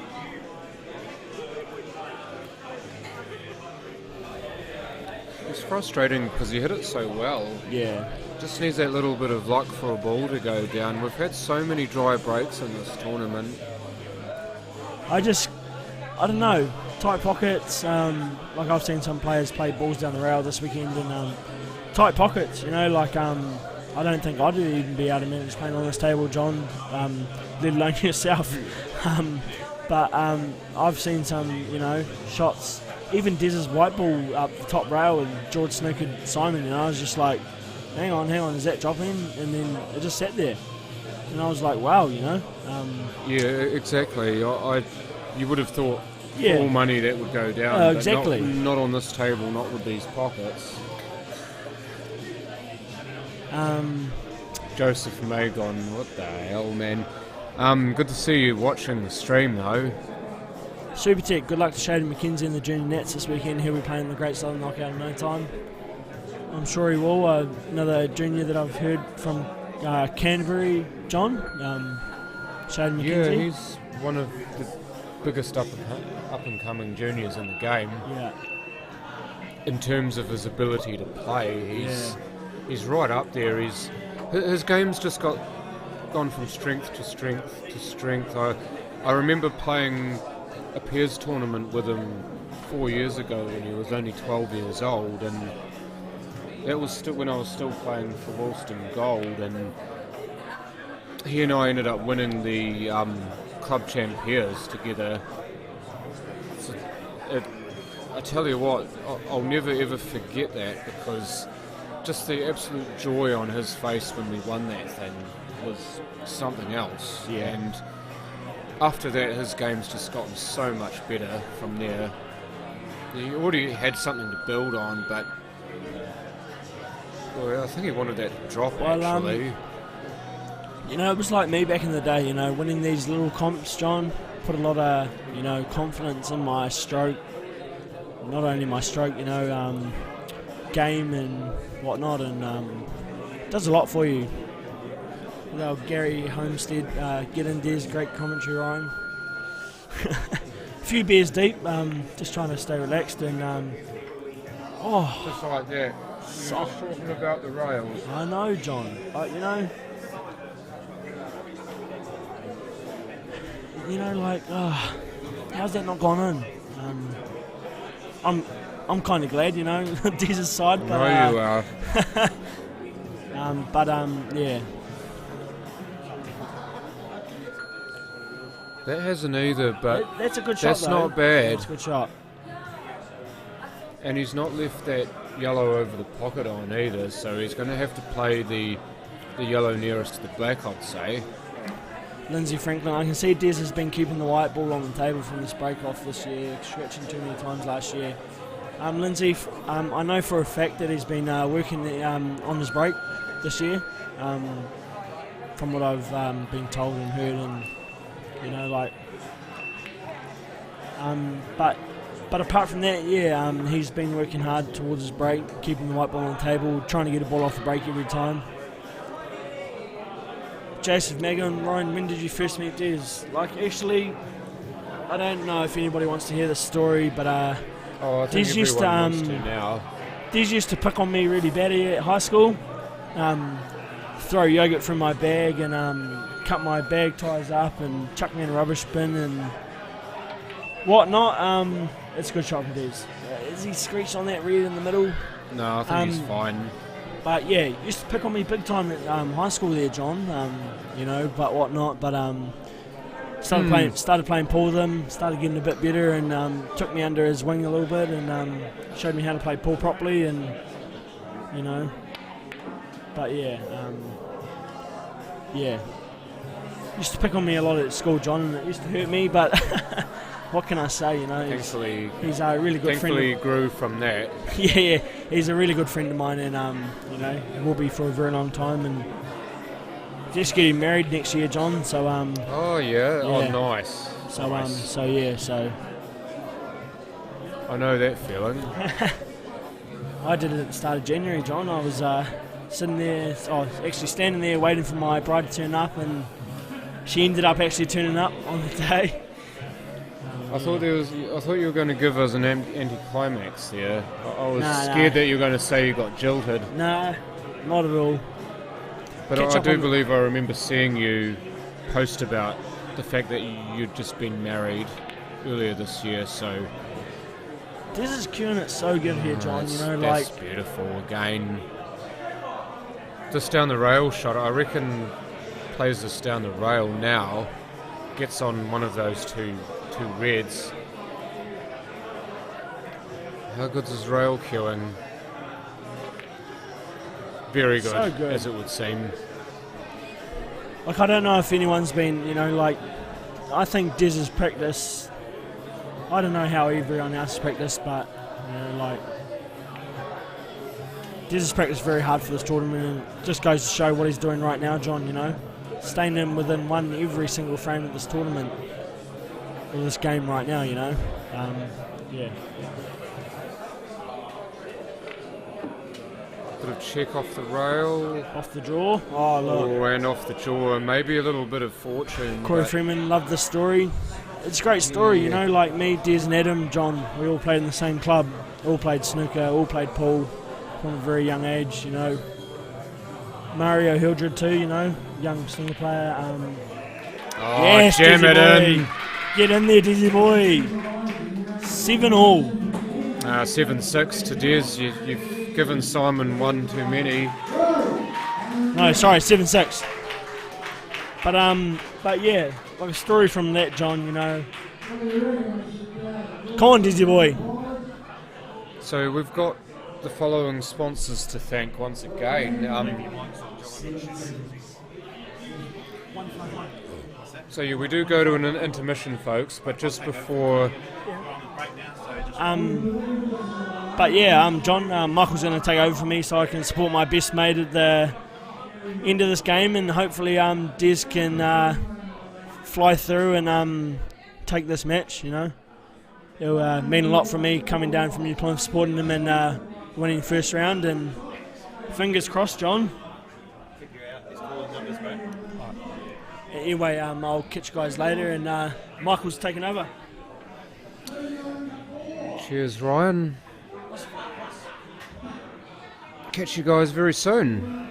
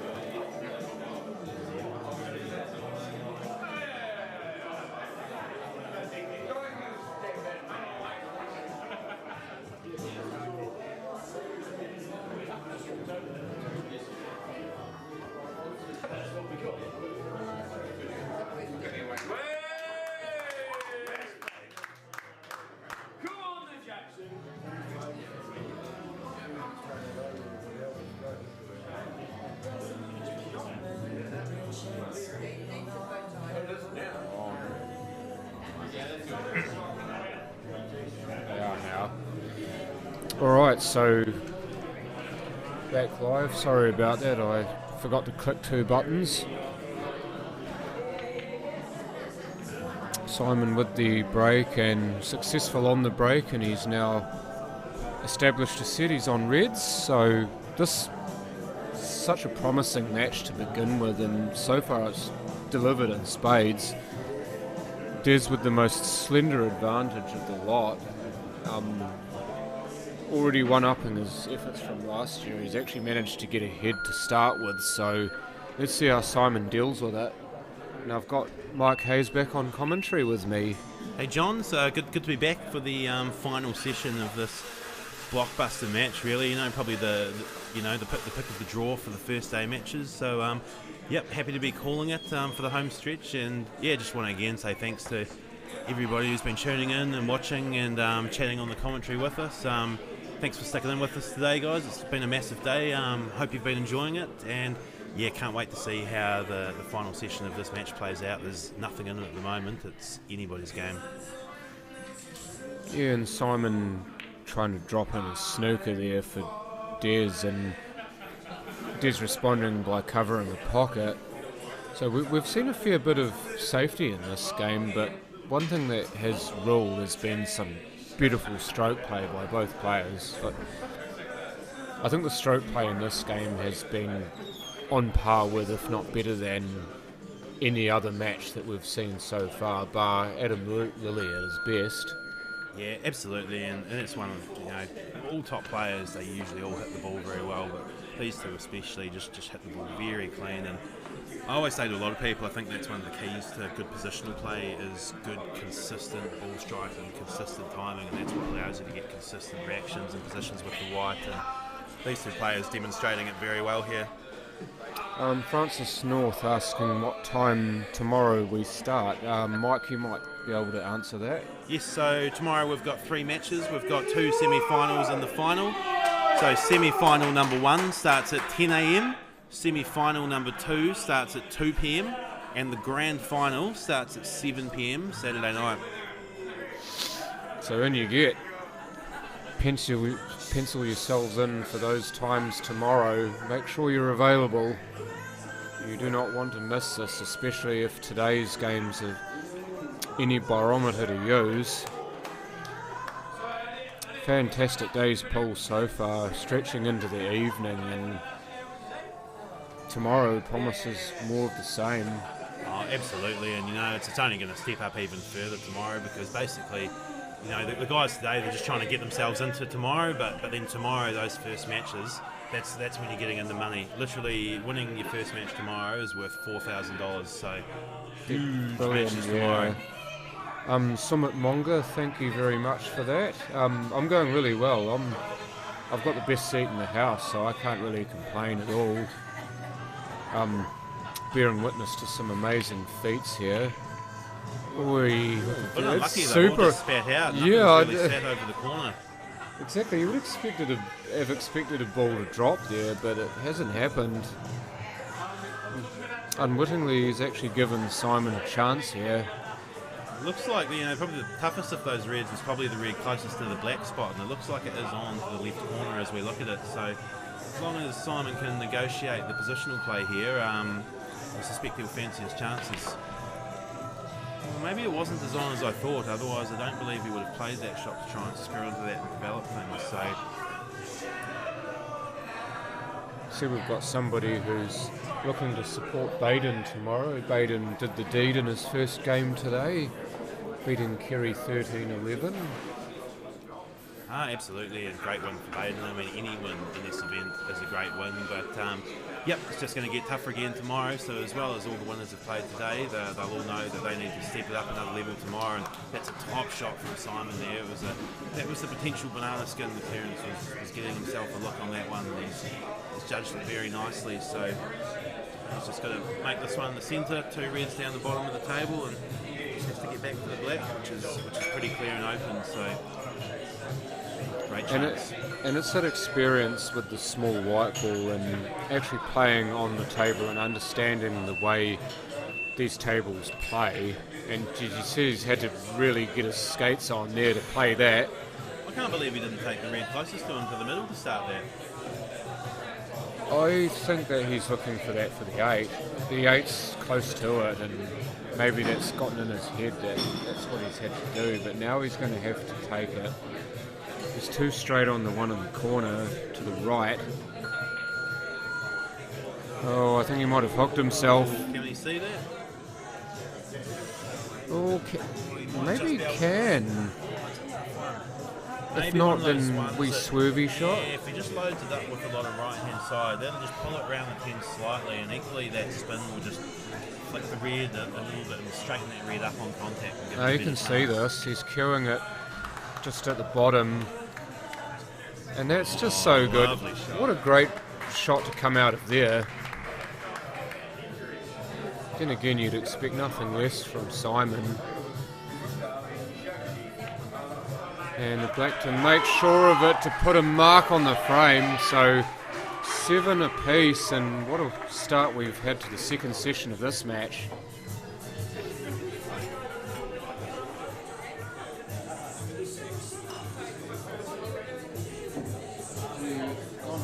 Button, but it's not playing.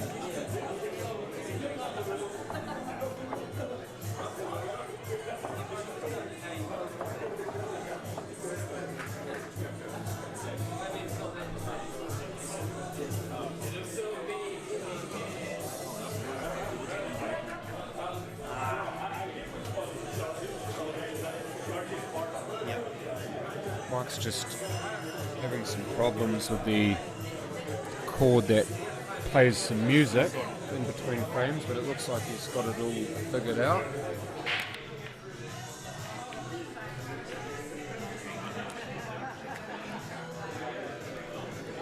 And now back live. Once again, Des has broken dry, so Simon, fresh off a clearance, will be licking his lips at this.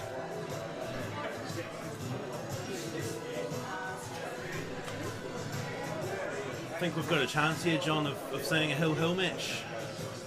Oh, very much so. The rate it's going. I mean, has anybody had any more than a 1-frame advantage in this? No, it's been pretty much frame for frame. So you can't, at the moment, pick anything other than a hill-hill finish. It's already at this point, you can already tell it's just, whoever loses this match is going to be very cruel on them, because both guys have played very well, and if they continue this way, it's just going to go, like you say, it's going to go hill-hill, and someone's going to be unlucky and miss out, but that's Paul, as we all know, so both of them will be hoping to do something special and hit a bit of a patch in the back end of this match. Geez, he almost looked like he was on the gravy stroke, about to deliver it, and then just backed off at the last second. Tiger Woods would be proud of that one. Wish Tiger Woods had shown that much restraint, to be honest. Well, he was the king of it though on the golf swing, you know, like there's several times I've seen Tiger Woods, he's been stood over his shot, he started his backswing, and he's on the downswing, and then suddenly realises he's out of shape and just manages to slam on stop the brakes it at the last second. Like, if you haven't seen it before, look it up on YouTube. It's ridiculous. So that's got to put so much torque on your body, and you think you could do an injury? Decelerate like that. Well, yeah, he has done himself multiple injuries, so.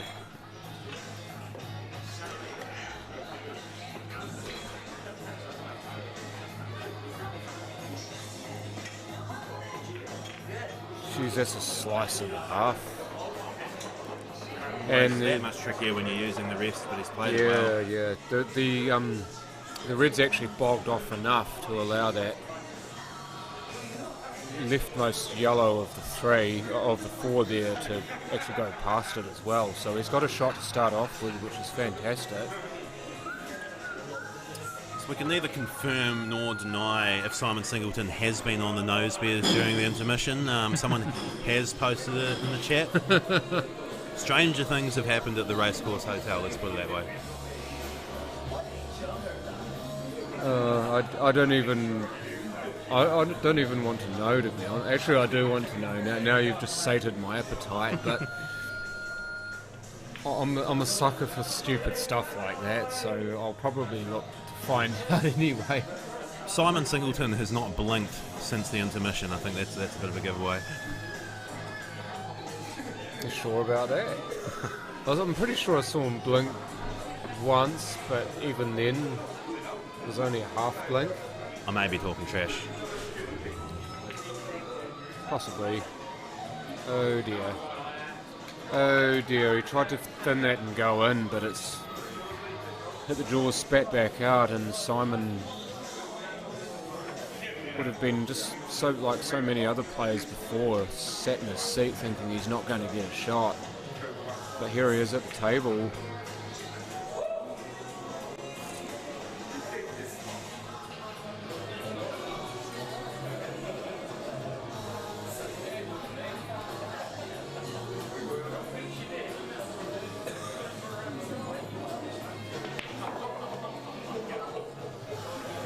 So we're out, and it looks like he's made himself on for the red in the middle here, Mike. Yeah, no, he's judged that one nicely. So we can follow this one through, got the red down the rail next, everything opening up very nicely. And he's so good at making this finish possible, isn't he? He's so excellent at just controlling that white ball to ensure that he gets exactly the shot that he wants. He's a very, very precise player. You can just tell by his mannerisms and the way he walks around the table. He looks at every shot from every angle, and he's just got a very good sort of consistent routine with that. You know, some players sometimes can get a little bit quick or a little bit slow here and there, but yeah, Simon manages to maintain a very good, consistent rhythm and pace around the table, and yeah, gives every shot its due respect. One thing I really like about what Simon does is that he stalks the table, especially when he's playing really well. He stalks the table. It's like a pitcher stalking the mound in a baseball game. You do that to show dominance, and it's the same with pole. If you're stalking the table, then that's your table. Nobody's taking that off you, and while you're there, you're the king. I'll tell you actually, of all the other guys we've watched today, and again, they're all very, very good at some of this sort of stuff, but for me, Adam Shaw is actually another sort of real standout with that sort of approach. When you watch him at the table, there's a lot of similarities in the way and how him and Simon go about their business around the table. Yeah, no, that's true, and from a guy who's reasonably quiet, and generally you wouldn't expect anything like that from him. He definitely knows how to turn that on with pole.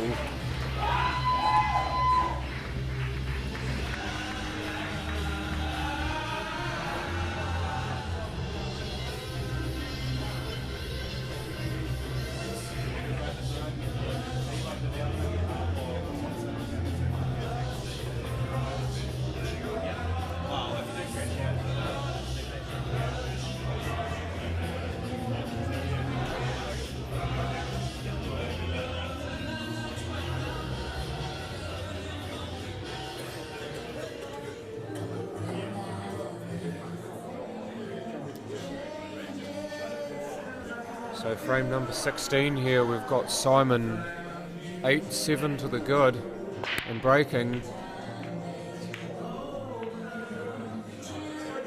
Nothing down though, he's hit it so well, and actually didn't look like he hit it hard at all. He just timed the pants and underwear off it, but nothing down once again.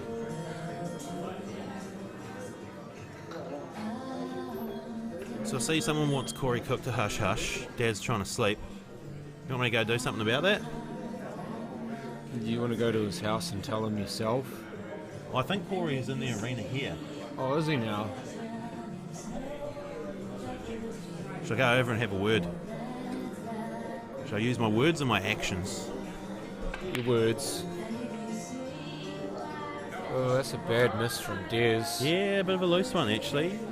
We haven't seen too many proper loose shots from these guys, but we're all human. It's a long match, and it's definitely at this point, you know, that the fatigue can start being a factor. And you've got to remember, like, the level of focus and concentration these guys have to put into playing at this level is phenomenal. And yeah, definitely, you know, at this point, you know, they're a good hour and a half, 2 hours deep, and very hard to maintain that for the course of a match. So big test of stamina for these guys. Well, it's 10:53 my time in the evening, so most people at this point are looking to be asleep or getting to bed around this time. These guys have still got, at the very least, 5 frames of pool to be played. So they're almost having to fight their body clocks in many ways, as well as each other and the table to succeed. Absolutely, and I mean, obviously these guys know well in advance what their match time's going to be, and you'd like to think they'd prepare for that. But I think the one advantage Simon has over Des is that you know, Des has travelled this morning, and so I'm pretty sure he would have been up at 5 or 6 a.m. for the very early flight down to Christchurch, and that's the sort of thing that could definitely catch up with him at the end of the day. So yeah, I'll be curious to see if Des can maintain that intensity, or if he does start to fade a wee bit. Oh well, maybe he didn't. He did at least leave it in front of the yellow, but whether that was intentional or not, we don't know. It's going to be an issue with that yellow that he's now covered. Well, it's not now. He's got that out beautifully. What a shot that is. I'm just wondering now, that yellow that's near the red next to the middle, do you think he can make that in the middle? I'm not sure. I think it may just squeeze. I might just take this to the corner and look to develop it here. He did, and didn't make the yellow, but made the red instead, so free shot to Simon. It's looking a bit grim in this frame, isn't it, for Des? Oh, absolutely, but slightly messier with that little bunch in the middle, sort of around the racking area still, so still a little bit of work to be done to open this frame up. Playing the yellow to get rid of it, so now the reds are all on, so that's excellent use of that free shot again. Just not wanting to pot anything, just wanting to move it out of the way for position. Again, it was something we commented a lot about Simon last year. He seemed to be probably of all the players, you know, one of the ones who seemed to have the probably the best grip of the rules and how to utilise the free shots. So obviously done his homework there, and yeah, demonstrating it well again today. But to be fair, I think most of the rest of the field have really improved in that sense this year. There was definitely a few guys last year who I thought, you know, look, you know, just a little bit green with some of the shot options when using that free shot. But yeah, I think all the guys have stepped up across the board this year. Yeah, definitely. That's one of the biggest changes from last year to this year. Last year, the black ball rules were new to everyone, but some of the players obviously took more time than others to actually study the rules and the application of the rules to the game. Others did not, and it showed. And it wasn't so much about playing ability last year who determined the winners from the losers, but who used the rules the best. And obviously these guys from England, they've got an advantage having played them before or having played two-shot, but even so, if you all set a task, then you all need to do your homework on it. So if you fall short, that's your own problem.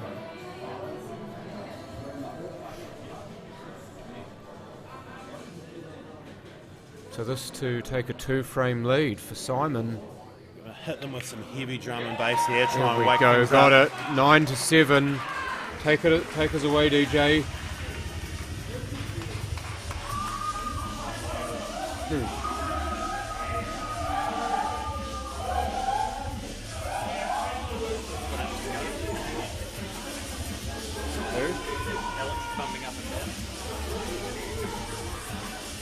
That's Simon's support crew, I think, are going nuts for this, even though they're all off camera. Alex once Alex again, on the as left, soon as look the at him D&B go. comes on. Mind you, Mike and I are both having seizures here.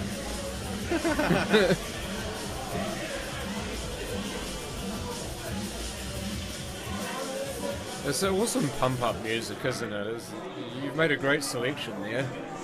Right, so we're just trying to get the atmosphere. We're just trying to hype it up and get these people excited about St Paul, because it's one of the, you know, sort of, I don't want to say a black mark, but it's just definitely a comment I've heard in the past from some people who've come and checked out some of the other tournaments and competitions we've been involved in previously. You know, maybe things can be a little bit quiet and dull and boring for people who aren't quite as familiar with pool. But yeah, well, you know, we're just making a big effort to try and extend our reach out to some people who perhaps don't normally watch and see and play pool, and that's been some of the greatest feedback we get, is that, yeah, it's just a lot of locals and new people who have come down and checked this out and really enjoyed it. So great advertisement for New Zealand pool. Oh, no doubt. And for players who don't watch, for people who don't watch pool, one of the biggest things is getting yourself into watching people playing a white ball at an object ball for several shots, trying to plot that into pockets. It can be like watching paint dry if you're not used to it. So if you do introduce something like some really good music into it, or spectator prizes, or any incentives like that to get people to get into the game, then that really helps, and it hooks them and it keeps them hooked. So I definitely see what you mean, Mike, and your music selections this year have been on point.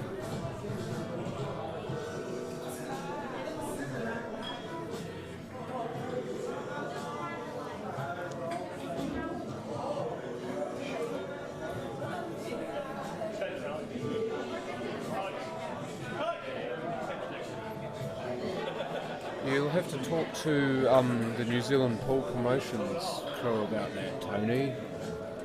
Yes, and definitely, Tony, there's you're one of many people who have contacted us, very keen to get involved with this competition, and yeah, we're stoked to hear people saying that. And probably the best thing I can say to people who want to be a part of it is, you know, we always look at the year leading up to its results, so do some damage in the next 12 months, and you know, it's hard not to pick you.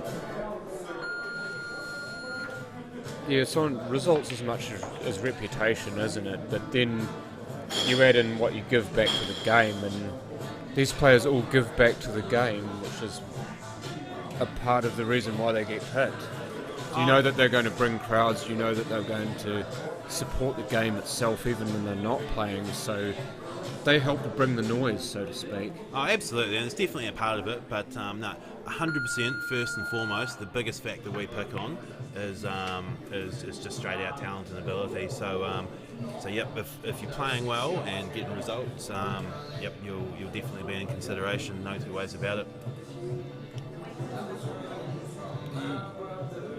You make the noise with the results, don't you?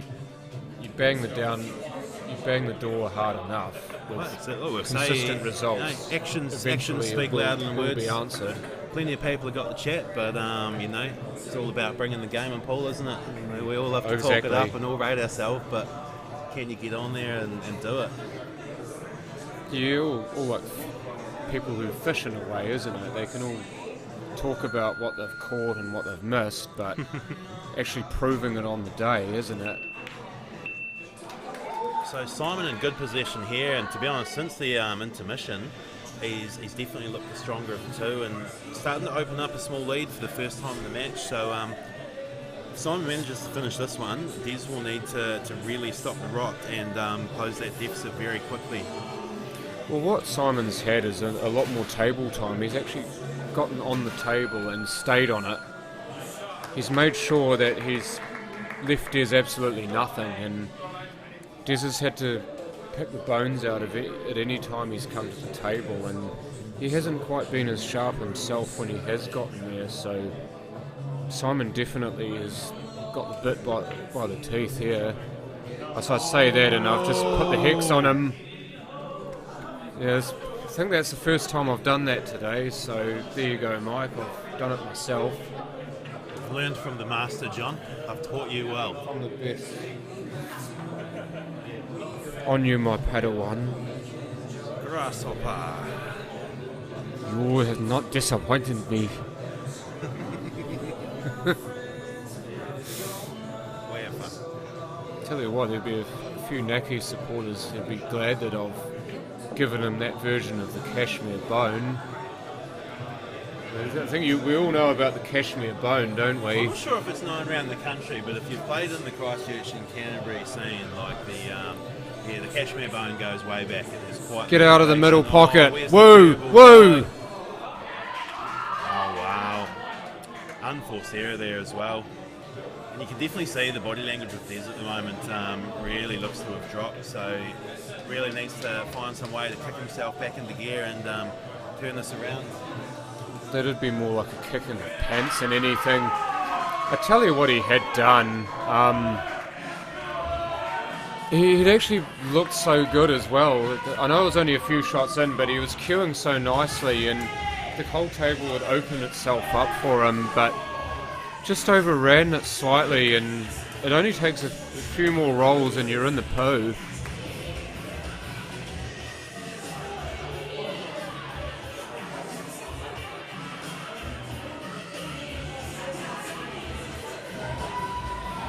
Yeah, no, the Kashmir Bone is... I've actually been on the... Some people have tried to put me on the wrong end of it myself when I used to play for Woolston. When Woolston and Kashmir used to have a massive rivalry. And basically all it was that you extended your fingers, if you were a Kashmir player, and you'd rub the fingers of your other hand on it. It's almost like you were trying to start a fire with your fingers to try to put the other person off without actually putting them off. Oh, you're not wrong, John. I mean, obviously I've been a member of the Kashmir Gold team for the last 6 or 7 years now. And I've been boning pool players all over Canterbury, left, right and centre for quite some time now, so well versed with the Kashmir Bone. That's not suggestive at all. There's How still a free could you interpret that there's still a free shot by an open table, by the way. Mike, he's potted a red and a yellow on that shot. Yeah, it's an interesting rule, that one. Doesn't work that way on some of the other codes, but again, just another example of how the black ball rules are just getting a little bit more attacking and progressive. So yeah, it's fantastic. Yeah, now he is definitely on a set, having potted a yellow without a red. Cool message there from Linz Franklin, playing snooker at the Hoonhay Club. First 50 break against Mark Canavan back in the 90s. So I actually kick-started my pool sort of career, or whatever you want to call it, if you will, back at the Hoonhay Club as well. So yeah, I grew up in Hoonhay, and my dad was a member and played in the pool teams there. And so I think as a young sort of 13, 14-year-old, sort of first started going down and getting myself into the mix in the pool scene and playing a bit of snooker down there too. So yeah, it was a great club, and there's a lot of top players who came out of there. So a bit of a shame they all fell over. I reckon if you rounded up a bunch of ex-Hoonhay players from around the traps, you'd be able to put together a pretty serious team still.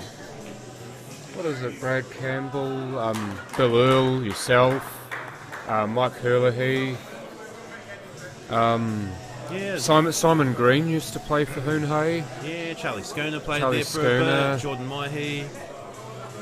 I remember you as a junior, most definitely, when I used to play junior pool as well, around the same time, and definitely remember you from Hoonhay, and then unfortunately that club fell over and you guys ended up all coming to play for Kashmir Black. As I was actually Riccarton, a couple of us went to, so I know a lot of them did end up moving over.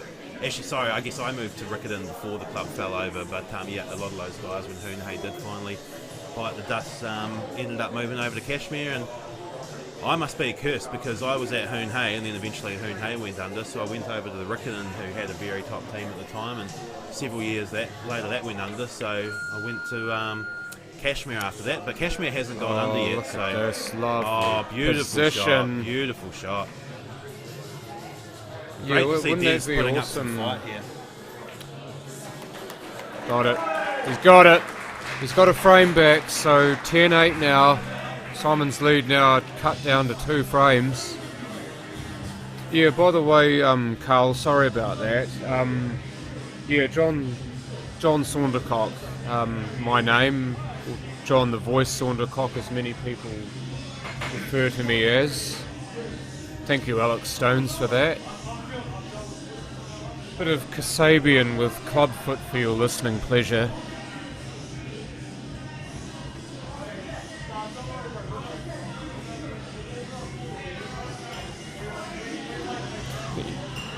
Named after one of Charles Manson's disciples, I believe. Oh, really? I didn't know that. Linda Kasabian. Interesting. Was, yeah, essentially he was like a cult leader back in the late 60s and responsible for murdering Sharon Tate, who at the time was a close confidant of filmmaker Roman Polanski. Roman Polanski was actually the target of that attack at their house, but he wasn't there. So they ended up offering Sharon Tate and a number of other people who were at that house. And for her role in the murders, she ended up, I believe, getting a long prison sentence. But Charles Manson got a longer one himself, and he ended up dying in prison about 5 years ago, I think, from memory. It's one of my favourite things about commentating with you, John. I learn something new every single time. Wealth of knowledge. Yeah, it's one of those funny things that you don't really forget about, even though it's quite morbid for some. You're fascinated by history, or at least I am, and you remember so much. Just the little stuff. Just jumping back to the pool for a sec, I think that last frame was a massive frame for Des. You know, they'd pretty much come back from the intermission, and Simon had definitely looked a more comfortable player and was starting to build a bit of a lead. So, you know, that last frame, the difference between 11-7 and 10-8 in a race of 13 is huge. So, hopefully for the sake of this match, Des can build on that, but I'm sure Simon, he won't be slowing down. He'll be keeping the foot on. Indeed, there's a pedal there, press it. Rich name. I know who that is, by the way. Who you're talking about. Actually, just jumping back to Lynn's comment about the 11 times national champ at Hoon Hay billiards player, I was struggling to remember because I always used to see this guy playing up on the top billiards table in the snooker room and would always just leave and be while he's doing it. But I'm pretty sure it was Dave Meredith. I don't think he's playing anymore. I think he is still floating around, but I'm pretty sure that was his name, and I'm pretty sure he was very dominant in the billiards scene for quite some time. But that was sort of when I was very young and just starting to go to the club, so slightly before my time personally. Maybe you can verify that if that name sounds about right. The name sounds familiar. I haven't really don't follow much of billiards or snooker, so I'm not as au fait with those players as you would be. To be honest, not as much myself, but I think it was pretty much just a case of, you know, because I started out at Hoon Hay Club and, you know, he was sort of the big dog in the snooker room at the Hoon Hay Club, so cool, Lynn's has confirmed that, yes it was Dave, awesome.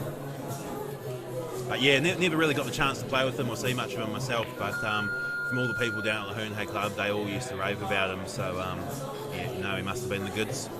You don't gain people raving about you for no reason. There's always something behind that.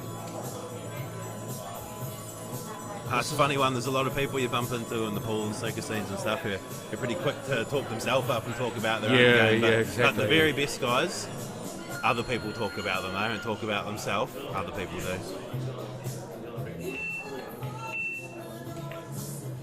Got it.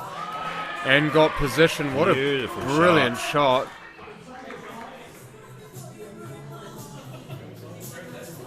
So now just to cruise back down table. I want to sort of be towards our side of the table, I'd imagine, for the 8. We hit it just below centre, sliding back slightly left. Beautiful. Does he hit the red to help? Ooh, that red would have hitting that red would have been nice, but still very makeable shot. Yeah, odds on for 11-8 here. I tell you what, that after that clearance that Des made, this is a great little frame to get immediately after that. How is it? It's fine. It's off the jaw, but it's in. So 11-8 to Simon Singleton.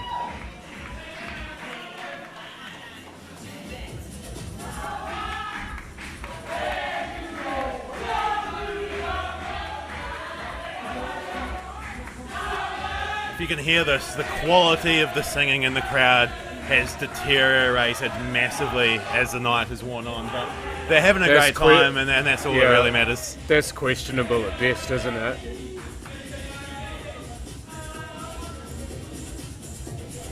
See Alex nodding his head once again. Some interesting question on the straight aim thing as a coach. I must admit, when I sort of first saw it, I might have even posted a couple of comments on Facebook that were a little bit came across a little bit critical, but I think just to have a second chance to kind of revisit that, I definitely think there's a place for training aids of all sorts and all types of sports, but I think the main point for me is that while it can absolutely help develop muscle memory, but I think it just kind of really depends at what stage in your sort of, I don't know, development and knowledge and progress you're at. And I just feel like for a lot of people, there's a lot of other knowledge that you still need to sort of supplement the training aids. So I think it is helpful, but you know, if it highlights that you're not quite cueing straight or you're struggling to cue straight with it, you still need to know what is it that you need to change to sort of improve your action. And it's quite interesting. While we often assume that pool is, you know, we play with our arms and it's about keeping your head still, and you think it's an upper body thing, but a lot of issues actually stem from the stance and the foot position, and it's often how we set ourselves up can actually throw off our balance or get our body slightly out of alignment, and that can sort of cause you know, not straight cueing. So I definitely think it's a useful tool, but for me personally, I think to really get the benefit out of it, you still need to get that sort of advice and knowledge and guidance on what changes you might need to be making to your technique to sort of get the best out of it. So useful tool, but I think you just need to get the right info and knowledge to utilise it and really get the most out of it. Yeah, well said. I must admit I don't know a hell of a lot about straight aim, but I do know that it can help if you allow it to. And obviously if you've got anything to help you play the game better and you're in position to use that, then you'd use it. As it is here, I know Vincent Tate's a massive proponent of straight aim, as is, I believe, Baden Jackson, and a number of those guys up north absolutely love it. Absolutely, and I think, like you say, I definitely, you know, threw a couple of comments out online when it was sort of first coming out that, yeah, perhaps in hindsight came across a little bit critical, but I think, yeah, reviewing that now, my main point is that I just don't think things like that should be sold as a, you know, buy this and completely revolutionise your game. I think it's only, for me, it's part of the process, but hey, you know, for a lot of people, you know, everybody learns differently, and, you know, some people you know, like to hear and learn and understand as much sort of knowledge and info as possible, whereas other people, you know, it needs to be much more hands-on, and they need to have something physical that they can work with and try out. So, you know, there's different ways to go about things, and different stuff works well for everybody. So, hey, give it a go if you can get your hands on one, but I would just encourage you to, you know, hit up a top player or a coach or someone in your area who can equally give you some pointers and some advice on how to get the most out of it. You're going to cut this down the rail. Now, with the double, I would have thought the double would be the shot, but he's missed it, so Simon gets back to the table. Got a chance to get on the hill here, Mike. And Des will be in his seat, just crossing his fingers behind his back now. It's crunch time for Des at the moment. He just unfortunately, when Simon's getting close to the hill and Des is a few frames back, he really needs to make every opportunity count. But if we put the mockers on him again, he's given Des a sniff, and he might have done. It's a tough shot here, but it's definitely on to play the double, a very gentle sort of slight draw or stun, and he'll have the black back to the middle. So really needs to jump on this one. No. Just sprayed wide. Again, another example of how this table just doubles so much different. And like I can actually see the line he hit that, and that would have been, you know, if not in, then much closer to the pocket on a regular sort of table and push. But that's just sprayed much wider, and he's missed it by a wee bit in the end, unfortunately. Well, he's missed it by so much. He's nearly potted that red. That shows you how much he's got that wrong in terms of not playing the table, and it is just tapping the table to say good shot for not leaving him a straight shot at this yellow, just being able to make that red on and solidify the frame. Great effort. That was just given it a couple of chances. Yeah, he's not half had it hit that. That deserved better than it got. Sometimes though, deserving stuff and actually getting it are not the same thing.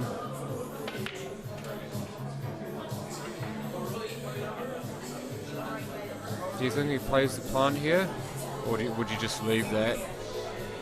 I think the thing you've got to be very careful with the plant is that the red that doesn't go and cleaned up on the rails. So I wouldn't be surprised if he actually avoids the plant, gets himself into a position where he can pop the red closest to the middle first, and then just leaves the other one where it is and comes back for it. But he may prove me wrong, but I think that's what I'd be trying to do. So I'd be looking to clear that first red over the middle as early as possible.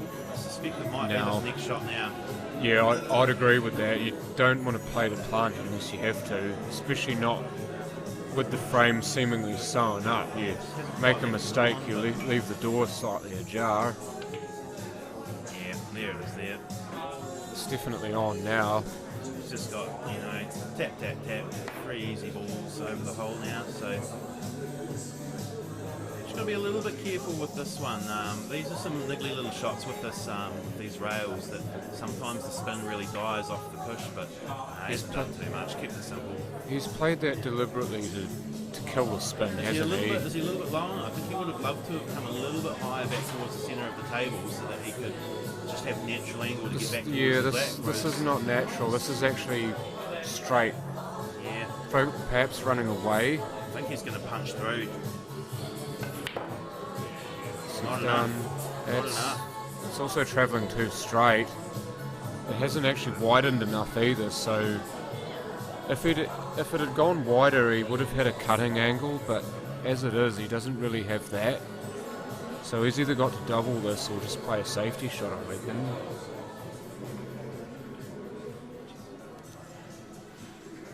That's actually, what do you reckon? Do you think that cut may be on? I definitely think it is. I don't know if he'll go for it because it is easy to play safe. If it was me, I would be. And backing myself back pocket. Corner. Oh, got it. What a shot. Don't even doubt him.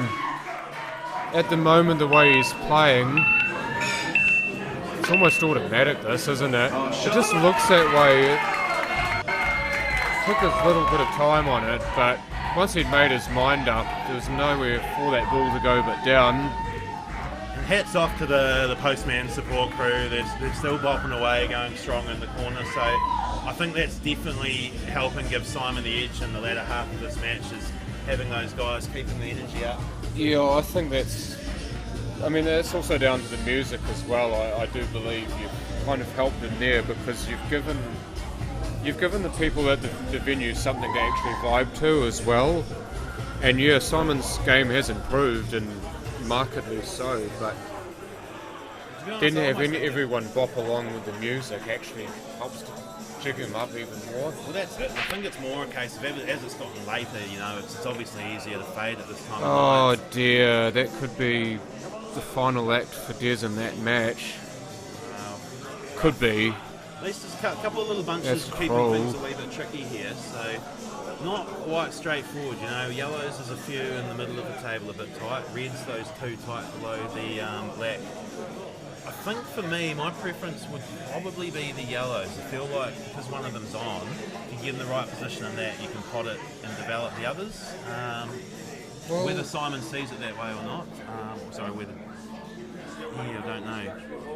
Well, what Simon could do is use his free shot.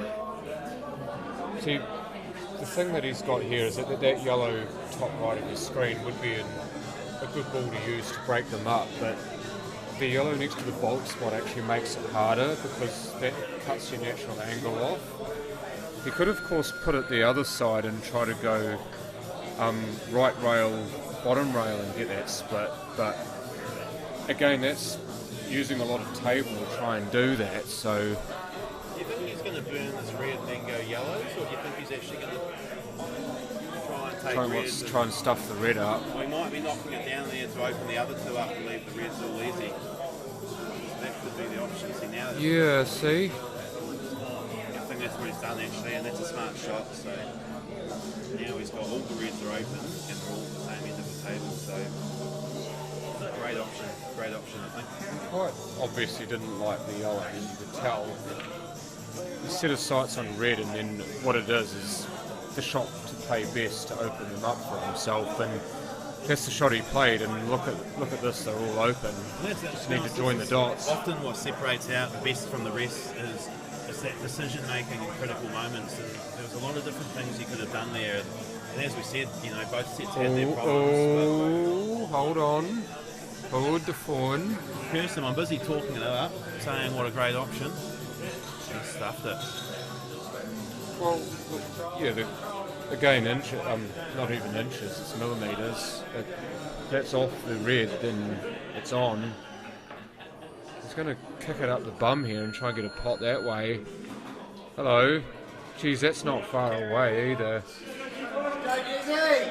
But now Des Wilcox to the table and pretty much on death's door here, looking to get a reprieve. See a bit of shit chat from my loser brother on the stream here. Chocolate Wheatons. What the hell is that? No, I'll tell you what. Actually, there's I'm just ragging on my brother as you do, but a little bit of a funny backstory there. So chocolate Wheatons is an expression myself and Jordan Mai have used quite often to describe a particularly nice shot, but I'll tell you who we heard say it the first time, and this is a man I've heard come up with a lot of out the gate sayings. It was actually Craig Schooner. I'm not sure if you know Craig and Fran, so used to be at the Riccarton Club, Robbie North's parents. Yeah, so, I know. Craig had a lot of crack up sayings. Remember me and Jordan heard him say someone played a good shot and Craig was there and said, ooh, chocolate Wheatons, and yeah, we quite liked that one, so it's been carried on. Wanted that to stop for the yellows in the middle. It's run too far. He does still have that yellow in bottom left corner, thankfully, but you'd sense the opportunity was there to get on those tough yellows and put them away. Maybe now, perhaps, even though he's slightly off angle. Your chocolate, I like that.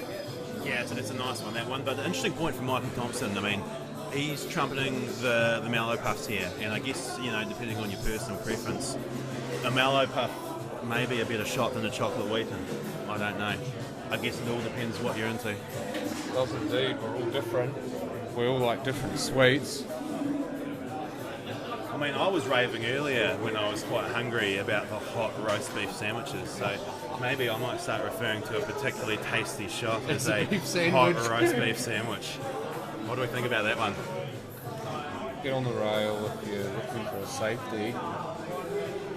Tell you what, he's left him long at the very least, so that was the shot and he played it well even though he didn't pot it, so to put Simon under a bit of pressure to make sure of something here.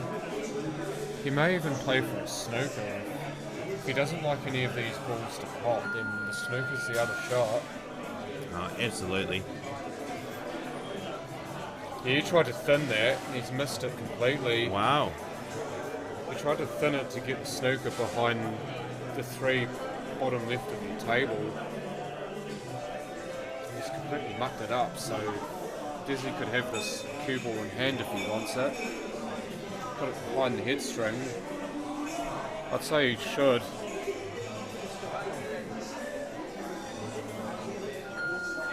do that, and I'd play this in the middle right here and just run through and be on either yellow.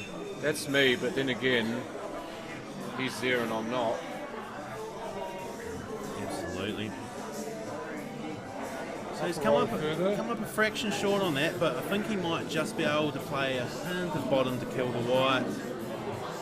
Oh, it didn't make the pocket. So busy trying to hold the white, he's missed the pot. Unbelievable.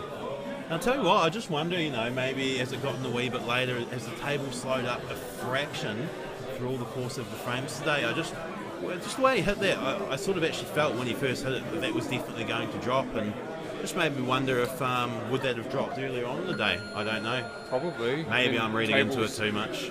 Well, table plays newer earlier in the day too, doesn't it? And I see here Simon has gotten incredibly lucky with that second kiss there. See, he's stuck the red right in the way. It's almost have to say, yeah, nah, you thought. So what's he going to do here? I mean, it's always easy to get out of these situations when you've got a ball over the bag like Des does. So Triple maybe, try to avoid the first yellow and pop the second one over the hole. He's actually played that not very nicely. Tim Tam, no, they're nice as well. Oh, I don't mind the Tim Tam. I'm thinking about demolishing chocolate biscuits. Although what I don't like about Tim Tams is it always reminds me of Carlos Spencer, the Auckland rugby player, and how he did the Tim Tam commercials. And as a staunch Canterbury and Crusaders fan, just looking at Carlos Spencer makes me sick. So as much as a Tim Tam is delicious, I just don't quite have the same time of day for them personally. Linz, no he doesn't. He still gets his free shot. So yeah, you've got the option to have ball in hand behind the bolt string if you get a free shot. Oh, even that middle pockets move for him, Jesus Christ. And I feel for Des, it's just at the back end of this match, and after playing incredibly well at the start, just the wheels have just started to come off, and even now shots where he's hitting them all right, just things just aren't quite going his way. So it's looking like it's going to be very tough for Des to pull a result out of this one. You know, we're never going to write anybody off, but great opportunity here for Simon on the hill to seal the match and progress to the semi-finals. That free shot that Simon played to promote the black, A, very good shot, B, it's almost like picking wings and flies, because the only thing that was stopping him from getting a finish is now no longer the case, so the finish is now a lot easier. All he has to do is do what he's done so well in the second half and join the dots. Daniel Hainga, by the way, yes, you are definitely correct in what you say, and just now I saw your comment, 100% right. I'll do it after the music. Yeah, sweet. I'll bless you. So this to get back towards the middle of the table. Took the draw but got there. And that's lovely jubblies. Just a well-controlled draw. And it is. Oh, he's got that weight on that perth. And that's a shot that, while that looked quite easy, we've seen a lot of guys mess that shot up today. Yeah, he had that on a string. Much like he's had almost everything on a string in this second half of the game. So Simon Singleton races away with it in the end, 13-8 over Des Wilcox. Alright guys, so I'm going to sign off quite quickly myself tonight. We're just going to have a quick final wrap up, and what is going to congratulate the players and all that. So just from me to all you guys out there viewing online, thank you very much for watching the stream today. It's been a fantastic time. Thank you for all the comments. We've really enjoyed chatting with you guys, and we'll look forward to talking to you all more tomorrow. Yeah, and thank you very much for joining me on the mic for most of the day, Michael. Well, he's just dashed off to do something, but hey, see you at 10 o'clock tomorrow. Don't miss it. Witness to some fantastic pull. So put your hands together for the Wiz, Des Wilcox, and the postman, Simon Singleton. we'll see you back here tomorrow. Semi-final 1, Adam Lilly, Adam Shaw, 10 a.m. So I reckon Adam's going to win, no doubt. Put some money on Adam with the bookie. But look, thanks for your support. It's been fantastic. We'll see you then. Buy more raffle tickets. There'll be heaps more prizes tomorrow. And good luck to those that are playing tomorrow. Cheers, guys. Thanks very much.